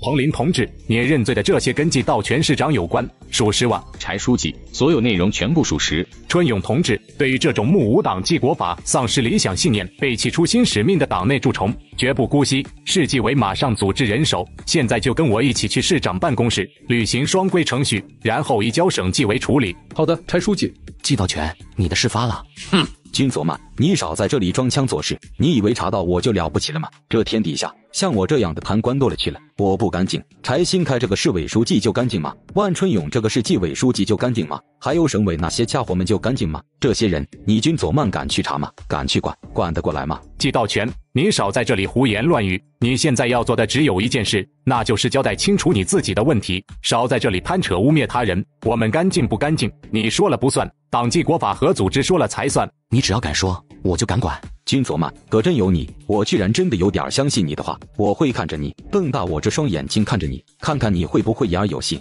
一语落下，季道全便快速地冲出去，从楼上跳了下去。不好，拦住他！季道全，你别胡来。可惜了，君佐曼摇摇头，有些惋惜。他其实还是很希望季道全临死前疯狂反扑一下，咬出来点大鱼。他知道季道全肯定是不想死的，准确的说，那些贪官基本上都是不想死的，尤其是到了季道全的这个级别，这些人的死亡只有一种可能，那就是保护同伙，保护家人，谋求用这种方式切断调查。以市长为首的贪污案发布通告，市长畏罪跳楼，县长20年，市长公子季方正被判处了无期徒刑，文旅局长李保斌被判处了无期徒刑，市委书记也被调走。左曼，此番若无您的鼎力支持，我这次青州之行不会如此顺利。姜文宏原本以为此番出任青州只是担任市长，却不曾想到竟是一步到位，直接升格捞了个市委书记。而这若无军左曼的出色表现，将柴新开给拉了下去，哪怕是有贺家出面发力，事情也不会这么顺利。姜书记你客气了，愿您之后在青州的工作顺顺利利。好的，借你吉言。左曼，此番来琅琊担任县长是古云山。两位太子同县而治，听起来似乎很不错，可是二龙治水未必就是好事情，万一两位太子谁都不服气谁，府院相争，到时候真就是难以预料会出现什么情况，说不得会把琅琊搞成个贺家和古家争斗的战场也未可知。看来我们琅琊当真是一块福地，还是够吸引人的。姜书记放心，我们会搭档好的。会见完新来的市委书记后，军左曼回到琅琊县办公室。左曼书记，曹楼乡分管农业的副乡长刘丽萍考核不合格。曹楼乡是果树种植大乡，年前的冻雨让他们损失惨重，一些果农购买了乡政府推动的保险，可是保险公司的赔偿款迟迟不到位，受害果农一直向刘丽萍反映，可是刘丽萍却是压根不理会。这种懒政不作为的干部，还找他见面谈话什么？征求我什么意见？我的意见就2个字：开除。领导，这个刘丽萍不是个好相处的女人，极为泼辣野蛮，很擅长撒泼打滚那一套，而且她是市发改委主任池海龙的表妹，在琅琊本土干部里面比较有影响力，好多人都称呼她为刘大姐。如果开除她的话，只怕会引发不小的麻烦。根据杜天林了解到的情况，刘丽萍平时在曹楼乡的工作也是一塌糊涂，说当一天和尚撞一天钟都算是恭维她了，迟到早退那是家常便饭。我们的干部队伍不是垃圾回收站，不是什么垃圾都可以塞到里面。对待这种眼中没有人民、懒政惰政不作为的干部，就是要把它清理出去。我今天把话放在这里，干部考核条例推行不成功，我不离开琅琊县。很快便到了周一，干部考核的结果出炉了。刘丽萍在家看到了一个标注着琅琊县委的文件，怒道：证明军左曼、杜天林，你们这些王八蛋竟然把我开除！刘丽萍破口大骂着，心里更是一阵阵的慌乱不安。她的计划现在全被打乱了，什么躺着领工资、副处级退休、享受高额退休金，一切都成了场不切实际的梦。紧跟着，她把电话拨给了表兄池海龙。丽萍，你打电话做什么？上次帮你出面跟你们乡长协调，我不是已经做了吗？又出什么事了？哥，我被开除了，早上刚下的通知。你贪污被抓了吗？没说我贪污的事，说是我长期缺岗，还有对老百姓呼来喝去，不给他们办实事。哥，你说说，这算哪门子的理由嘛？我就睡几个懒觉，有那么严重吗？再说了，老百姓找人办事，还要别人给他们好脸，他们以为他们是谁啊？这脸也太大了吧！哥，您是不是跟军左曼书记有啥矛盾，所以他才用这种针对我的办法了心明啊？乱讲！我打个电话问问情况，你先等等。当即，池海龙便将电话拨给了琅琊县发改委副主任戚华斌。领导，您听说了吗？丽萍大姐被开除了。华斌，这是怎么回事？怎么忽然就要开除丽萍了？连见面谈话和处分的程序都不走了？领导，您有所不知，丽萍大姐这次算是撞在枪口上了。琅琊县最近正在推行新的干部考核条例，丽萍大姐的性格您也是知道的，之前在工作上有些不像话，所以就被开除了。这不是胡来吗？哪里有随随便便开除干部的道理？就算是要开除，也要走流程、走程序嘛。一上来就开除，这算怎么回事？华斌，你老实告诉我，你们最近是不是又有什么小动作，惹得那位不快了？人家在打击报复，立位。领导，您这是冤枉我们了。我们最近哪里还敢跟人家唱反调，一个个都在夹着尾巴做人。倒是那位新来的古县长，好像跟军左曼书记有点不对付，明里暗里跟他唱反调。不过丽萍大姐倒是可能被人利用起来，拿去杀鸡儆猴了。的确有这种可能。说老实话，他不想因为这件事跟军左曼闹不痛快。现在的市委书记姜文宏与军左曼关系极为密切，这要是跟军左曼起了矛盾，再招致姜文宏的不满，也拿他杀鸡儆猴来立威，到时候可就麻烦了。虽然刘丽萍跟他很亲近，可再亲近也不能影响他的仕途。丽萍，问过了，你撞枪口上了，成了别人拿来立威的工具。这件事我暂时没办法管，你自己看着办吧。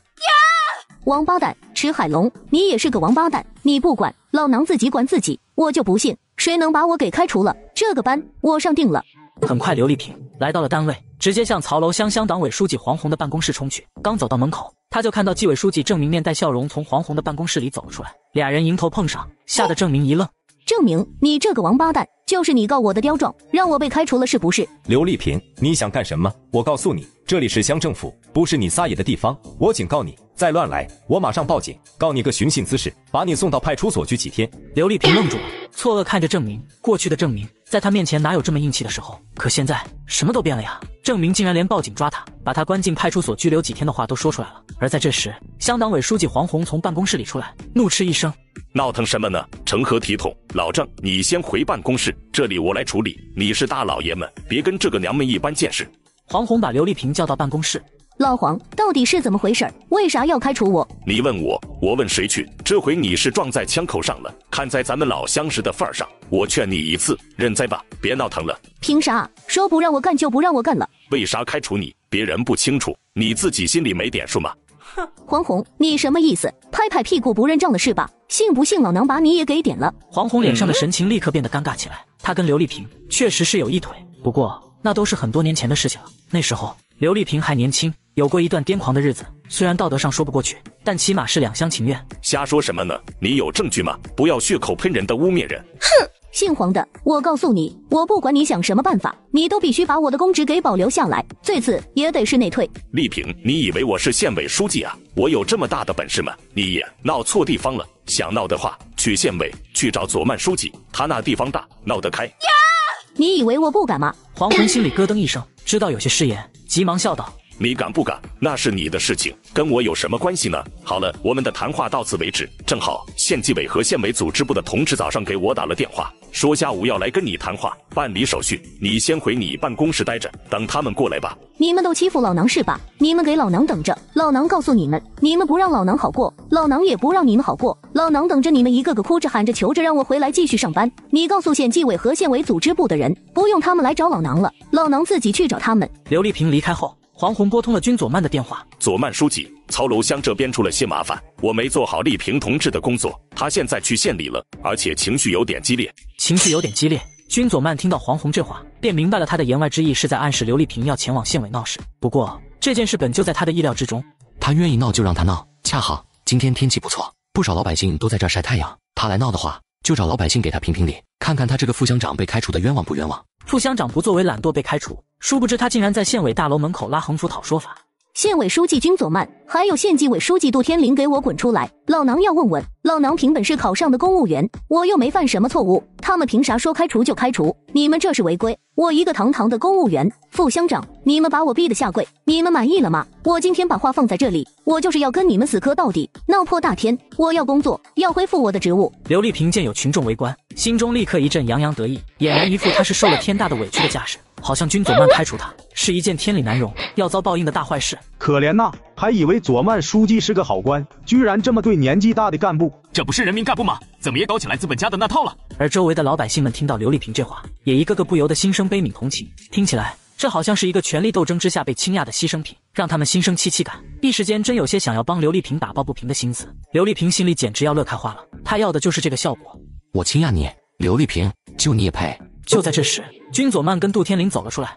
我告诉你，别以为闹闹就能改变什么，你闹破大天也改变不了你被开除这件事。军左曼，我凭本事考的公务员，你凭什么开除我？你有什么权利开除我？你搞一言堂，故意倾轧我，我要举报你！你以为我不知道？你是外来户，不喜欢我们这些琅琊本地的干部，故意针对我们，你瞧不起琅琊人。刘丽萍没想到军左曼居然会出现，神情一怔，但紧跟着便开始撒起泼来，大声呼喝连连，而且用心极为恶毒地牵扯到了地域问题上，把话题往军左曼瞧不上琅琊人的身上扯。但别说地域黑这种话，从来是最容易引起公愤的。我若是瞧不上琅琊人，我来琅琊之后做的哪一件事有对不起琅琊人？刘丽萍，你还揣着明白装糊涂，要利用我们琅琊县人民善良的同情心。天林同志，那你就当着大家的面，好好跟他解释解释被开除的原因，也让大家明白明白，我开除的到底是个什么干部。好的，左曼书记。杜天林当即拿出准备好的材料，沉声念道：刘丽萍，原曹楼乡副乡长，长期脱岗，迟到早退，1年之内缺勤时长累计超过30天，同时存在懒政惰政不作为，无心无人民的问题，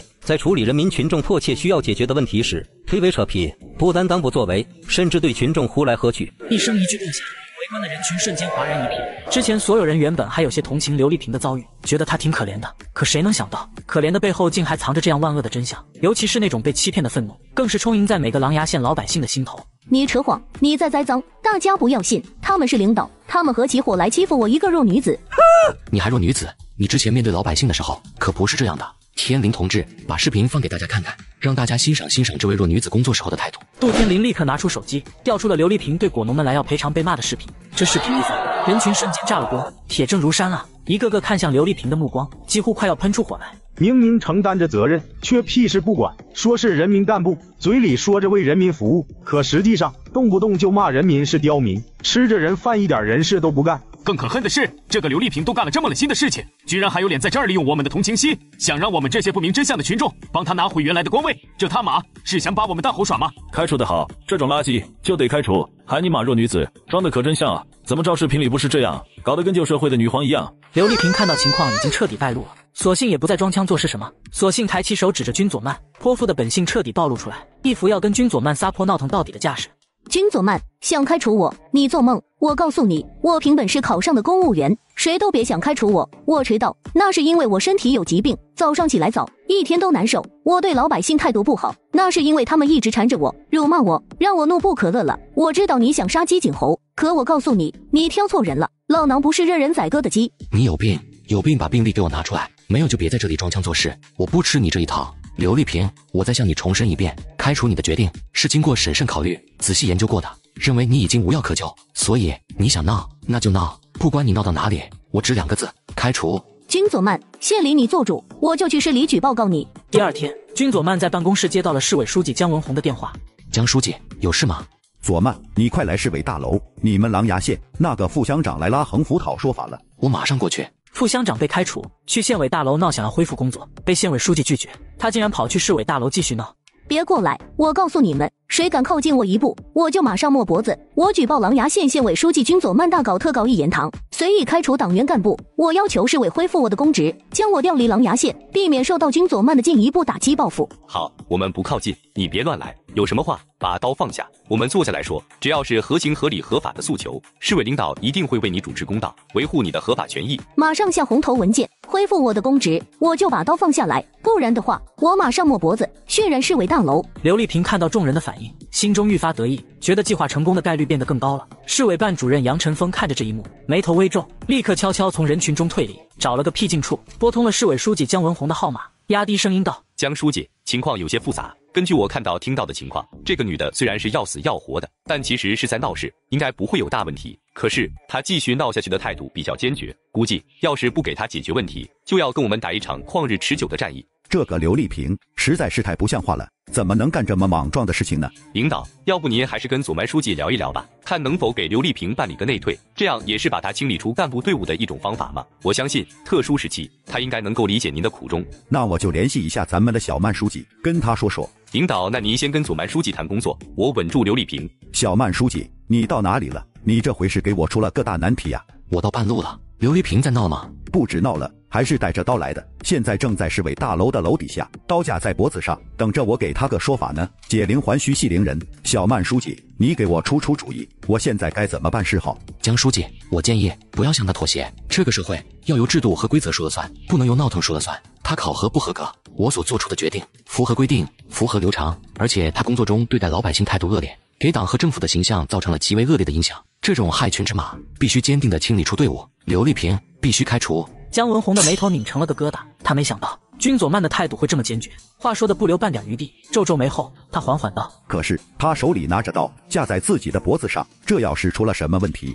那可就是大问题。姜书记，他不可能自残的，他也没有那个胆量，不过是想以此来要挟我们，逼迫我们就范罢了。这个口子一开，难道以后再遇到贪腐违纪分子，他们闹一闹，我们就睁一只眼闭一只眼，就不查了，让他们继续为祸吗？怎么可能让他们继续为祸？不过虽然说跟反腐败、懒政和脱离群众的行为要斗争到底，但斗争也要讲方式方法嘛。这样，我提一个折中的意见，这件事情先内部处理，让他内退，等过一段时间再严肃处理他。君佐曼听到这话，立刻无声地冷笑了2下。刘丽萍的行为如此恶劣，他怎么可能让这女人全身而退，甚至还能享受退休待遇，拿着退休工资？姜书记，我不同意您的决定，我还是那句话，刘丽萍必须开除，这件事没得商量，出了什么问题我来承担，我还有1个小时到市委大楼，我来处理吧。挂了电话，姜文宏愣住了，他没想到君佐曼的态度竟然如此坚决，一点面子不给他。小杨，把刘丽萍带到我办公室来，我跟他谈谈。好的，领导。对于你的事情，市里做了2个决定，一个是将你调到其他部门，离开琅琊县，一个是让你提前内退，保留副科级待遇。我支持市委决定。你支持与否不重要，琅琊县的军佐曼书记坚决不同意这2种解决方案，认为必须要给予你开除处分。刘丽萍听到这话，脸上喜色瞬间凝固，咬牙切齿。他就知道军佐曼不会这么轻易善罢甘休。现在看来，答案果然如此。您可是市委书记，是军佐曼的上级领导，他敢不听您的吗？姜文宏虽然知道刘丽萍是在挑拨离间，但心中也是生出些不舒服的情绪。连一个被开除的干部都知道他是市委书记，是上级领导，可军佐曼怎么就不知道呢？怎么就不能理解一下他的难度，支持一下他的工作呢？军佐曼书记是上官干部，对于他的工作安排，我只有建议的权利，没有决定权，而且要充分尊重支持他的决定。他的态度很坚决，认为新制度的改变必须要牺牲掉一部分人的利益，而且是你自身引发的问题，所有责任都应该由你自身来承担，你懂了吗？刘丽萍听到这话，目光瞬间一滞。姜文宏这话是在向他暗示，军佐曼是省管干部，不是市管干部，市里给不了军佐曼太多的压力，也改变不了结果，所以希望他换个地方闹腾，去省里闹，以便给予军佐曼更大的压力。这明显是打算把他当成个皮球给踢出去，所以必须要由更有权力的人对军佐曼施以更大的压力才行。谢谢姜书记，我懂了。与此同时，军佐曼也得到消息，刘丽萍离开青州市委去了省城。领导要派人去省城，找个机会把刘丽萍带回来吗？乱来！越是这个时候，我们越是要堂堂正正，只有路走得正，才能得道者多助。返回琅琊县吧。第2天，姜文宏接到了省委常务副秘书长、省委办公厅主任蒋青松电话。你们青州的工作是怎么做的？知不知道现在是什么时期？居然让人跑到省委门口来闹事！你们的觉悟呢？你们的工作能力呢？知不知道你们的行为已经在老百姓中间造成了极为不好的影响？省委领导已经高度关注此事。蒋秘书长，实在抱歉，这件事是我们处置不当，但不是我们市委不愿意处理，而是其中真的有些缘由。姜文宏等到蒋青松怒喝完之后，佯作一脸苦涩地道出了其中的原委。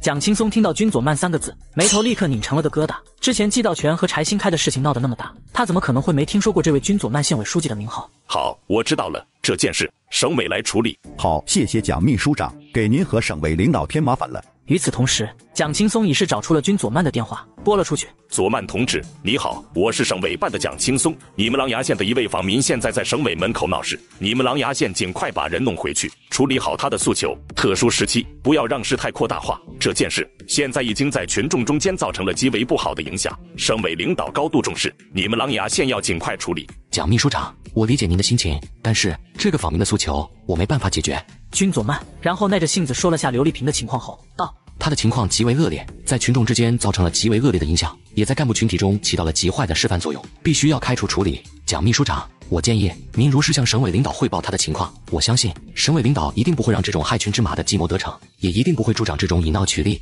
掩盖错误的行为。请您不要理会他的诉求，如果怕在群众中造成影响，可以播报他的情况，由群众进行判断。佐曼同志，你的意思是你不想管这件事了？他没想到，他这位省委常务副秘书长、省委办主任亲自把电话打来了。可是军佐曼居然还敢推3阻4，完全没有配合执行的打算。这种态度让他心中极为不爽，毕竟他代表的是省委，在齐鲁省那就跟圣旨没有太大的区别了。哪个县委书记敢这么跟省委的决定对着干？蒋秘书长，不是我不想管这件事，而是我没有管这件事的理由。开除他是合乎党纪及干部考核条例的，他怎么做那是他自身的选择。蒋青松简直肺都快要气炸了，挂了电话，立马去省委书记办公室汇报，想要在省委书记面前给军佐曼穿小鞋。副乡长在县委大楼闹事被拒绝，跑去市委大楼闹被踢皮球，他竟然跑去省委大楼前闹，要恢复工作，举报县委书记。青松同志，有什么事吗？万书记，是这样的，我还是想向您汇报一下省委门口那个闹事群众的情况。你说说。万书记，情况是这样的。蒋青松大脑高速运转，字斟句酌地讲了一下经过后，露出满脸苦涩和无奈的情绪，继续道：这件事我已经通知了琅琊县的县委书记军佐曼同志，但是军佐曼同志很固执，坚持己见，执意不肯协商解决，还给我出主意，说给我发一份之所以处理门口这位女同志的材料，让我弄个东西放在门口循环播放，跟他打擂台，让老百姓评理。您说说，他这出的是什么馊主意？你觉得他这个主意很馊吗？蒋青松愣住了，错愕看着万家和，着实没想到万家和竟然会来上这么一句，只是他一时间真不知道该如何回答万家和的这个问题。好，那我再换一个问题问你，我记得你是组工干部出身，那按照干部考核机制，这个刘丽萍的所作所为是否应该被开除？确实该被开除。那你认为按道分配是正确的事情吗？蒋青松听到这一问，已经意识到情况似乎跟他料想的不大一样。万家和好像并不支持他的举措，反而是跟君佐曼站在了同一条战线，只是让他有些无法理解。这一切种种，说明他这次甩锅的手段不太成功，没砸到君佐曼，反倒要把他自己的脚砸了。安闹分配绝对是不正确的，是我们必须要明确抵制和反对的。既然知道是错的，那怎么还说是馊主意呢？我们作为党员干部，对于不正之风，就是要态度鲜明地表明立场。在这一点上，我觉得佐曼同志是我们需要学习的榜样。对，我一定汲取经验，坚决不能再犯这种不敢担责的形式主义。我这就下去安排，一定要把这出戏唱好，把情况说清楚。去吧，记住，为关闭视频生耻。别过来！我告诉你们，谁敢靠近我一步，我就马上没脖子。我举报琅琊县县委书记君佐曼大搞特搞一言堂，随意开除党员干部。我要求省委恢复我的公职，将我调离琅琊县，避免受到君佐曼的进一步打击报复。在他想来，省委领导看到这一出之后，应该跟青州市委的姜文宏一样，都会向君佐曼施压，希望君佐曼能将问题压下来，恢复他的公职。看看就把人给逼成什么样子了，可怜呐！周围看热闹的群众，不少人脸上更是露出同情和愤慨之色。刘丽萍的演技太高超，俨然一副受害者的形象，着实瞒住了不少人。刘丽萍，生命只有一次，我劝你珍惜。如果你执迷不悟，发生任何问题，责任都在于你自身。还有，你不要在这里闹了，再闹也没有意义。省委已经调查过你的情况，发现琅琊县给予你的开除决定合法、合理、合情。刘丽萍听着这番话，人瞬间愣住了。她没有想到，省委的态度竟然会如此坚决，完全没有任何要跟他做妥协的打算，完全不做任何商量打算的便一口回绝了他的诉求。你胡扯！我要见万书记，我有冤屈，你不让我伸冤，我死给你看！哼，你冤不冤屈，我说了不算，党纪国法说了才算，铁证如山，你再怎么狡辩都没有任何意义。万书记不会见你，省委任何一位领导也不会见你，绝不会向你无理取闹的诉求妥协。蒋青松话音刚落，就拿出个手机，便开始循环播放刘丽萍在面对果农诉求时那俨然如女王般不可一世的样子。这坏女人，就你这德行，开除的好，开除的妙，开除的呱呱叫。靠，我还以为真有冤屈，是得罪了领导才被开除的，闹了半天，原来是个被清理出来的垃圾。我呸啊！你赶紧死吧，死不足惜的东西！周围看热闹的群众看到这视频，一个个肺都快要气炸了，看着刘丽萍连连喝骂不迭。大家该忙什么就去忙什么吧，不要聚集在这里了。大家越是在这里，就越是助长他以闹取利的计划。大家散了，闹不起来，他也就不闹了。一声落下，所有人立刻纷纷散去。你回来，你给我回来，我没脖子了！刘丽萍仓皇无措地呼喊了2声，可看着蒋青松头也不回，越来越远的身影，双腿一软，身体无力地跌坐在地，眼眸中满是仓皇无措和绝望之色。他知道一切都完了，他想要靠大闹特闹一场来换取恢复公职的计划彻底泡汤了。这场较量他输得一败涂地，君佐曼将大获全胜。在琅琊县的君佐曼接到了他外公贺老爷子的电话。老爷子，小家伙，琅琊的动静闹得很大啊，你想好了，你走这条路会有什么结果吗？外公，我不会改的，就算是粉身碎骨，我也不怕。你小子运气好，上面决定了，先拿琅琊做试点，看看你这个干部考核机制到底成效怎么样。如果成效可以的话，再逐级推进，稳扎稳打。通知过段时间就会下发到齐鲁省，你可以放开胆子做了。半年后，君佐曼的干部考核机制大获成功，被调任到青州任职市委组织部长。刚上任就去清水县微服私访，低保户被公安局长女儿冒名顶替上大学，后来又进入了烟草公司成为专卖副总。殊不知被新上任的市委组织部长暗访得知真相。师傅，咱们清水县晚上有没有啥好玩的地方啊？这么大半夜的，咱们又都是老爷们，你说啥地方好玩吗？出租车司机听到君佐曼这话，瞬间失态地瞪大了眼睛。他怎么这都没想到，这位市委组织部长会问他这么个问题，这让他怎么回答呀？说不知道，那不符合出租车司机的这个人设呀。师傅，你开夜车的，不会连这个都不知道吧？放心吧，到地方了，除了车费，再给你小费。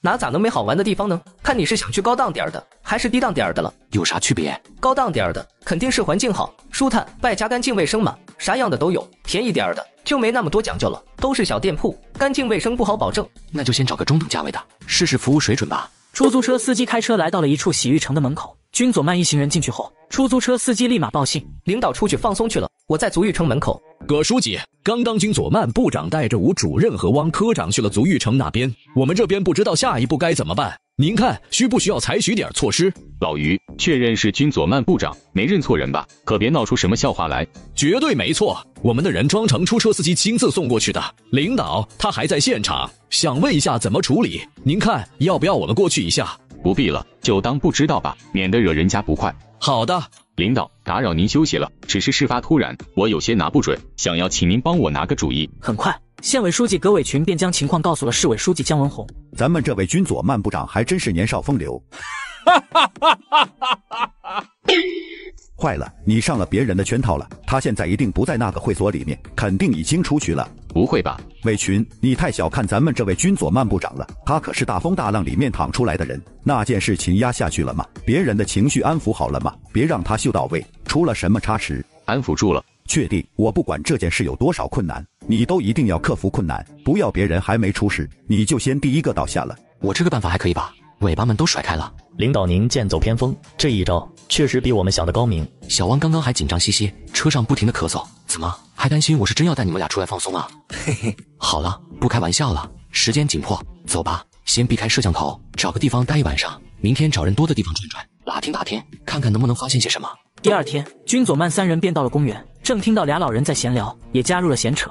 你说前段时间的事儿咋现在没动静了？当时不是挺闹腾的吗？收了钱就不闹了吧？不就是个冒名顶替上学的事情吗？只要你给的钱够多，给到让他上学也挣不来的程度，难道还能拒绝吗？再说了，都毕业这么多年了，命都定型了，追究过来能改变个啥？还不如拿点钱来的实在。是啊，都过去那么些年了，就算把人法办了有啥用？还是拿点钱实在。何况他们家的情况又不太好，老人生病，老公还不正干，孩子又小。我听说啊，这回牵扯上的人好像还是县里领导的孩子，这谁敢查？查得下去吗？公安局估计都得过去当和事佬，劝他收钱了事。这还是得当领导书他，手里有权，家里有钱不说，要是孩子念书成绩不行，把别人的名字一领，就跑去大摇大摆的上学了，多输他。冒名顶替上学，涉及县里领导。军佐曼目光倏然变得凌厉起来，他意识到他可能这次微服私访真的是钓到大鱼了。这个被顶替的人叫啥？家是哪里的？那你还真问对人了。我告诉你吧，那个被顶替的闺女叫于倩倩，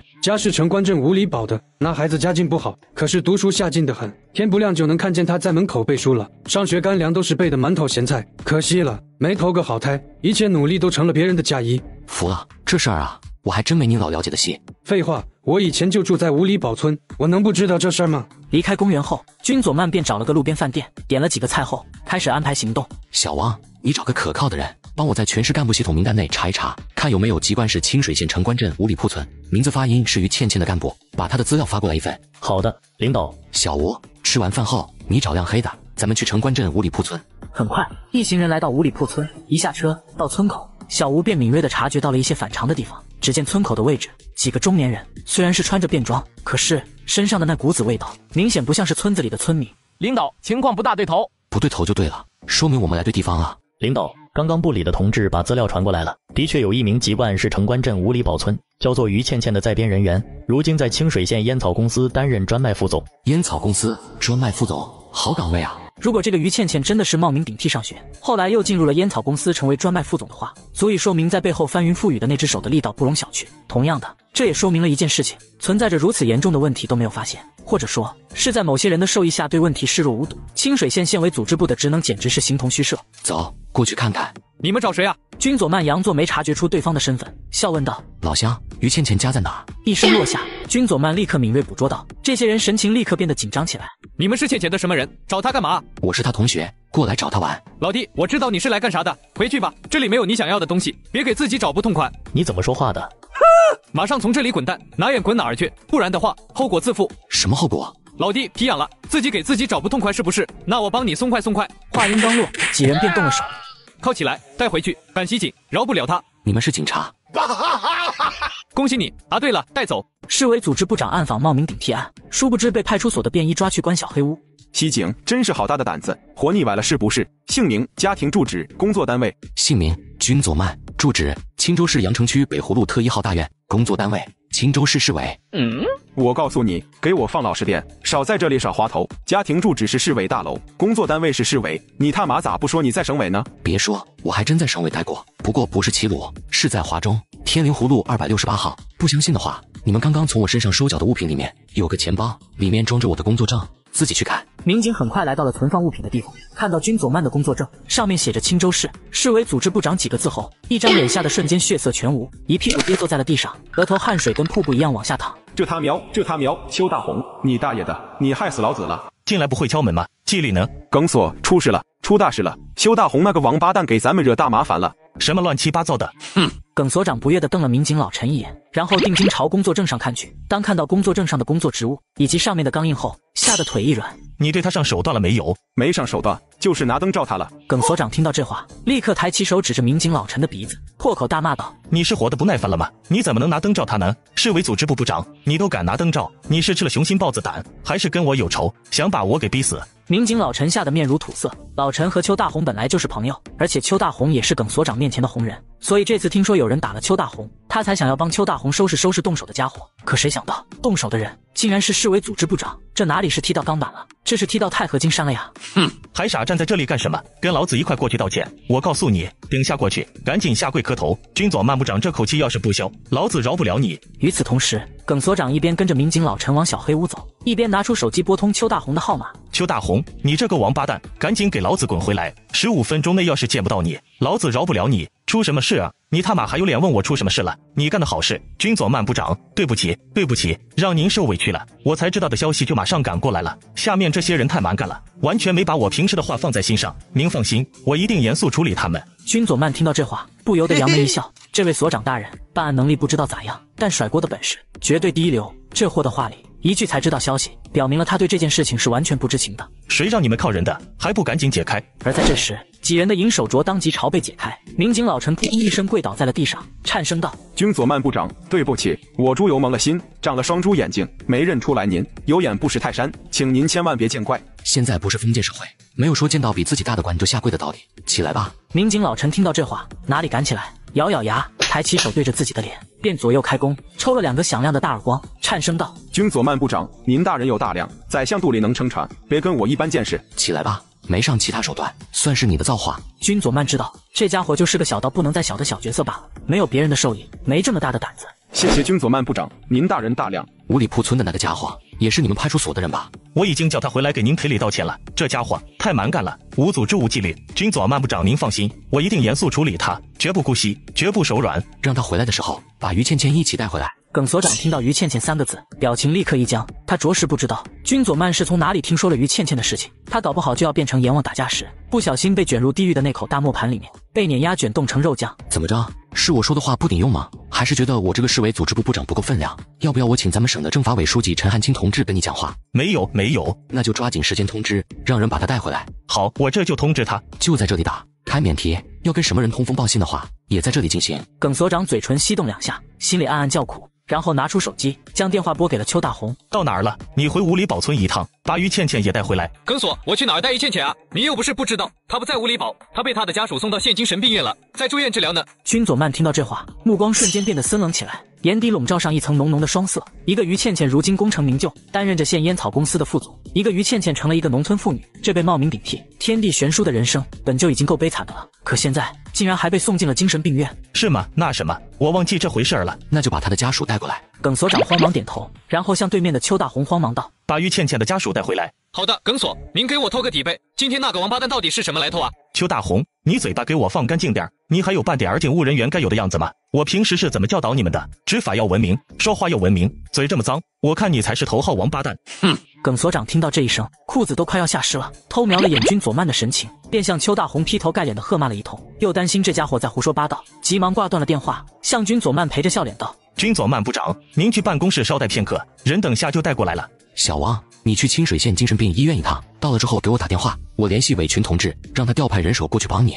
很快，邱大红便带着一对老夫妇，还有一个看上去流里流气的中年男人进了派出所。耿所，他怎么没背靠起来？一看到军佐慢，邱大红瞬间愣住了，错愕道：“他让人把军佐慢弄到派出所，就是要把军佐慢铐起来，关进小黑屋里面。怎么着现在军佐慢竟是大摇大摆的待在派出所里，甚至站在耿所长的身边？”邱大红，你给我放尊重点，这是市委组织部的军佐慢部长。市委组织部部长。邱大红听到耿所长这话，吓得一屁股坐地上，惊恐地向军佐慢看去，嘴唇翕动着颤声道：“怎么会这样？这么好看的视频不换个大屏幕太可惜了。要想看个过瘾，那你得用抖音电脑版，大屏看电影更爽更高清，小窗模式工作娱乐2不误。下载抖音电脑客户端，还可以免费设置颜值博主专属动态壁纸，快去下载抖音电脑版体验一下吧。”便衣警察对暗访的市委组织部长行凶，殊不知他踢到钢板了，还不赶紧给军佐慢部长道歉？邱大红听到这话，才回过神来，慌忙站起来，向着军佐慢颤声道：“军佐曼部长，对不起，是我有眼无珠，把您当成了记者。您大人不计小人过。我是记者的话，就可以被你动手行凶抢劫了吗？这就是你们城关镇派出所的工作作风吗？不行，对待任何人都不能用这种粗暴野蛮执法的方式。邱大红，你暴力执法。错了，他不是暴力执法，他是行凶抢劫，是抢劫未遂。他是先动手抢我的手机，没抢到之后才对我出示的警官证。我2个月前购买手机时花费了7000元，这个金额符合刑法第263条第项规定的抢劫数额巨大的认定标准。一声入耳，耿所长心中立刻咯噔一声，这位部长当真是够狠的，这是打算把邱大红往死里整啊！暴力执法最多不过是开除，可行凶抢劫未遂，那就不只是开除，而是要有牢狱之灾。更别说军佐曼还直接把邱大红给定性到了数额巨大这一栏，这就是3年以上10年以下的有期徒刑了。军佐曼部长，我有什么话以后法庭上说吧。军佐曼一摆手，打断了邱大红的话，向耿所长淡淡道：“耿所长现在可以处理正事了吗？”邱大红，你先出去，听候处理。紧跟着，军佐曼和颜悦色地看向邱大红带来的那几个人，微笑道：“你们是于倩倩的什么人？”耿所长闻声便慌忙陪着笑向军佐曼介绍了一下这3人的身份。那2位是于倩倩的父母，叫于大有和石芬，这2口子都是五里堡村的村民，务农为生。这个是于倩倩的老公，叫王文正，也是五里堡村的村民。吴业，这位是市委组织部的军佐曼部长，找你们了解于倩倩的情况，一定要好好配合。他的事儿有啥好了解的吗？就是个疯婆娘，说疯话，要不咋被送去精神病院了吗？而在这时，王文正已是开口嘟囔道，话里还一股子不耐烦的样子。他说什么疯话了？你来调查情况的，还不知道他说啥疯话了？哼，王文正，你给我放老实点，军佐曼部长问什么你就回答什么，少在这里阴阳怪气。他不想说就算了。耿所长，我看你对这家人挺了解的，他不想说，你来说说于倩倩说了什么疯话吧。领导，我对这件事不怎么熟悉。耿所长听到这话，心里立刻暗暗叫苦，眼珠子滴溜溜乱转，思忖怎么把这话给搪塞过去合适。不熟悉，城关镇这么大，村民这么多，耿所长你怎么一上来就能叫上他们的名字？是你记忆力超群，能叫出来这城关镇所有居民们的名字，还是你心里有什么包袱，怕得罪什么人，不敢说呀？没有，我想想，我想起来了，于倩倩去年来派出所报过一次案，说好像有人冒名顶替了她的身份去学校上学。派出所准备立案调查的时候，王文正过来说于倩倩犯了精神病，疑神疑鬼说疯话，所以我们就撤案了。你这不是记得挺清楚的吗？那他有没有说是什么人冒名顶替了他的身份？这个他没说。有精神病证明吗？总不能说别人来说一个人是精神病就随随便便撤案吧？有，是清水县精神病医院出具的疾病诊断证明书，说于倩倩患有严重的妄想症，而且已经被王文正送去了医院进行治疗，所以我们才撤案的。就是嘛，一个精神病满嘴都是胡话，谁信他？于倩倩老公王文正也慌忙帮腔2句，然后向军佐曼嬉皮笑脸道：“领导，我家里还有事，您问完没有？问完的话，我回去忙了。”他是一个精神病，你为什么跟他结婚？他是一直都有精神病，还是突发的精神病？也没人规定不能跟精神病结婚啊！我哪知道他是啥时候有的精神病？反正去年是格外厉害，满嘴胡话。军佐曼算是看出来了，王文正就是个无赖，而且应该是收了别人封口的好处，所以才会这么笃定的一口咬定于倩倩是个精神病，便也不再搭理这家伙，而是转头看向于大有和石芬，询问道：“2位老人家，你们养大的女儿，你们说说，你们的女儿有精神病吗？”领导，我家倩倩是有精神病，喜欢说胡话。军佐曼听到这话，心中瞬间一片冰凉，好好地人被人抢走了原本该属于他的命运不说，还被扣了个精神病的帽子，这也就算了，甚至这个世界上都没有人愿意站在他那边帮他说一句公道话，连他最亲的父母还有其次的老公都因为种种原因认为他是一个精神病。你们上次去精神病院看他是什么时候？一听到军佐曼这话，3个人立刻支支吾吾起来。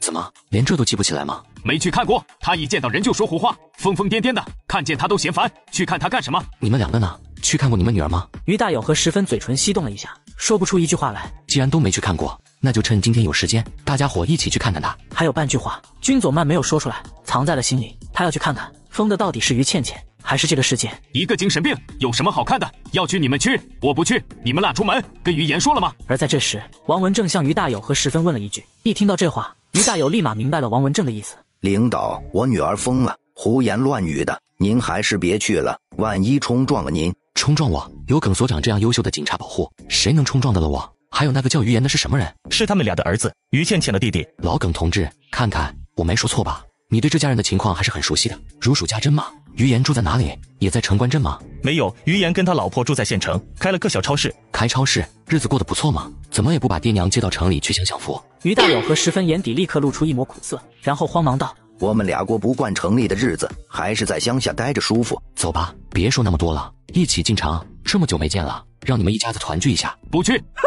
你觉得我是在跟你打商量吗？叫你们过去是让你们去配合调查的，不是让你们跟我讨价还价的。低沉的声音，威严的语调，一瞬间说一不二的市委常委威严倏然爆发，直让场内空气变得都有些凝固，呼吸也是有些艰难。首当其冲的王文正更是被吓得一缩脖子，人忍不住有些瑟瑟发抖。老耿同志，准备车子，带上他们进城。老耿同志，我们坐一辆车。军佐曼出去后，王文正压低声音向耿所长询问道：“耿所长，这事怎么说的？事儿不是都办妥了吗？怎么又开始折腾了？你问我，我问谁去？什么事儿吗？我丑话说在前头啊，给我的那份儿可别想我再吐出来啊！都什么时候了，你居然还想着钱的事情？赶紧去城里吧。”很快，车子便离开了城关镇，向清水县县城方向驶去。这么好看的视频，不换个大屏幕太可惜了。要想看个过瘾，那你得用抖音电脑版，大屏看电影更爽更高清。小窗模式，工作娱乐两不误。下载抖音电脑客户端。还可以免费设置颜值博主专属动态壁纸，快去下载抖音电脑版体验一下吧。一个花季少女被冒名顶替上学，报警后家人竟然都说她有精神病。市委组织部长暗访决定调查真相。耿所长从警这么多年，还记得当初加入警队时的入警誓词吗？当然记得，这辈子都不敢忘。我志愿成为一名人民警察，我保证忠于党，忠于祖国，忠于人民，忠于法律。我愿献身于崇高的人民公安事业，为实现自己的誓言而努力奋斗。军佐曼是在攻他的心，而这一招也真的是奏效了。耿所长沉默良久后，无力地垂下头来，低声道：“部长，我什么都说。于倩倩去年为社保一直办不成，就去了县人社局的服务窗口问情况。工作人员跟她说，她的社保一直在交，没停过。当时工作人员还调出缴纳记录给她看了，说是县烟草公司在缴的，上面的姓名、性别、生日、地址啥的信息都一样。为什么她家人都说她有精神病？”于倩倩越想越不对劲，就跑来派出所报警立案了。可这时候，镇党委书记方信忠突然请我吃饭，饭桌上暗示我，让我不要再查这个案子了。过了几天，王文正带着于倩倩的父母兄弟来撤案了。还带来了于倩倩的精神病诊断证明书，说她患有严重的妄想症，喜欢无事生非，满嘴胡话，说出来的话做不得数。你有没有拿好处？撤案之后，方信忠就打电话说要请我吃了个饭。吃饭的时候，我发现除了我之外，还有王文正、于大友和石分两口，以及于倩倩的弟弟于岩也在那边。吃完饭后，方信忠给我塞了个红包，里面是张银行卡，有20万块钱。我本来不想收的，可是他说这是县里领导的一点心意，让我放心大胆的拿着。县里领导、镇派出所所长、镇党委书记、县人社局、县精神病院。军佐曼听着耿所长讲述出的情况原委，眼底双色越来越浓。从上到下，从政府单位到司法单位，再到医疗单位，一层接着一层，为着于倩倩这么一个小女子，硬生生组成了一张大网，将其牢牢地笼罩在了网内，不得抽身。方信忠有没有跟你说过，那位县委领导是什么人？他没说过，我也没问过。军佐曼部长，不瞒您说，我也不敢问，而且心里庆幸他没告诉我。你倒是聪明，那你说，于倩倩是真的精神病，还是被精神病的？我第一回见他的时候，感觉他说话挺清楚的，慢声细语的，但是有条理，不像是精神病。第二回我没见他，不过后来听说他好像被王文正打过，鼻青脸肿的，现在啥样我就不知道了。而就在这时，军佐曼的手机响起，是汪豪打来的。小汪，怎么了？领导，我到清水县精神病院了，他们说院区改造，正准备往外转移病人，被我给拦住了。我打电话报警了，但是警方的人还没过来。你在那等着，我来联系韦群同志，让他通知那边的工作人员配合一下。好的。军佐曼挂断电话后，便将电话拨给了葛伟群。可是拨过去后，却发现电话竟是无人接通。暂时无法接通，请您稍后再拨。便找出清水县县委办主任林振兴的号码拨了过去。待到接通后，淡淡道：“振兴同志，你好，我是军佐曼。是这样的，我在清水县暗访过程中，发现了一起案件，涉及清水县精神病医院，需要你帮我协调一下，让那边暂停病人转运工作。”好的，军佐曼部长，我马上联系相关负责人。动作要快，市委组织部前往现场的同志已经报警了，你催一下周围的公安民警同志，让他们抓紧时间过去。县委书记韦群同志呢？葛书记下企业调研了，这会儿可能在跟企业开座谈会。军佐曼微微颔首，没有再说什么，便挂断了电话，向耿所长淡淡道：“我们现在距离县精神病医院还有多久？加上沿途红绿灯的话，可能要半个小时。太慢了，拉紧别，加速吧，20分钟内赶到现场。”一路风驰电掣，很快车子便赶到了清水县精神病病院门口。而在这时，清水县精神病院的院长看到耿所长一行警员后，立刻大声道：“警察同志，你们来的正好，我是清水县精神病院院长霍全。这个人说他是公务人员，结果在这里闹事，非拦着我们不让我们正常开展转运病人的工作。我怀疑这个人精神有问题，你们快把他带回去查查。”汪豪已经报警一段时间了，而且他这位市委常委、组织部部长还亲自给县委办主任林振兴那边打了招呼，让他们动作要快。可是居然还是一名公安干警都没有，这样的情况绝对是违背常理的。唯一的原因就是有人给他们打了招呼，延缓了出警时间，再给精神病院里面的人争取时间。我告诉你们，天王老子来了都没用，今天要么把人带到我跟前让我看看有没有事，要么你们就拿车子从我身上碾过去。军佐曼看着汪豪躺在地上，一副耍无赖的混不吝样子，又是好笑又是心酸。这个汪豪，一个科长，可现如今却是被逼得满地打滚，就地撒泼。您听听，他这还是人话吗？这车上的可都是病人，要是出了事，谁担得起这个责任吗？警官，赶紧管管他。转运这事儿，你们刘局打了招呼的，别让他耽误正事儿。军佐曼看到这一幕，眉头微微一皱，便向耿所长淡淡道：“他说什么？”霍全撇撇嘴，向耿所长看了眼，不爽地顶了回去。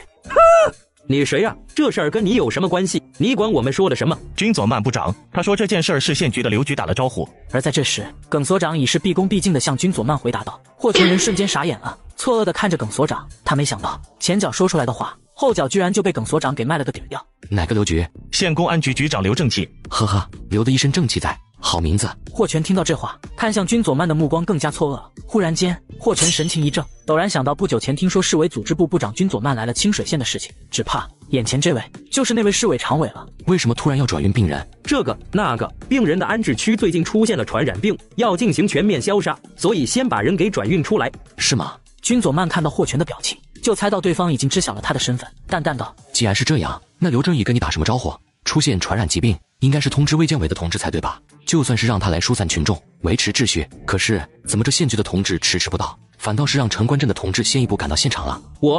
霍全嘴唇翕动，半晌说不出一句完整的话来。这情况让他怎么解释？他怎么敢解释？难道赵氏说出真相吗？于倩倩人呢？霍全眼神闪躲，嘴唇翕动，想说些什么，可是又不敢开口。就在这时，沿着远处忽然有一阵阵警笛声传来，数辆警车疾驰而至。县委书记葛伟群带着公安局长来到这里。